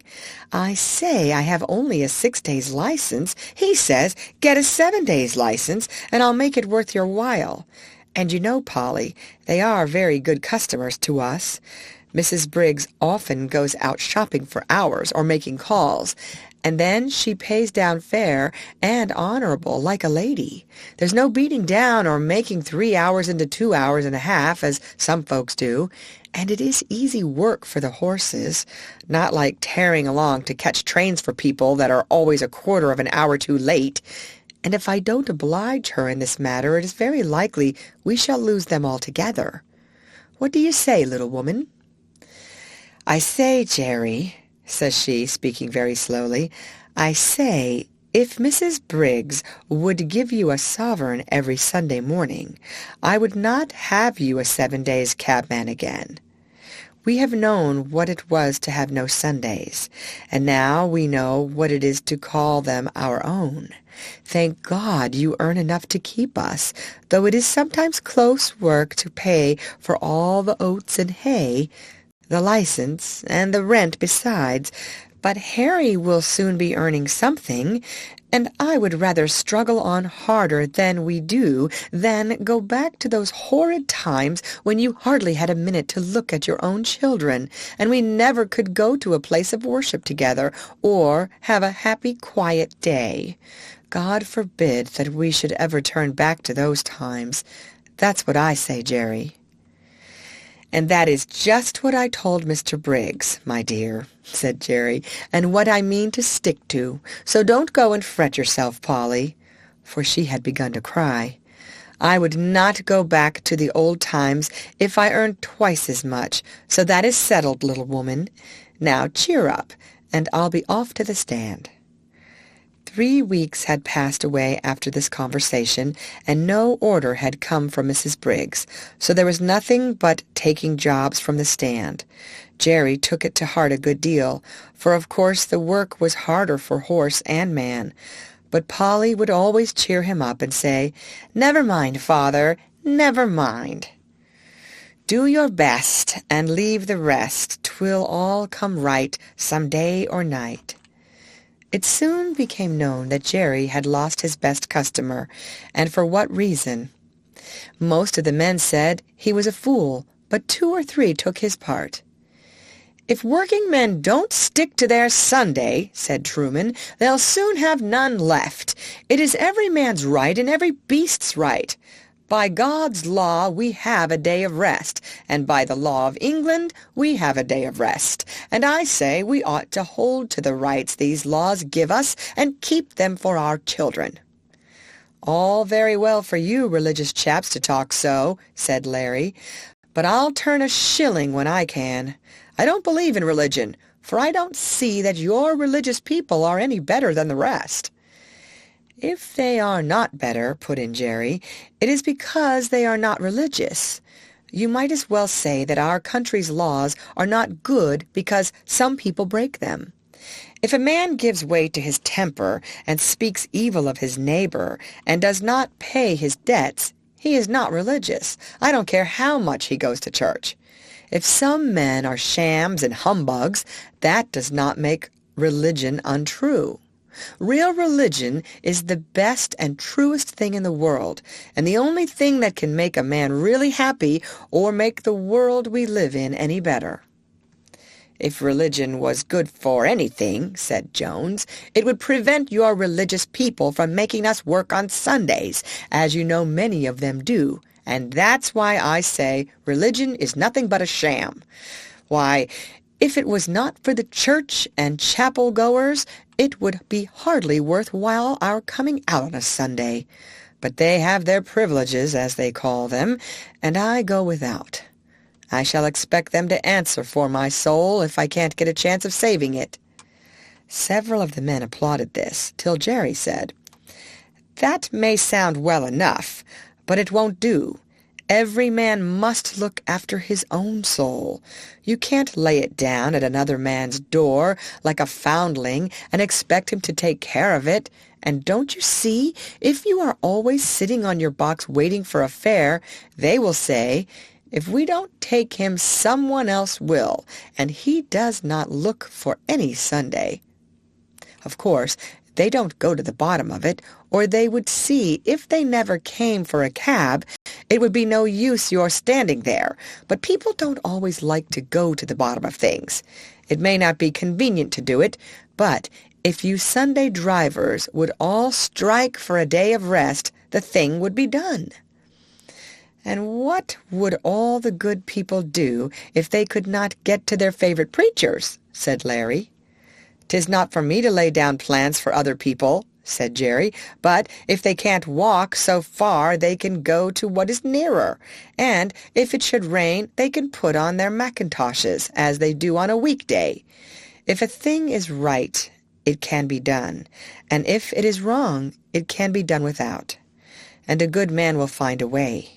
And that is as true for us cabmen as it is for the churchgoers. End of chapter. Chapter 37. The Golden Rule. 2 or 3 weeks after this, as we came into the yard rather late in the evening, Polly came running across the road with the lantern. She always brought it to him if it was not very wet. "It has all come right, Jerry. Mrs. Briggs sent her servant this afternoon to ask you to take her out tomorrow at 11 o'clock. I said, yes, I thought so, but we supposed she employed someone else now." "Well," said he, "the real fact is, Master was put out because Mr. Barker refused to come on Sundays, and he has been trying other cabs, but there's something wrong with them all. Some drive too fast, and some too slow, and the mistress says there is not one of them so nice and clean as yours, and nothing will suit her but Mr. Barker's cab again." Polly was almost out of breath, and Jerry broke out into a merry laugh. "'Twill all come right some day or night. You were right, my dear, you generally are. Run in and get the supper, and I'll have Jack's harness off and make him snug and happy in no time." After this, Mrs. Briggs wanted Jerry's cab quite as often as before, never, however, on a Sunday, but there came a day when we had Sunday work, and this was how it happened. We had all come home on the Saturday night very tired, and very glad to think that the next day would be all rest, but so it was not to be. On Sunday morning Jerry was cleaning me in the yard, when Polly stepped up to him, looking very full of something. "What is it?" said Jerry. "Well, my dear," she said, "poor Dinah Brown has just had a letter brought to say that her mother is dangerously ill, and that she must go directly if she wishes to see her alive. The place is more than 10 miles away from here, out in the country, and she says if she takes the train she should still have 4 miles to walk. And so weak as she is, and the baby only 4 weeks old, of course that would be impossible. And she wants to know if you would take her in your cab, and she promises to pay you faithfully as she can get the money." "Tut, tut, we'll see about that. It was not the money I was thinking about, but of losing our Sunday. The horses are tired, and I am tired too. That's where it pinches." "It pinches all round for that matter," said Polly, "for it's only half Sunday without you, but you know we should do to other people as we should like they should do to us. And I know very well what I should like if my mother was dying. And, Jerry, dear, I am sure it won't break the Sabbath, for if pulling a poor beast or donkey out of a pit would not spoil it, I am quite sure taking poor Dinah would not do it." "Why, Polly, you are as good as the minister, and so, as I've had my Sunday morning sermon early today, you may go and tell Dinah that I'll be ready for her as the clock strikes 10. But stop. Just step round to Butcher Braden's with my compliments and ask him if he would lend me his light trap. I know he never uses it on the Sunday, and it would make a wonderful difference to the horse." Away she went, and soon returned, saying that he could have the trap, and welcome.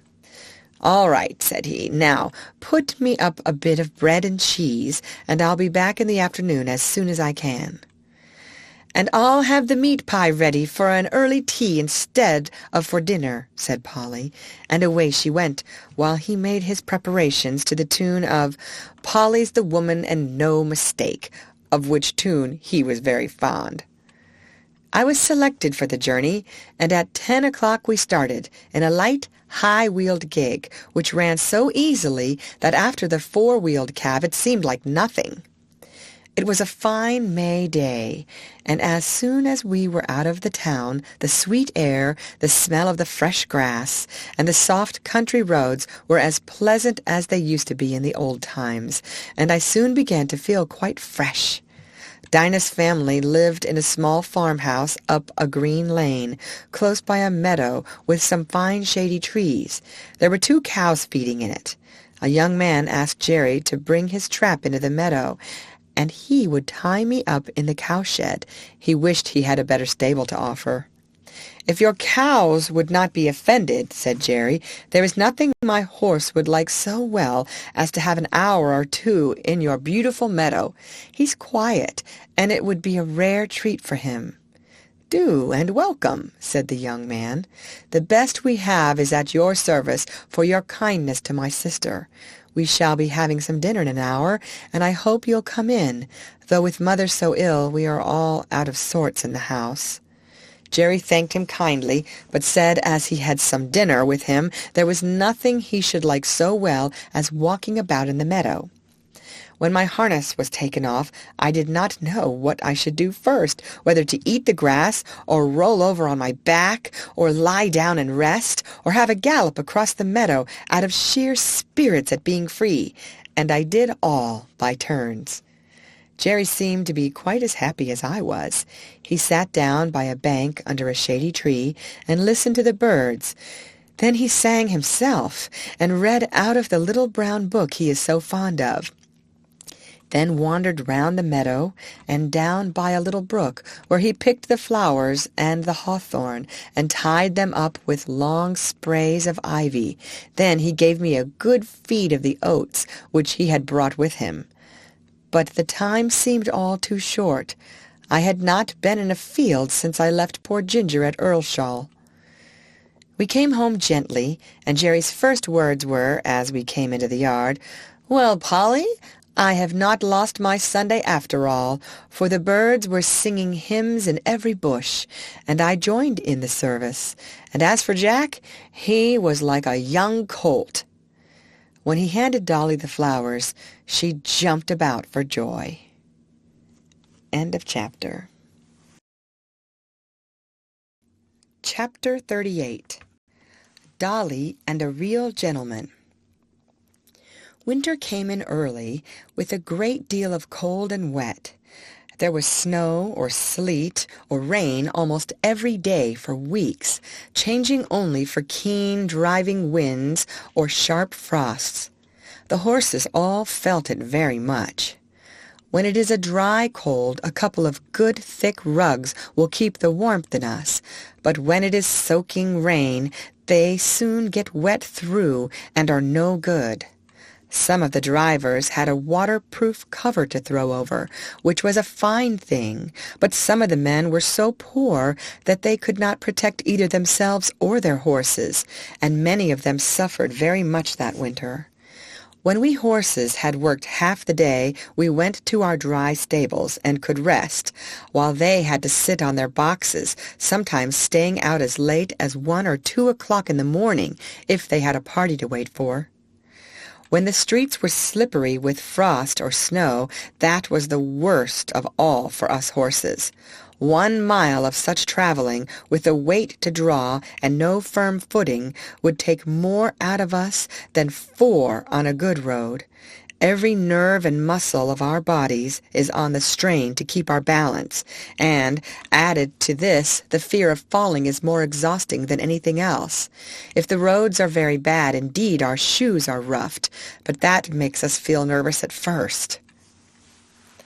When the weather was very bad, many of the men would go and sit in the tavern close by, and get someone to watch for them. But they often lost a fare in that way, and could not, as Jerry said, be there without spending money. He never went to the Rising Sun. There was a coffee shop near, where he now and then went, or he bought of an old man who came to our rank with tins of hot coffee and pies. It was his opinion that spirits and beer made a man colder afterward, and that dry clothes, good food, cheerfulness, and a comfortable wife at home were the best things to keep a cabman warm. Polly always supplied him with something to eat when he could not get home, and sometimes he would see little Dolly peeping from the corner of the street to make sure if "father" was on the stand. If she saw him, she would run off at full speed and soon come back with something in a tin or basket, some hot soup or pudding Polly had ready. It was wonderful how such a little thing could get safely across the street, often thronged with horses and carriages, but she was a brave little maid and felt it quite an honor to bring father's first course, as he used to call it. She was a general favorite on the stand, and there was not a man who would not have seen her safely across the street if Jerry had not been able to do it. One cold, windy day, Dolly had brought Jerry a basin of something hot, and was standing by him while he ate it. He had scarcely begun when a gentleman, walking toward us very fast, held up his umbrella. Jerry touched his hat in return, gave the basin to Dolly, and was taking off my cloth, when the gentleman, hastening up, cried out, "No, no, finish your soup, my friend. I have not much time to spare, but I can wait till you have done, and set your little girl safe on the pavement." So saying, he seated himself in the cab. Jerry thanked him kindly, and came back to Dolly. "There, Dolly, that's a gentleman. That's a real gentleman, Dolly. He has got time and thought for the comfort of a poor cabman and a little girl." Jerry finished his soup, set the child across, and then took his orders to drive to Clapham Rise. Several times after that, the same gentleman took our cab. I think he was very fond of dogs and horses, for whenever we took him to his own door, 2 or 3 dogs would come bounding out to meet him. Sometimes he came round and patted me, saying in his quiet, pleasant way, "This horse has got a good master, and he deserves it." It was a very rare thing for anyone to notice the horse that had been working for him. I have known ladies to do it now and then, and this gentleman and 1 or 2 others have given me a pat and a kind word, but 99 persons out of 100 would as soon think of patting the steam engine that drew the train. The gentleman was not young, and there was a forward stoop in his shoulders, as if he was always going at something. His lips were thin and close shut, though they had a very pleasant smile. His eye was keen, and there was something in his jaw and the motion of his head that made one think he was very determined in anything he set about. His voice was pleasant and kind. Any horse would trust that voice, though it was just as decided as everything else about him. One day he and another gentleman took our cab. They stopped at a shop on the street, and while his friend went in, he stood at the door. A little ahead of us, on the other side of the street, a cart with 2 very fine horses was standing before some wine vaults. The carter was not with them, and I cannot tell how long they had been standing, but they seemed to think they had waited long enough and began to move off. Before they had gone many paces, the carter came running out and caught them. He seemed furious at their having moved, and with whip and rein punished them brutally, even beating them about the head. Our gentleman saw it all, and stepping quickly across the street, said in a decided voice, "If you don't stop that directly, I'll have you arrested for leaving your horses and for brutal conduct." The man, who had clearly been drinking, poured forth some abusive language, but he left off knocking the horses about, and taking the reins, got into his cart. Meantime our friend had quietly taken a notebook from his pocket, and looking at the name and address painted on the cart, he wrote something down. "What do you want with that?" growled the carter, as he cracked his whip and was moving on. A nod and a grim smile was the only answer he got. On returning to the cab, our friend was joined by his companion, who said laughingly, "I should have thought right. You had enough business of your own to look after without troubling yourself about other people's horses and servants." Our friend stood still for a moment, and throwing his head a little back, "Do you know why this world is as bad as it is?" "No," said the other. "Then I'll tell you. It is because people think only about their own business, and won't trouble themselves to stand up for the oppressed, nor bring the wrongdoer to light. I never see a wicked thing like this without doing what I can, and many a master has thanked me for letting him know how his horses have been used." "I wish there were more gentlemen like you, sir," said Jerry, "for they are wanted badly enough in this city." After this we continued our journey, and as they got out of the cab, our friend was saying, "My doctrine is this, that if we see cruelty or wrong that we have the power to stop and do nothing, we make ourselves sharers in the guilt." End of chapter. Chapter 39. Seedy Sam. I should say that for a cab horse I was very well off indeed.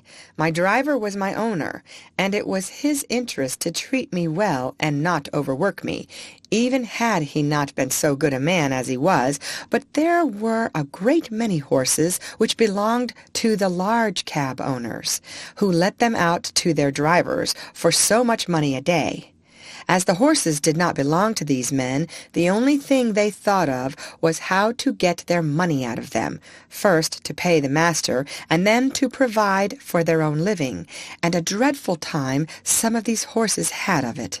Of course, I understood but little, but it was often talked over on the stand, and the governor, who was a kind-hearted man and fond of horses, would sometimes speak up if one came in very much jaded or ill-used.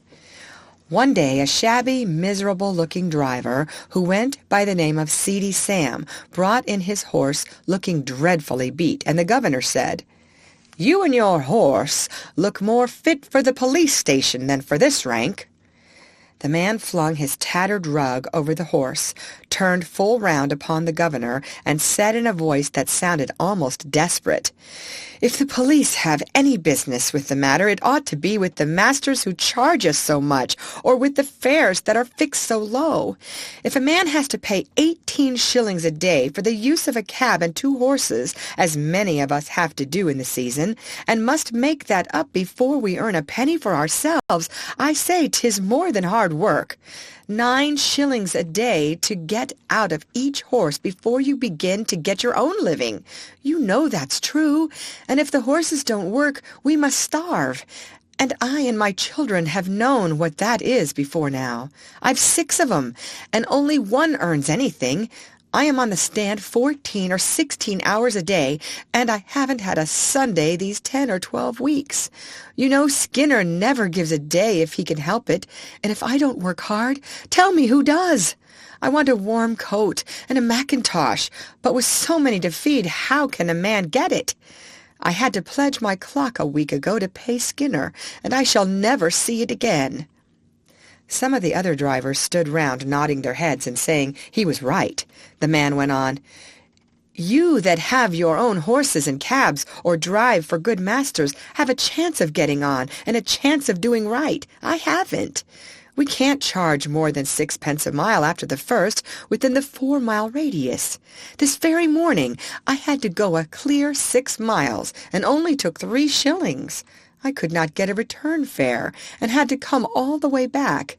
There's 12 miles for the horse, and 3 shillings for me. After that I had a 3-mile fare, and there were bags and boxes enough to have brought in a good many 2 pences if they had been put outside. But you know how people do. All that could be piled up inside on the front seat were put in, and 3 heavy boxes went on the top. That was 6 pence, and the fare one and 6 pence. Then I got a return for a shilling. Now that makes 18 miles for the horse and 6 shillings for me. There's 3 shillings still for that horse to earn, and 9 shillings for the afternoon horse before I touch a penny. Of course, it is not always so bad as that, but you know it often is. And I say 'tis a mockery to tell a man that he must not overwork his horse, for when a beast is downright tired, there's nothing but the whip that will keep his legs a-going. You can't help yourself. You must put your wife and children before the horse. The masters must look to that. We can't. I don't ill-use my horse for the sake of it. None of you can say I do. There's wrong lays somewhere, never a day's rest, never a quiet hour with the wife and children. I often feel like an old man, though I'm only 45. You know how quick some of the gentry are to suspect us of cheating and overcharging. Why, they stand with their purses in their hands, counting it over to a penny, and looking at us as if we were pickpockets. I wish some of 'em had got to sit on my box 16 hours a day and get a living out of it, and 18 shillings beside, and that in all weathers. They would not be so uncommon particular never to give us a sixpence over, or to cram all the luggage inside. Of course, some of 'em tip us pretty handsome now and then, or else we could not live, but you can't depend upon that." The men who stood round much approved this speech, and one of them said, "It is desperate hard, and if a man sometimes does what is wrong, it is no wonder, and if he gets a dram too much, who's to blow him up?" Jerry had taken no part in this conversation, but I never saw his face look so sad before. The governor had stood with both his hands in his pockets. Now he took his handkerchief out of his hat and wiped his forehead. "You've beaten me, Sam," he said, "for it's all true, and I won't cast it up to you any more about the police. It was the look in that horse's eye that came over me. It is hard lines for man, and it is hard lines for beast, and who's to mend it I don't know. But anyway, you might tell the poor beast that you were sorry to take it out of him in that way.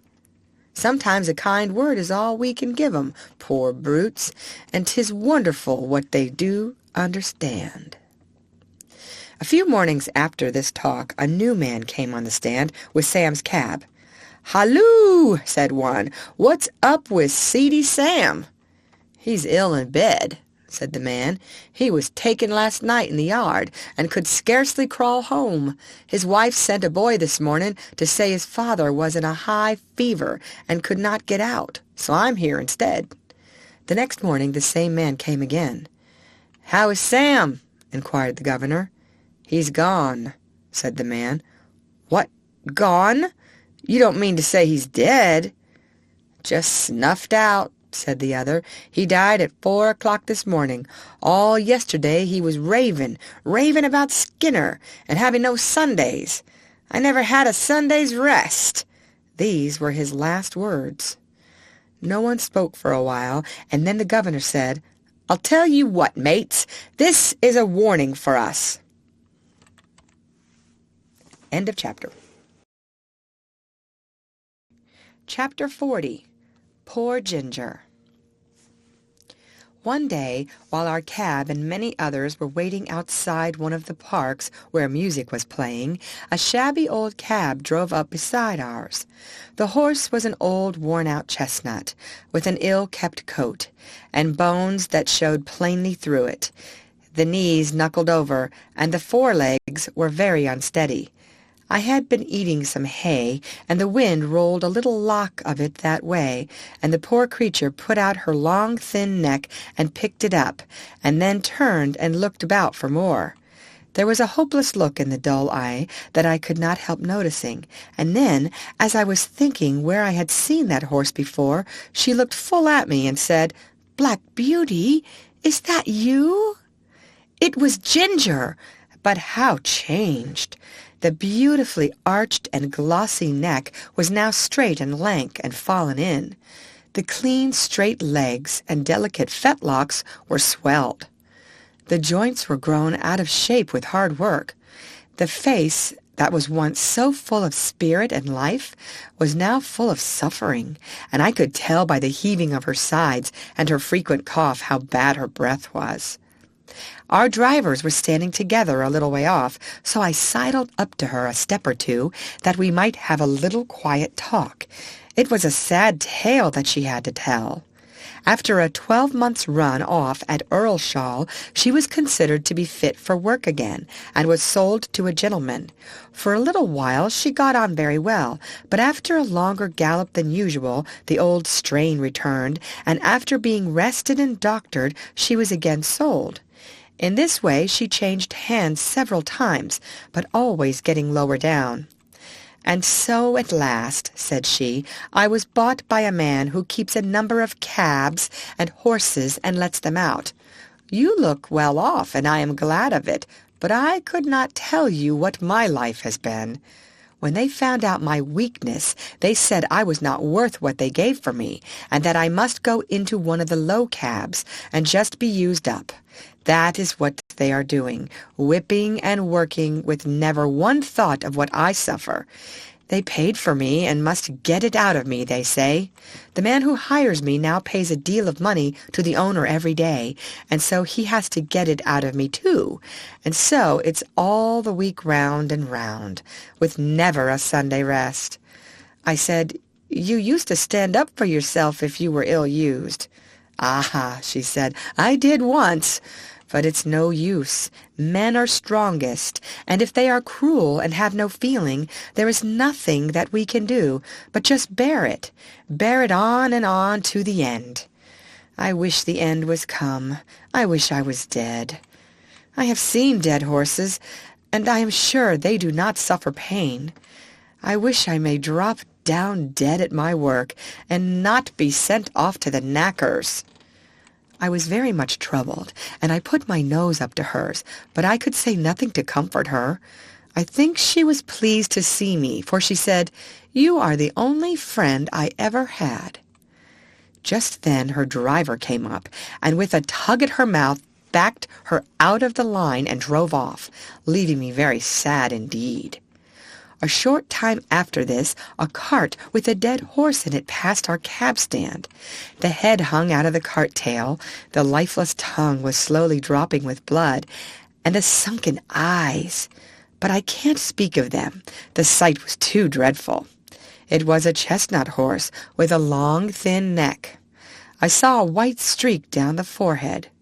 I believe it was Ginger. I hoped it was, for then her troubles would be over. Oh, if men were more merciful, they would shoot us before we came to such misery. End of chapter. Chapter 41. The Butcher. I saw a great deal of trouble among the horses in London, and much of it might have been prevented by a little common sense. We horses do not mind hard work if we are treated reasonably, and I am sure there are many driven by quite poor men who have a happier life than I had when I used to go in the Countess's carriage with my silver-mounted harness and high feeding.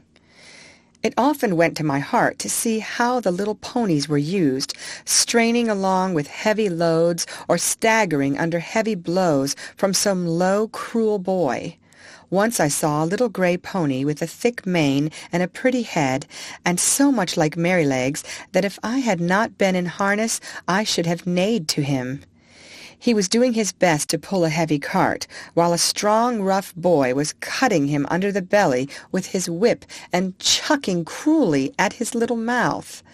Could it be Merrylegs? It was just like him.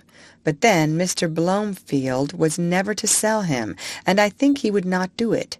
But this might have been quite as good a little fellow, and had as happy a place when he was young. I often noticed the great speed at which butchers' horses were made to go, though I did not know why it was so till one day when we had to wait some time in St. John's Wood. There was a butcher's shop next door, and as we were standing, a butcher's cart came dashing up at a great pace. The horse was hot and much exhausted. He hung his head down, while his heaving sides and trembling legs showed how hard he had been driven. The lad jumped out of the cart and was getting the basket when the master came out of the shop much displeased. After looking at the horse, he turned angrily to the lad.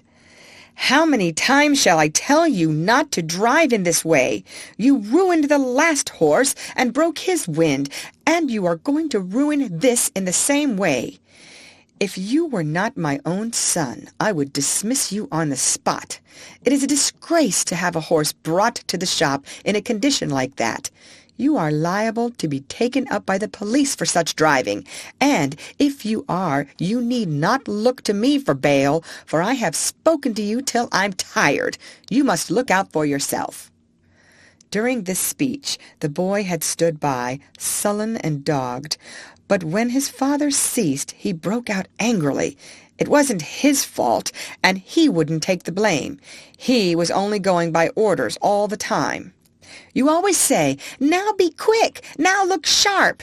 And when I go to the houses, one wants a leg of mutton for an early dinner, and I must be back with it in a quarter of an hour. Another cook has forgotten to order the beef. I must go and fetch it and be back in no time, or the mistress will scold. And the housekeeper says they have company coming unexpectedly and must have some chops sent up directly. And the lady at number 4 in the Crescent never orders her dinner till the meat comes in for lunch, and it's nothing but hurry, hurry all the time. If the gentry would think of what they want and order their meat the day before, there need not be this blow-up." "I wish to goodness they would," said the butcher. "'Twould save me a wonderful deal of harass, and I could suit my customers much better if I knew beforehand. But there, what's the use of talking? Who ever thinks of a butcher's convenience or a butcher's horse? Now, then, take him in and look to him well. Mind, he does not go out again today, and if anything else is wanted, you must carry it yourself in the basket." With that he went in, and the horse was led away. But all boys are not cruel.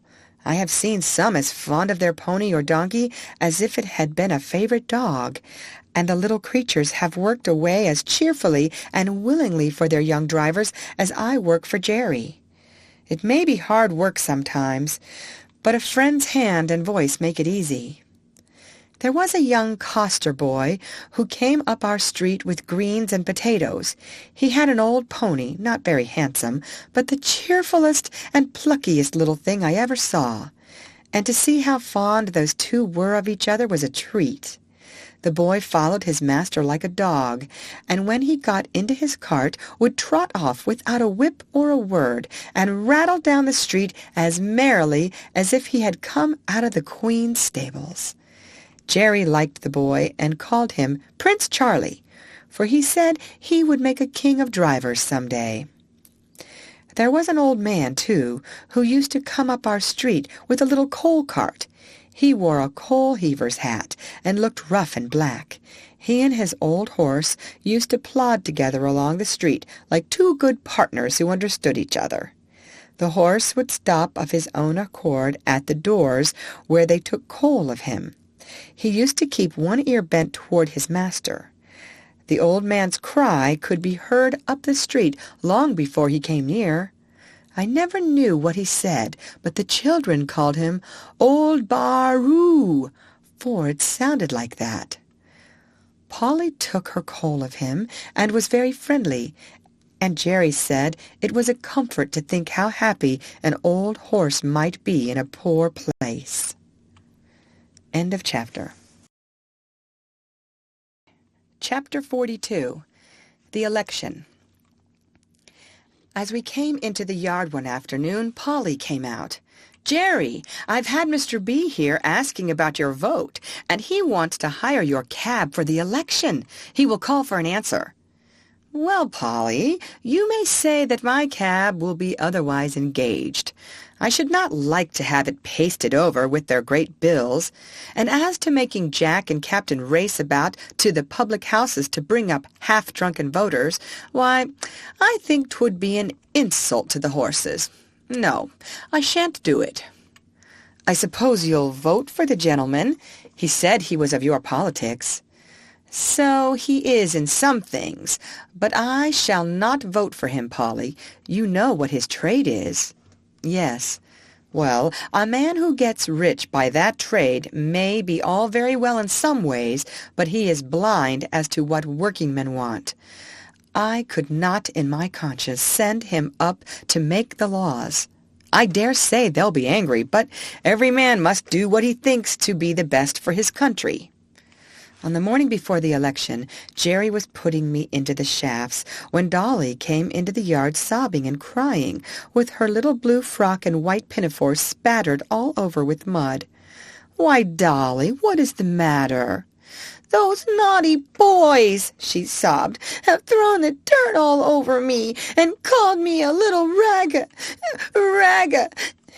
"They called her a little blue ragamuffin, father," said Harry, who ran in looking very angry. "But I have given it to them. They won't insult my sister again. I have given them a thrashing they will remember. A set of cowardly, rascally, orange blackguards."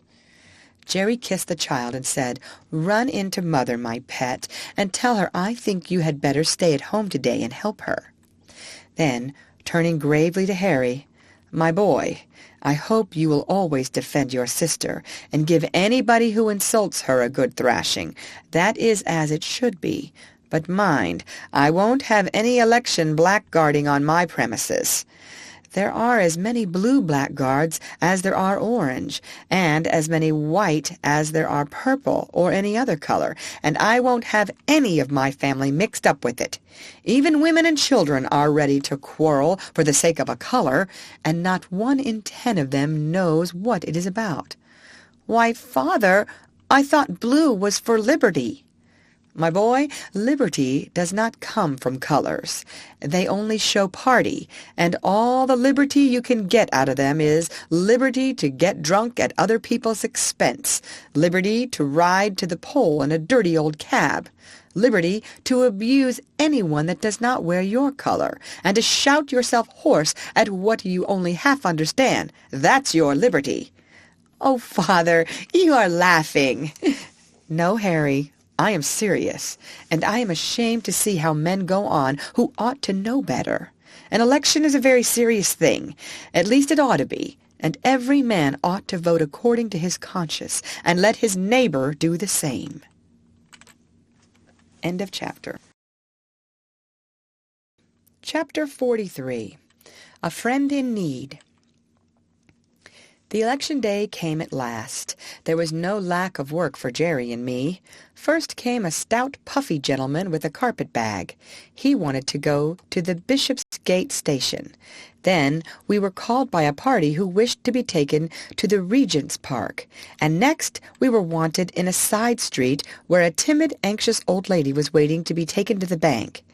There we had to stop to take her back again, and just as we had set her down, a red-faced gentleman with a handful of papers came running up out of breath, and before Jerry could get down he had opened the door, popped himself in, and called out, "Bow Street Police Station, quick!"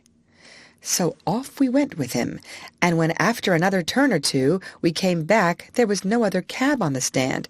Jerry put on my nose-bag, for as he said, we must eat when we can on such days as these. So munch away, Jack, and make the best of your time, old boy. I found I had a good feed of crushed oats wetted up with a little bran. This would be a treat any day, but very refreshing then. Jerry was so thoughtful and kind. What horse would not do his best for such a master? Then he took out one of Polly's meat pies, and standing near me, he began to eat it. The streets were very full, and the cabs with the candidates' colors on them were dashing about through the crowd as if life and limb were of no consequence. We saw 2 people knocked down that day, and one was a woman. The horses were having a bad time of it, poor things, but the voters inside thought nothing of that. Many of them were half drunk, hurrahing out of the cab windows if their own party came by. It was the first election I had seen, and I don't want to be in another, though I have heard things are better now. Jerry and I had not eaten many mouthfuls before a poor young woman carrying a heavy child came along the street. She was looking this way and that way and seemed quite bewildered. Presently she made her way up to Jerry and asked if he could tell her the way to St. Thomas's Hospital and how far it was to get there. She had come from the country that morning, she said, in a market cart. She did not know about the election and was quite a stranger in London. She had got an order for the hospital for her little boy. The child was crying with a feeble, pining cry. "Poor little fellow," she said. "He suffers a deal of pain. He is 4 years old and can't walk any more than a baby, but the doctor said if I could get him into the hospital he might get well. Pray, sir, how far is it, and which way is it?" "Why, Mrs. said Jerry. "You can't get there walking through crowds like this. Why, it is 3 miles away, and that child is heavy." "Yes, bless him, he is, but I am strong, thank God, and if I knew the way, I think I should get on somehow. Please tell me the way." "You can't do it," said Jerry. "You might be knocked down and the child be run over. Now look here, just get into this cab, and I'll drive you safe to the hospital. Don't you see the rain is coming on?" "No, sir, no, I can't do that. Thank you. I have only just money enough to get back with. Please tell me the way." "Look you here, missus," said Jerry. "I've got a wife and dear children at home, and I know a father's feelings. Now get you into that cab, and I'll take you there for nothing. I'd be ashamed of myself to let a woman and a sick child run a risk like that." "Heaven bless you," said the woman, and burst into tears. "There, there, cheer up, my dear. I'll soon take you there. Come, let me put you inside." As Jerry went to open the door, 2 men with colors in their hats and buttonholes ran up, calling out, "Cab!" "Engaged!" cried Jerry, but one of the men, pushing past the woman, sprang into the cab, followed by the other. Jerry looked as stern as a policeman. "This cab is already engaged, gentlemen, by that lady." "Lady?" said one of them. "Oh, she can wait. Our business is very important. Besides, we were in first. It is our right, and we shall stay in." A droll smile came over Jerry's face as he shut the door upon them. "All right, gentlemen. Pray stay in as long as it suits you. I can wait while you rest yourselves." And turning his back upon them, he walked up to the young woman who was standing near me. "They'll soon be gone," he said, laughing. "Don't trouble yourself, my dear." And they soon were gone, for when they understood Jerry's dodge, they got out, calling him all sorts of bad names, and blustering about his number and getting a summons. After this little stoppage, we were soon on our way to the hospital, going as much as possible through by-streets. Jerry rung the great bell and helped the young woman out. "Thank you 1,000 times," she said. "I could never have got here alone." "You're kindly welcome, and I hope the dear child will soon be better." He watched her go in at the door, and gently he said to himself, "Inasmuch as ye have done it to one of the least of these." Then he patted my neck, which was always his way when anything pleased him. The rain was now coming down fast, and just as we were leaving the hospital, the door opened again, and the porter called out, "Cab!"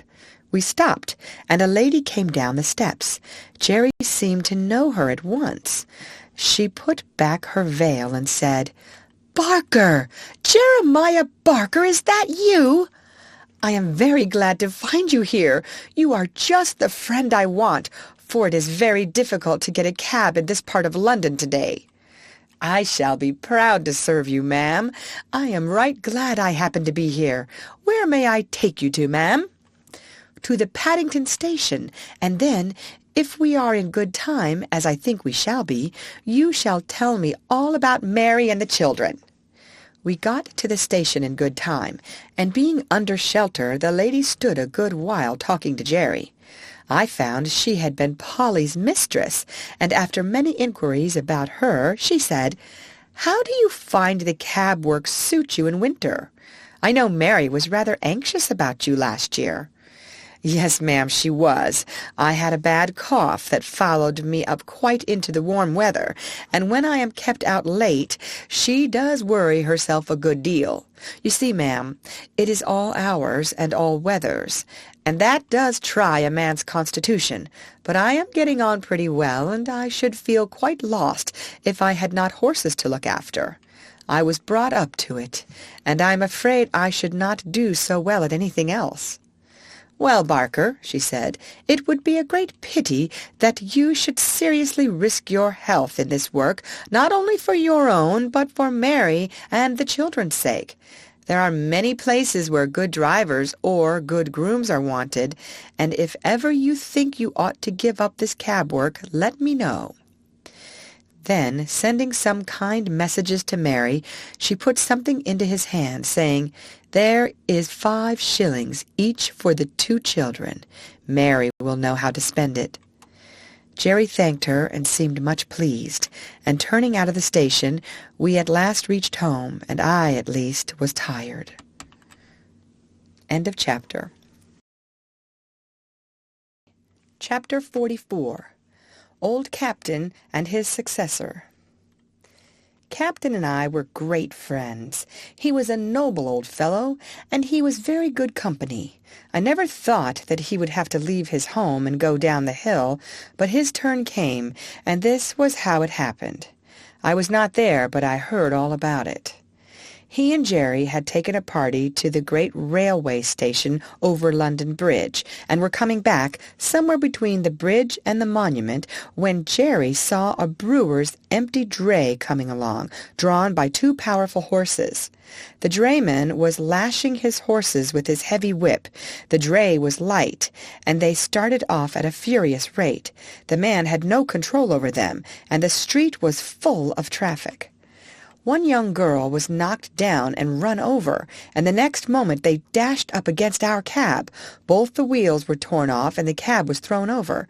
Captain was dragged down. The shafts splintered, and one of them ran into his side. Jerry, too, was thrown, but was only bruised. Nobody could tell how he escaped. He always said 'twas a miracle. When poor Captain was got up, he was found to be very much cut and knocked about. Jerry led him home gently, and a sad sight it was to see the blood soaking into his white coat and dropping from his side and shoulder. The drayman was proved to be very drunk, and was fined, and the brewer had to pay damages to our master, but there was no one to pay damages to poor Captain. The farrier and Jerry did the best they could to ease his pain and make him comfortable. The fly had to be mended, and for several days I did not go out, and Jerry earned nothing. The first time we went to the stand after the accident, the governor came up to hear how Captain was. "He'll never get over it," said Jerry, "at least not for my work." So the farrier said this morning. "He says he may do for carting and that sort of work." It has put me out very much. Carting, indeed. I've seen what horses come to at that work round London. I only wish all the drunkards could be put in a lunatic asylum instead of being allowed to run foul of sober people. If they would break their own bones and smash their own carts and lame their own horses, that would be their own affair, and we might let them alone. But it seems to me that the innocent always suffer, and then they talk about compensation. You can't make compensation. There's all the trouble, and vexation, and loss of time, besides losing a good horse that's like an old friend. It's nonsense talking of compensation. If there's one devil that I should like to see in the bottomless pit more than another, it's the drink devil. "I say, Jerry," said the governor, "you are treading pretty hard on my toes, you know. I'm not so good as you are. More shame to me, I wish I was." "Well," said Jerry, "why don't you cut with it, governor? You are too good a man to be the slave of such a thing." "I'm a great fool, Jerry, but I tried once for 2 days, and I thought I should have died. How did you do?" "I had hard work at it for several weeks. You see, I never did get drunk, but I found that I was not my own master, and that when the craving came on, it was hard work to say no. I saw that one of us must knock under, the drink devil or Jerry Barker, and I said that it should not be Jerry Barker, God helping me, but it was a struggle, and I wanted all the help I could get, for till I tried to break the habit, I did not know how strong it was. But then Polly took such pains that I should have good food, and when the craving came on, I used to get a cup of coffee or some peppermint, or read a bit in my book, and that was a help to me. Sometimes I had to say over and over to myself, "Give up the drink or lose your soul. Give up the drink or break Polly's heart." But thanks be to God and my dear wife, my chains were broken, and now for 10 years I have not tasted a drop and never wish for it. "I've a great mind to try at it," said Grant, "for 'tis a poor thing not to be one's own master." "Do, Governor, do. You'll never repent it. And what a help it would be to some of the poor fellows in our rank if they saw you do without it. I know there's 2 or 3 would like to keep out of that tavern if they could." At first Captain seemed to do well, but he was a very old horse, and it was only his wonderful constitution and Jerry's care that had kept him up at the cab work so long. Now he broke down very much.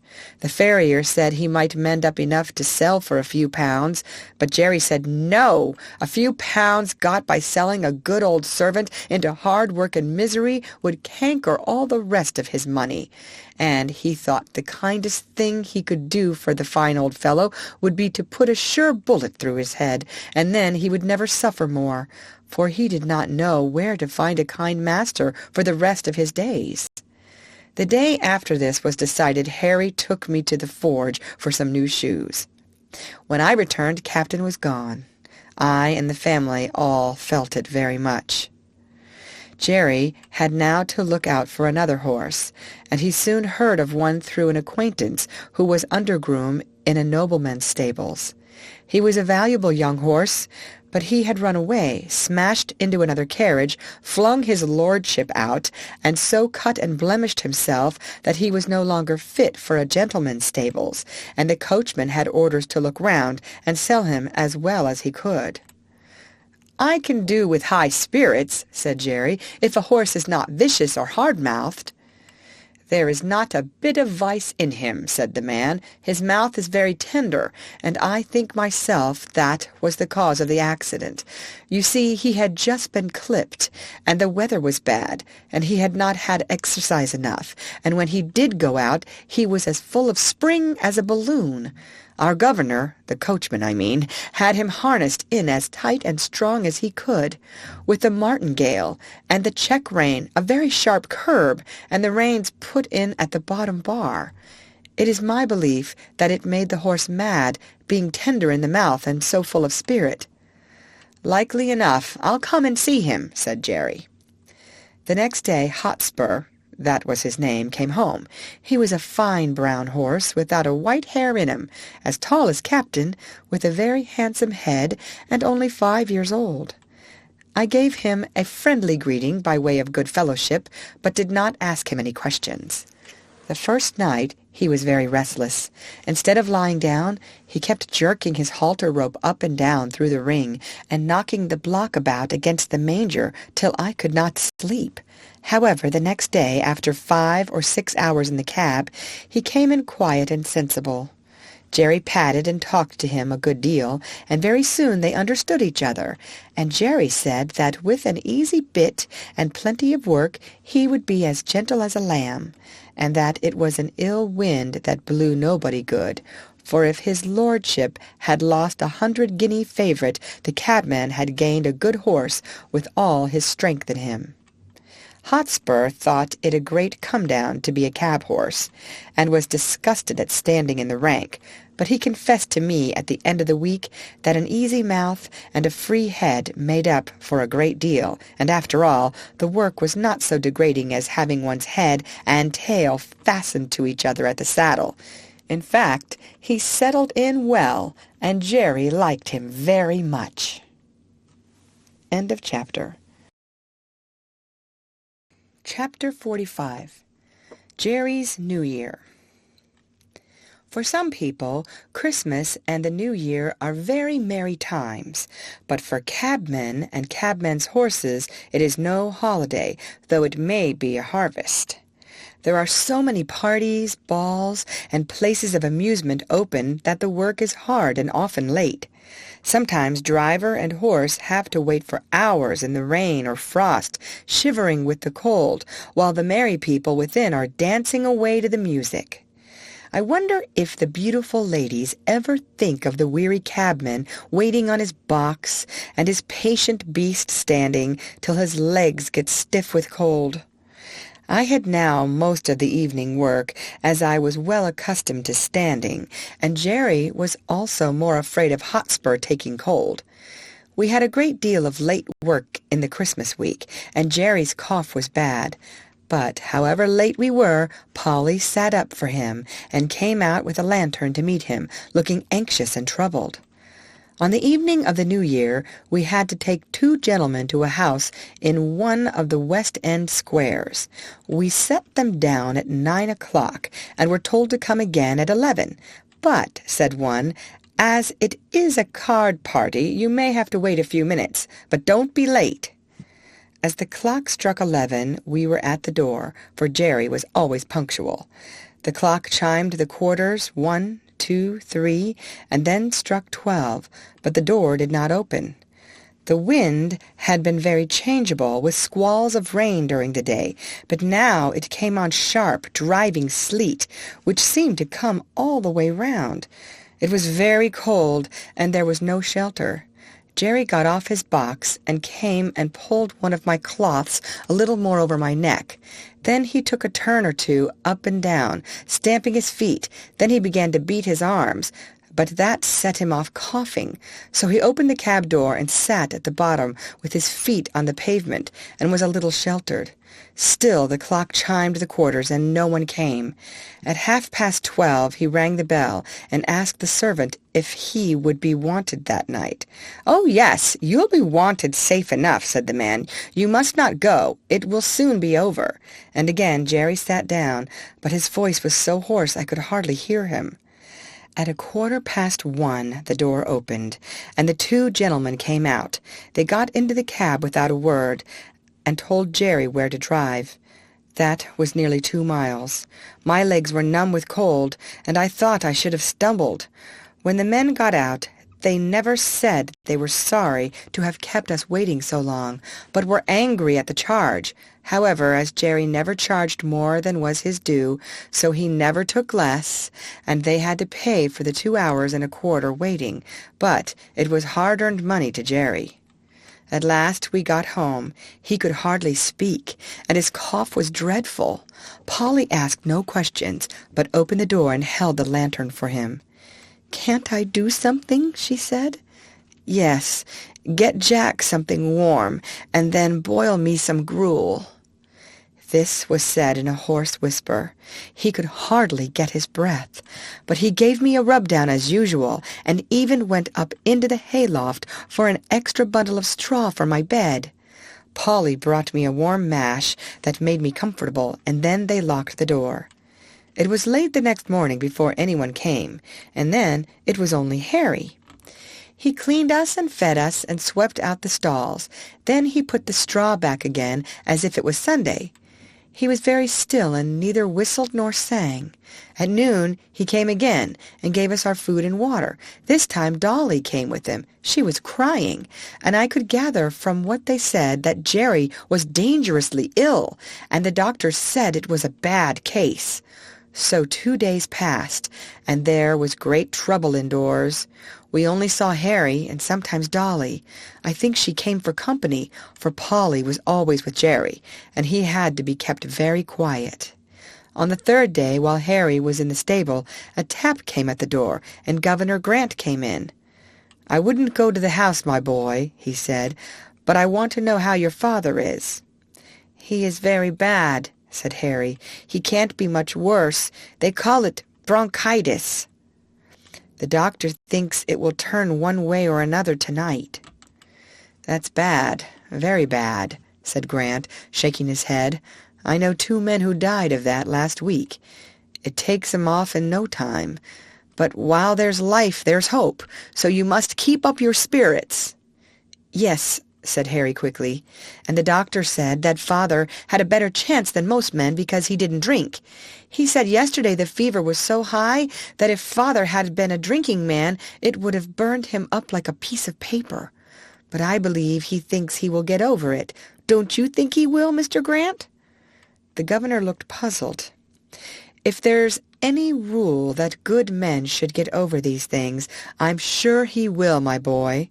He's the best man I know. I'll look in early tomorrow." Early next morning he was there. "Well?" said he. "Father is better," said Harry. "Mother hopes he will get over it." "Thank God," said the governor, "and now you must keep him warm and keep his mind easy. And that brings me to the horses. You see, Jack will be all the better for the rest of a week or two in a warm stable, and you can easily take him a turn up and down the street to stretch his legs. But this young one, if he does not get work, he will soon be all up on end, as you may say, and will be rather too much for you. And when he does go out, there'll be an accident." "It is like that now," said Harry. "I have kept him short of corn, but he's so full of spirit I don't know what to do with him." "Just so," said Grant. "Now look here. Will you tell your mother that if she is agreeable, I will come for him every day till something is arranged, and take him for a good spell of work, and whatever he earns, I'll bring your mother half of it, and that will help with the horses' feed. Your father is in a good club, I know, but that won't keep the horses, and they'll be eating their heads off all this time. I'll come at noon and hear what she says." And without waiting for Harry's thanks, he was gone. At noon I think he went and saw Polly, for he and Harry came to the stable together, harnessed Hotspur, and took him out. For a week or more he came for Hotspur, and when Harry thanked him or said anything about his kindness, he laughed it off, saying it was all good luck for him, for his horses were wanting a little rest, which they could not otherwise have had. Jerry grew better steadily, but the doctor said that he must never go back to the cab work again if he wished to be an old man. The children had many consultations together about what father and mother would do and how they could help to earn money. One afternoon Hotspur was brought in very wet and dirty. "The streets are nothing but slush," said the governor. "It will give you a good warming, my boy, to get him clean and dry." "All right, Governor," said Harry. "I shall not leave him till he is. You know I have been trained by my father." "I wish all the boys had been trained like you," said the governor. While Harry was sponging off the mud from Hotspur's body and legs, Dolly came in, looking very full of something. "Who lives at Fairstowe, Harry? Mother has got a letter from Fairstowe. She seemed so glad, and ran upstairs to father with it." "Don't you know? Why, it is the name of Mrs. Fowler's place, Mother's old mistress. You know, the lady that Father met last summer, who sent you and me 5 shillings each?" "Oh, Mrs. Fowler, of course.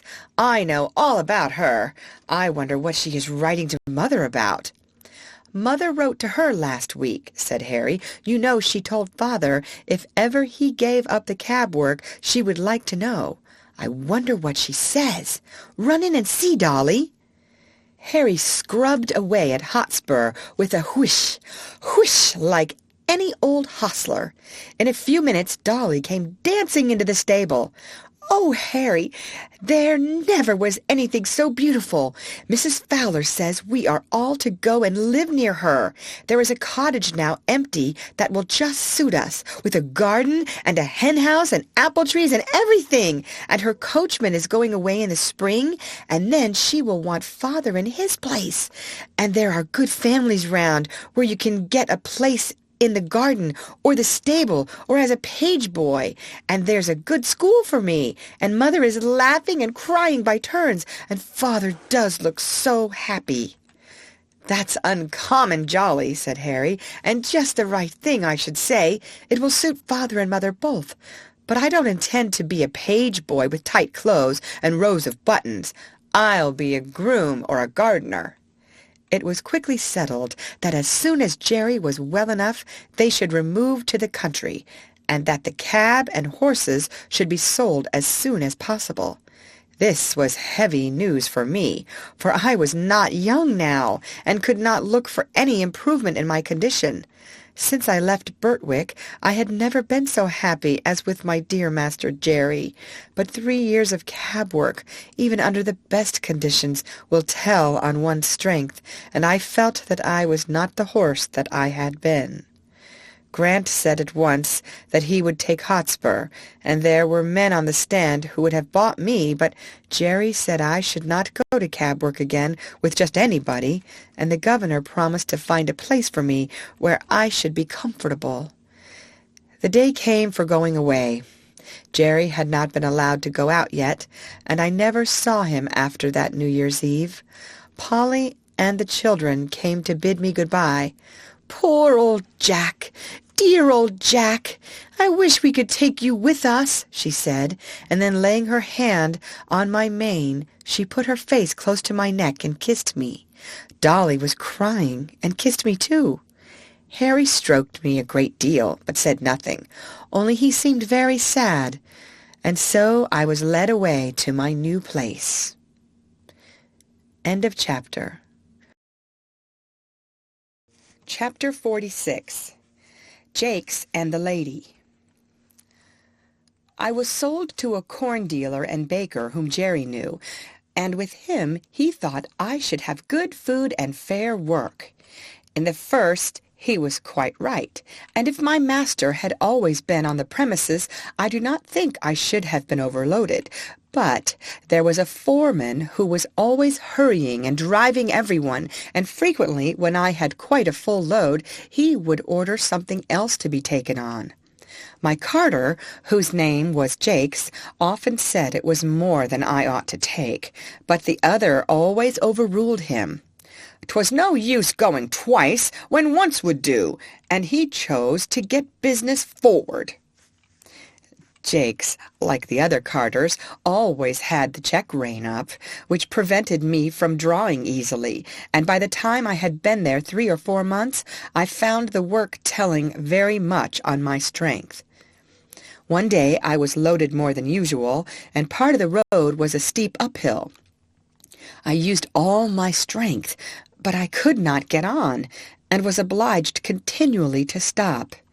This did not please my driver, and he laid his whip on badly. "Get on, you lazy fellow," he said, "or I'll make you." Again I started the heavy load, and struggled only a few yards. Again the whip came down, and again I struggled forward. The pain of that great cart whip was sharp, but my mind was hurt quite as much as my poor sides. To be punished and abused when I was doing my very best was so hard it took the heart out of me. A third time he was flogging me cruelly, when a lady stepped quickly up to him and said in a sweet, earnest voice, "Oh, pray, do not whip your good horse any more. I am sure he is doing all he can, and the road is very steep. I am sure he is doing his best." "If doing his best won't get this load up, he must do something more than his best. That's all I know, ma'am," said Jakes. "But is it not a heavy load?" she said. Yes, too heavy," he said, "but that's not my fault. The foreman came just as we were starting, and would have 300 weight more put on to save him trouble, and I must get on with it as well as I can." He was raising the whip again, when the lady said, "Pray stop. I think I can help you if you will let me." The man laughed. "You see," she said, "you do not give him a fair chance. He cannot use all his power with his head held back as it is with that check rein. If you would take it off, I am sure he would do better. Do try it," she said persuasively. "I should be very glad if you would." "Well, well," said Jakes with a short laugh, "anything to please a lady, of course. How far would you wish it down, ma'am?" "Quite down. Give him his head altogether." The rein was taken off, and in a moment I put my head down to my very knees. What a comfort it was!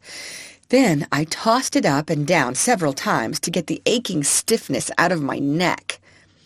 "Poor fellow, that is what you wanted," said she, patting and stroking me with her gentle hand. "And now, if you will speak kindly to him and lead him on, I believe he will be able to do better." Jakes took the rein. "Come on, Blackie." I put down my head and threw my whole weight against the collar. I spared no strength. The load moved on, and I pulled it steadily up the hill, and then stopped to take breath. The lady had walked along the footpath, and now came across into the road. She stroked and patted my neck, as I had not been patted for many a long day. You see, he was quite willing when you gave him the chance. I am sure he is a fine-tempered creature, and I dare say has known better days. You won't put that rein on again, will you?" For he was just going to hitch it up on the old plan. "Well, ma'am, I can't deny that having his head has helped him up the hill, and I'll remember it another time, and thank you, ma'am. But if he went without a check-rein, I should be the laughing-stock of all the carters. It is the fashion, you see." "Is it not better," she said, "to lead a good fashion than to follow a bad one? A great many gentlemen do not use check-reins now. Our carriage horses have not worn them for 15 years, and work with much less fatigue than those who have them. Besides," she added in a very serious voice, "we have no right to distress any of God's creatures without a very good reason. We call them dumb animals, and so they are, for they cannot tell us how they feel, but they do not suffer less because they have no words. But I must not detain you now. I thank you for trying my plan with your good horse, and I am sure you will find it far better than the whip. Good day." And with another soft pat on my neck, she stepped lightly across the path, and I saw her no more. "That was a real lady, I'll be bound for it," said Jakes to himself. "She spoke just as polite as if I was a gentleman, and I'll try her plan, uphill at any rate." And I must do him the justice to say that he let my rein out several holes, and going uphill after that, he always gave me my head. But the heavy loads went on. Good feed and fair rest will keep up one's strength under full work, but no horse can stand against overloading. And I was getting so thoroughly pulled down from this cause that a younger horse was bought in my place. I may as well mention here what I suffered at this time from another cause. I had heard horses speak of it, but had never myself had experience of the evil. This was a badly lighted stable.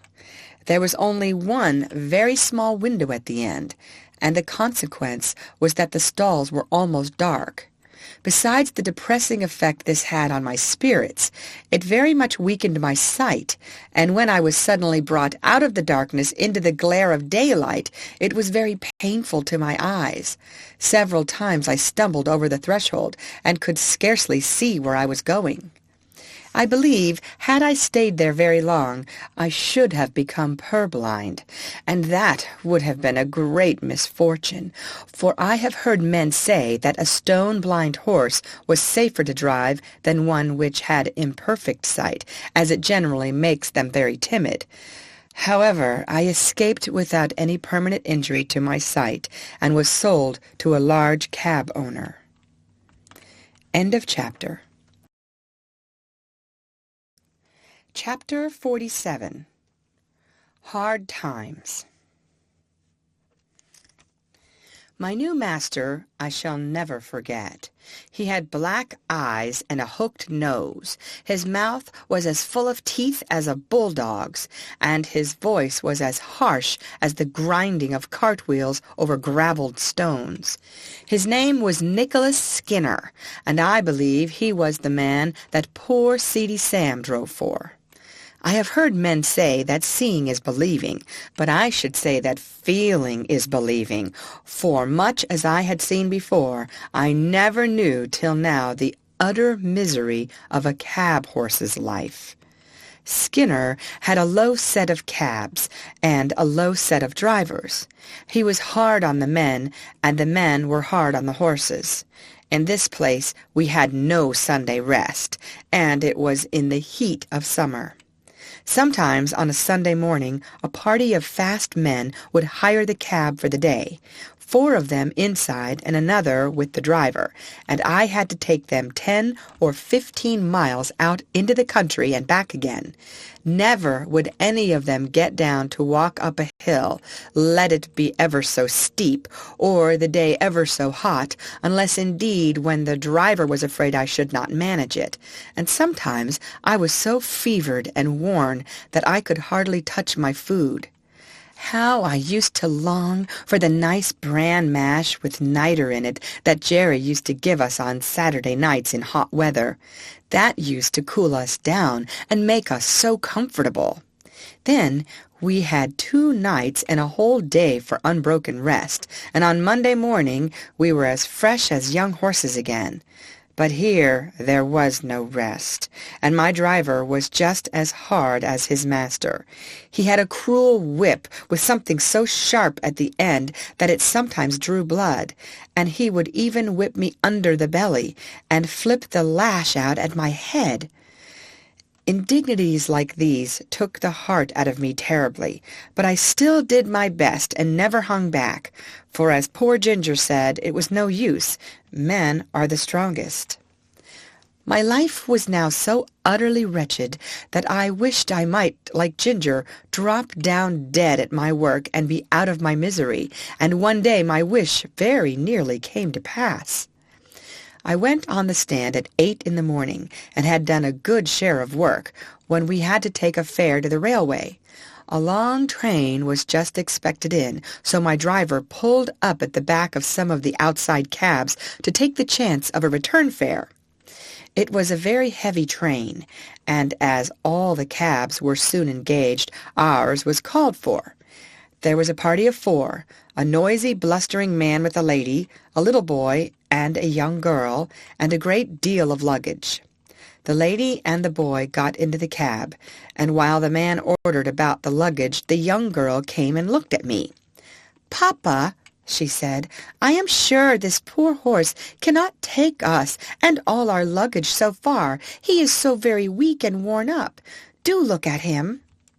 "Oh, he's all right, miss," said my driver. "He's strong enough."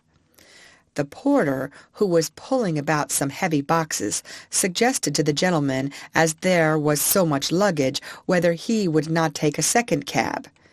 "Can your horse do it, or can't he?" said the blustering man. "Oh, he can do it all right, sir. Send up the boxes, porter. He could take more than that."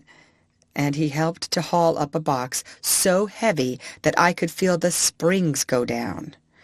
"Papa, Papa, do take a second cab," said the young girl in a beseeching tone. "I am sure we are wrong. I am sure it is very cruel." "Nonsense, Grace. Get in at once, and don't make all this fuss. A pretty thing it would be if a man of business had to examine every cab horse before he hired it. The man knows his own business, of course. There, get in and hold your tongue." My gentle friend had to obey, and box after box was dragged up and lodged on the top of the cab or settled by the side of the driver. At last all was ready, and with his usual jerk at the rein and slash of the whip, he drove out of the station. The load was very heavy, and I had had neither food nor rest since morning, but I did my best, as I always had done, in spite of cruelty and injustice. I got along fairly till we came to Ludgate Hill, but there the heavy load and my own exhaustion were too much. I was struggling to keep on, goaded by constant chucks of the rein and the use of the whip, when in a single moment, I cannot tell how, my feet slipped from under me, and I fell heavily to the ground on my side. The suddenness and the force with which I fell seemed to beat all the breath out of my body. I lay perfectly still.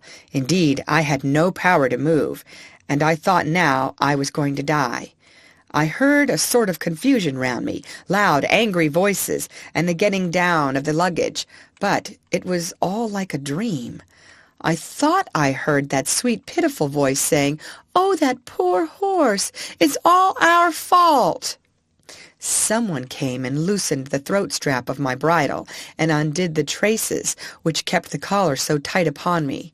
Someone said, "He's dead. He'll never get up again."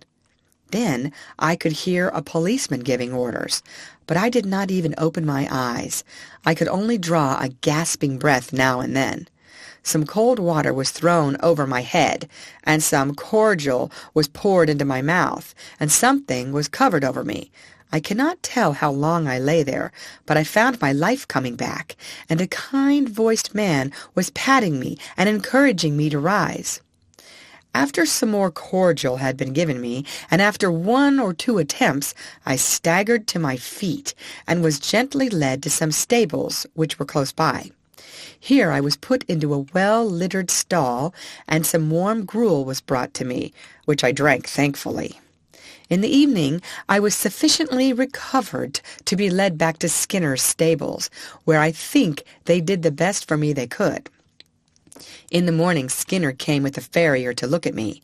He examined me very closely and said, "This is a case of overwork more than disease, and if you could give him a run-off for 6 months, he would be able to work again. But now there is not an ounce of strength left in him."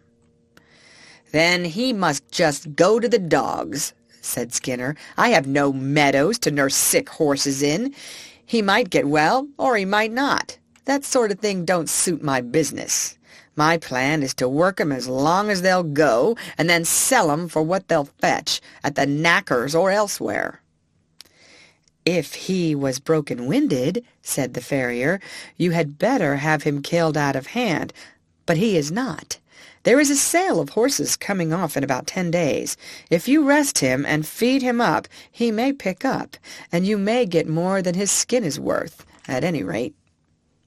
Upon this advice, Skinner, rather unwillingly, I think, gave orders that I should be well fed and cared for, and the stableman, happily for me, carried out the orders with a much better will than his master had in giving them. 10 days of perfect rest, plenty of good oats, hay, bran mashes, with boiled linseed mixed in them, did more to get up my condition than anything else could have done. Those linseed mashes were delicious, and I began to think, after all, it might be better to live than go to the dogs. When the 12th day after the accident came, I was taken to the sale, a few miles out of London. I felt that any change from my present place must be an improvement, so I held up my head and hoped for the best. End of chapter. Chapter 48. Farmer Thoroughgood and his grandson Willie. At this sale, of course, I found myself in company with the old broken-down horses, some lame, some broken-winded, some old, and some that I am sure it would have been merciful to shoot. The buyers and sellers, too, many of them, looked not much better off than the poor beasts they were bargaining about. There were poor old men trying to get a horse or a pony for a few pounds that might drag about some little wood or coal cart. There were poor men trying to sell a worn-out beast for 2 or 3 pounds rather than have the greater loss of killing him. Some of them looked as if poverty and hard times had hardened them all over. But there were others that I would have willingly used the last of my strength in serving, poor and shabby, but kind and human, with voices that I could trust. There was one tottering old man who took a great fancy to me, and I to him, but I was not strong enough.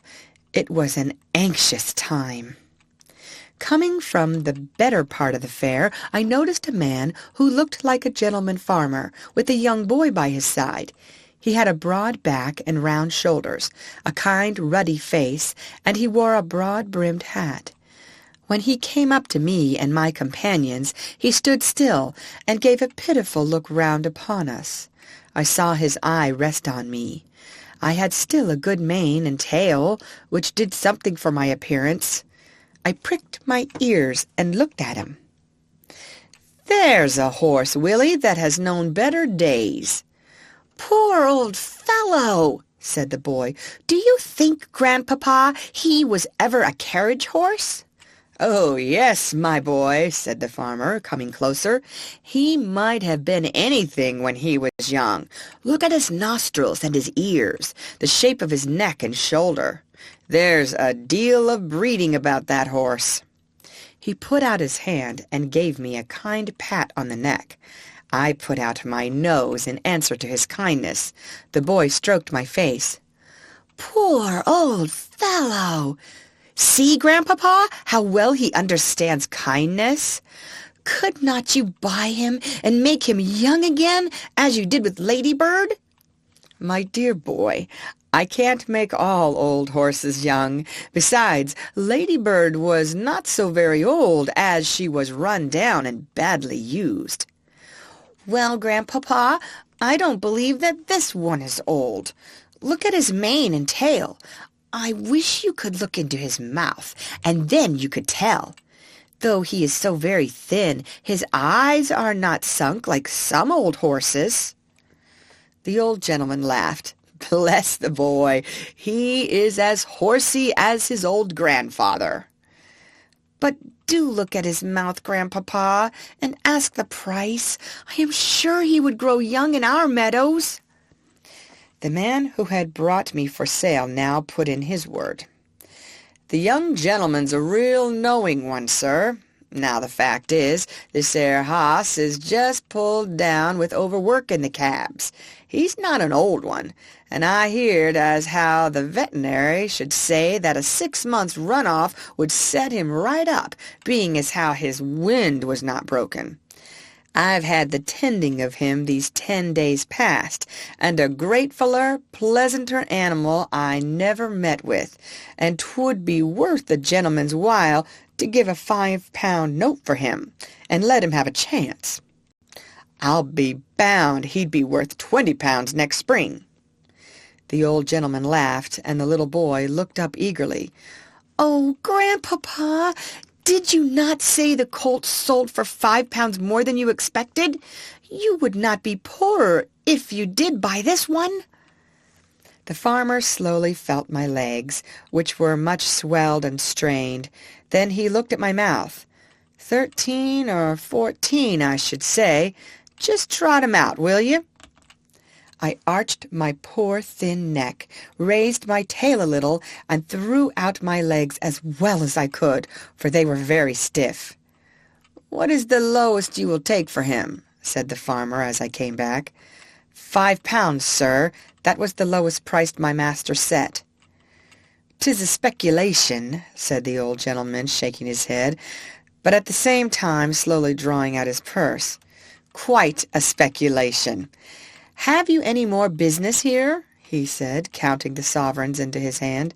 "No, sir. I can take him for you to the inn, if you please." "Do so. I am now going there." They walked forward, and I was led behind. The boy could hardly control his delight, and the old gentleman seemed to enjoy his pleasure.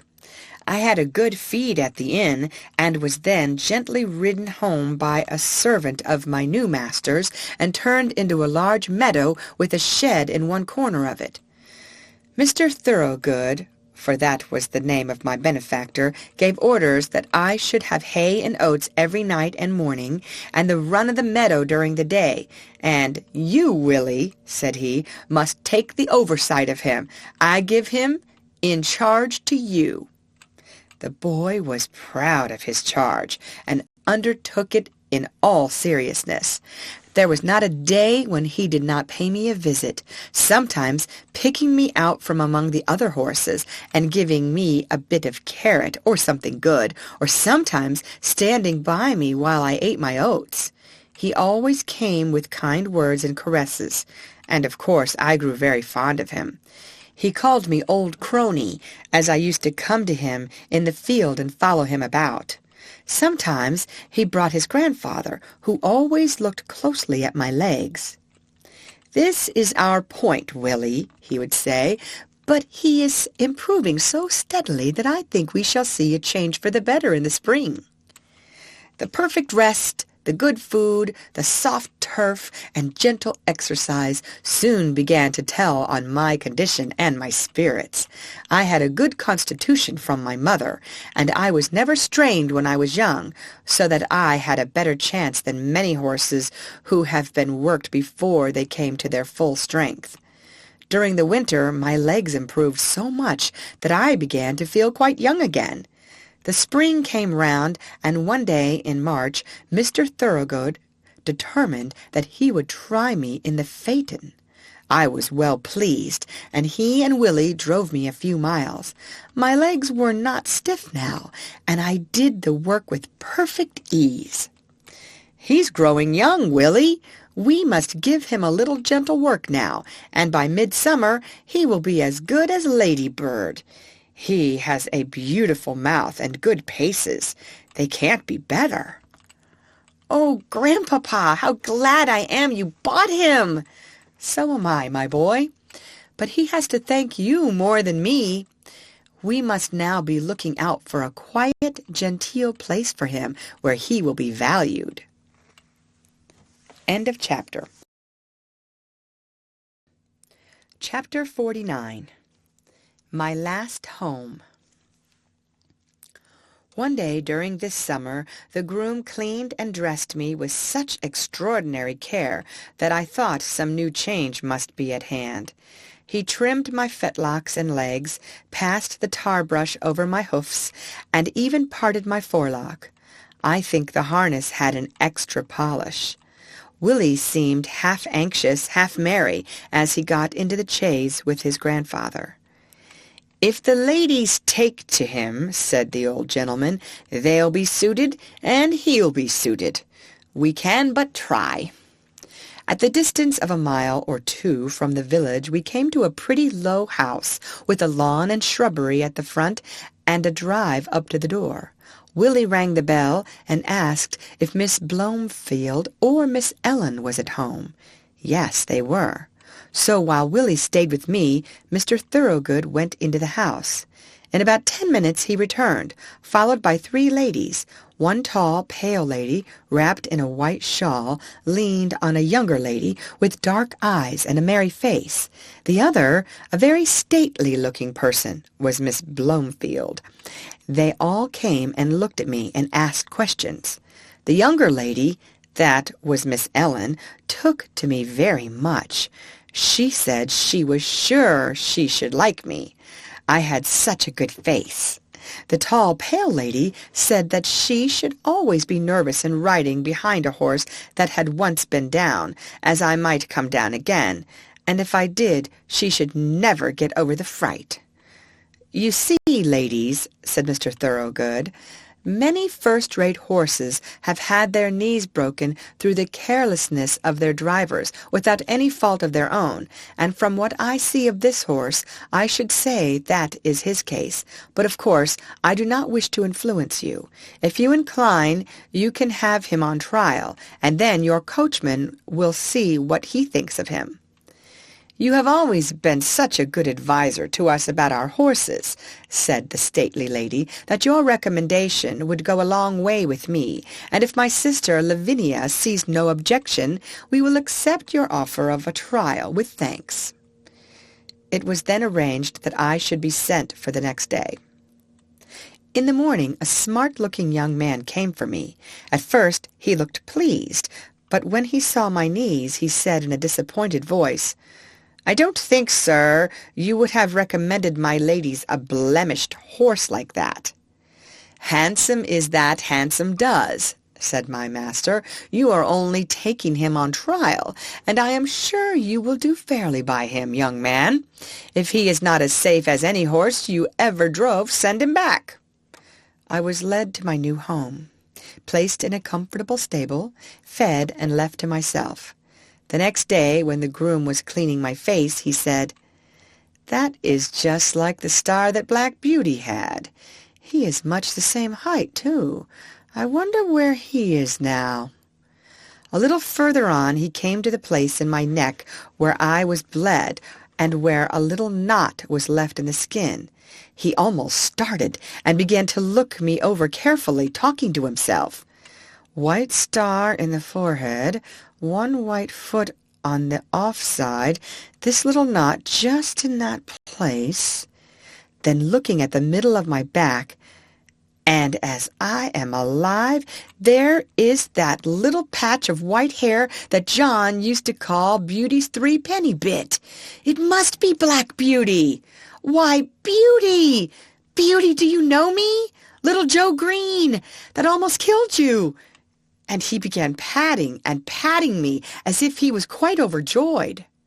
I could not say that I remembered him, for now he was a fine grown young fellow, with black whiskers and a man's voice. But I was sure he knew me, and that he was Joe Green, and I was very glad. I put my nose up to him, and tried to say that we were friends. I never saw a man so pleased. "Give you a fair trial? I should think so, indeed. I wonder who the rascal was that broke your knees, my old beauty. You must have been badly served out somewhere. Well, it won't be my fault if you haven't good times of it now. I wish John Manley was here to see you." In the afternoon I was put into a low park chair and brought to the door. Miss Ellen was going to try me, and Green went with her. I soon found that she was a good driver, and she seemed pleased with my paces. I heard Joe telling her about me, and that he was sure I was Squire Gordon's old black beauty. When we returned, the other sisters came out to hear how I had behaved myself. She told them what she had just heard, and said, "I shall certainly write to Mrs. Gordon and tell her that her favorite horse has come to us. How pleased she will be!" After this, I was driven every day for a week or so, and as I appeared to be quite safe, Miss Lavinia at last ventured out in the small closed carriage. After this, it was quite decided to keep me and call me by my old name of Black Beauty. I have now lived in this happy place a whole year. Joe is the best and kindest of grooms. My work is easy and pleasant, and I feel my strength and spirits all coming back again. Mr. Thorogood said to Joe the other day, "In your place he will last till he is 20 years old, perhaps more." Willie always speaks to me when he can, and treats me as his special friend. My ladies have promised that I shall never be sold, and so I have nothing to fear, and here my story ends. My troubles are all over, and I am at home. And often before I am quite awake, I fancy I am still in the orchard at Birtwick, standing with my old friends under the apple trees. The End. Read by Lorraine Montgomery for Lit to Go on the web at fcit.usf.edu.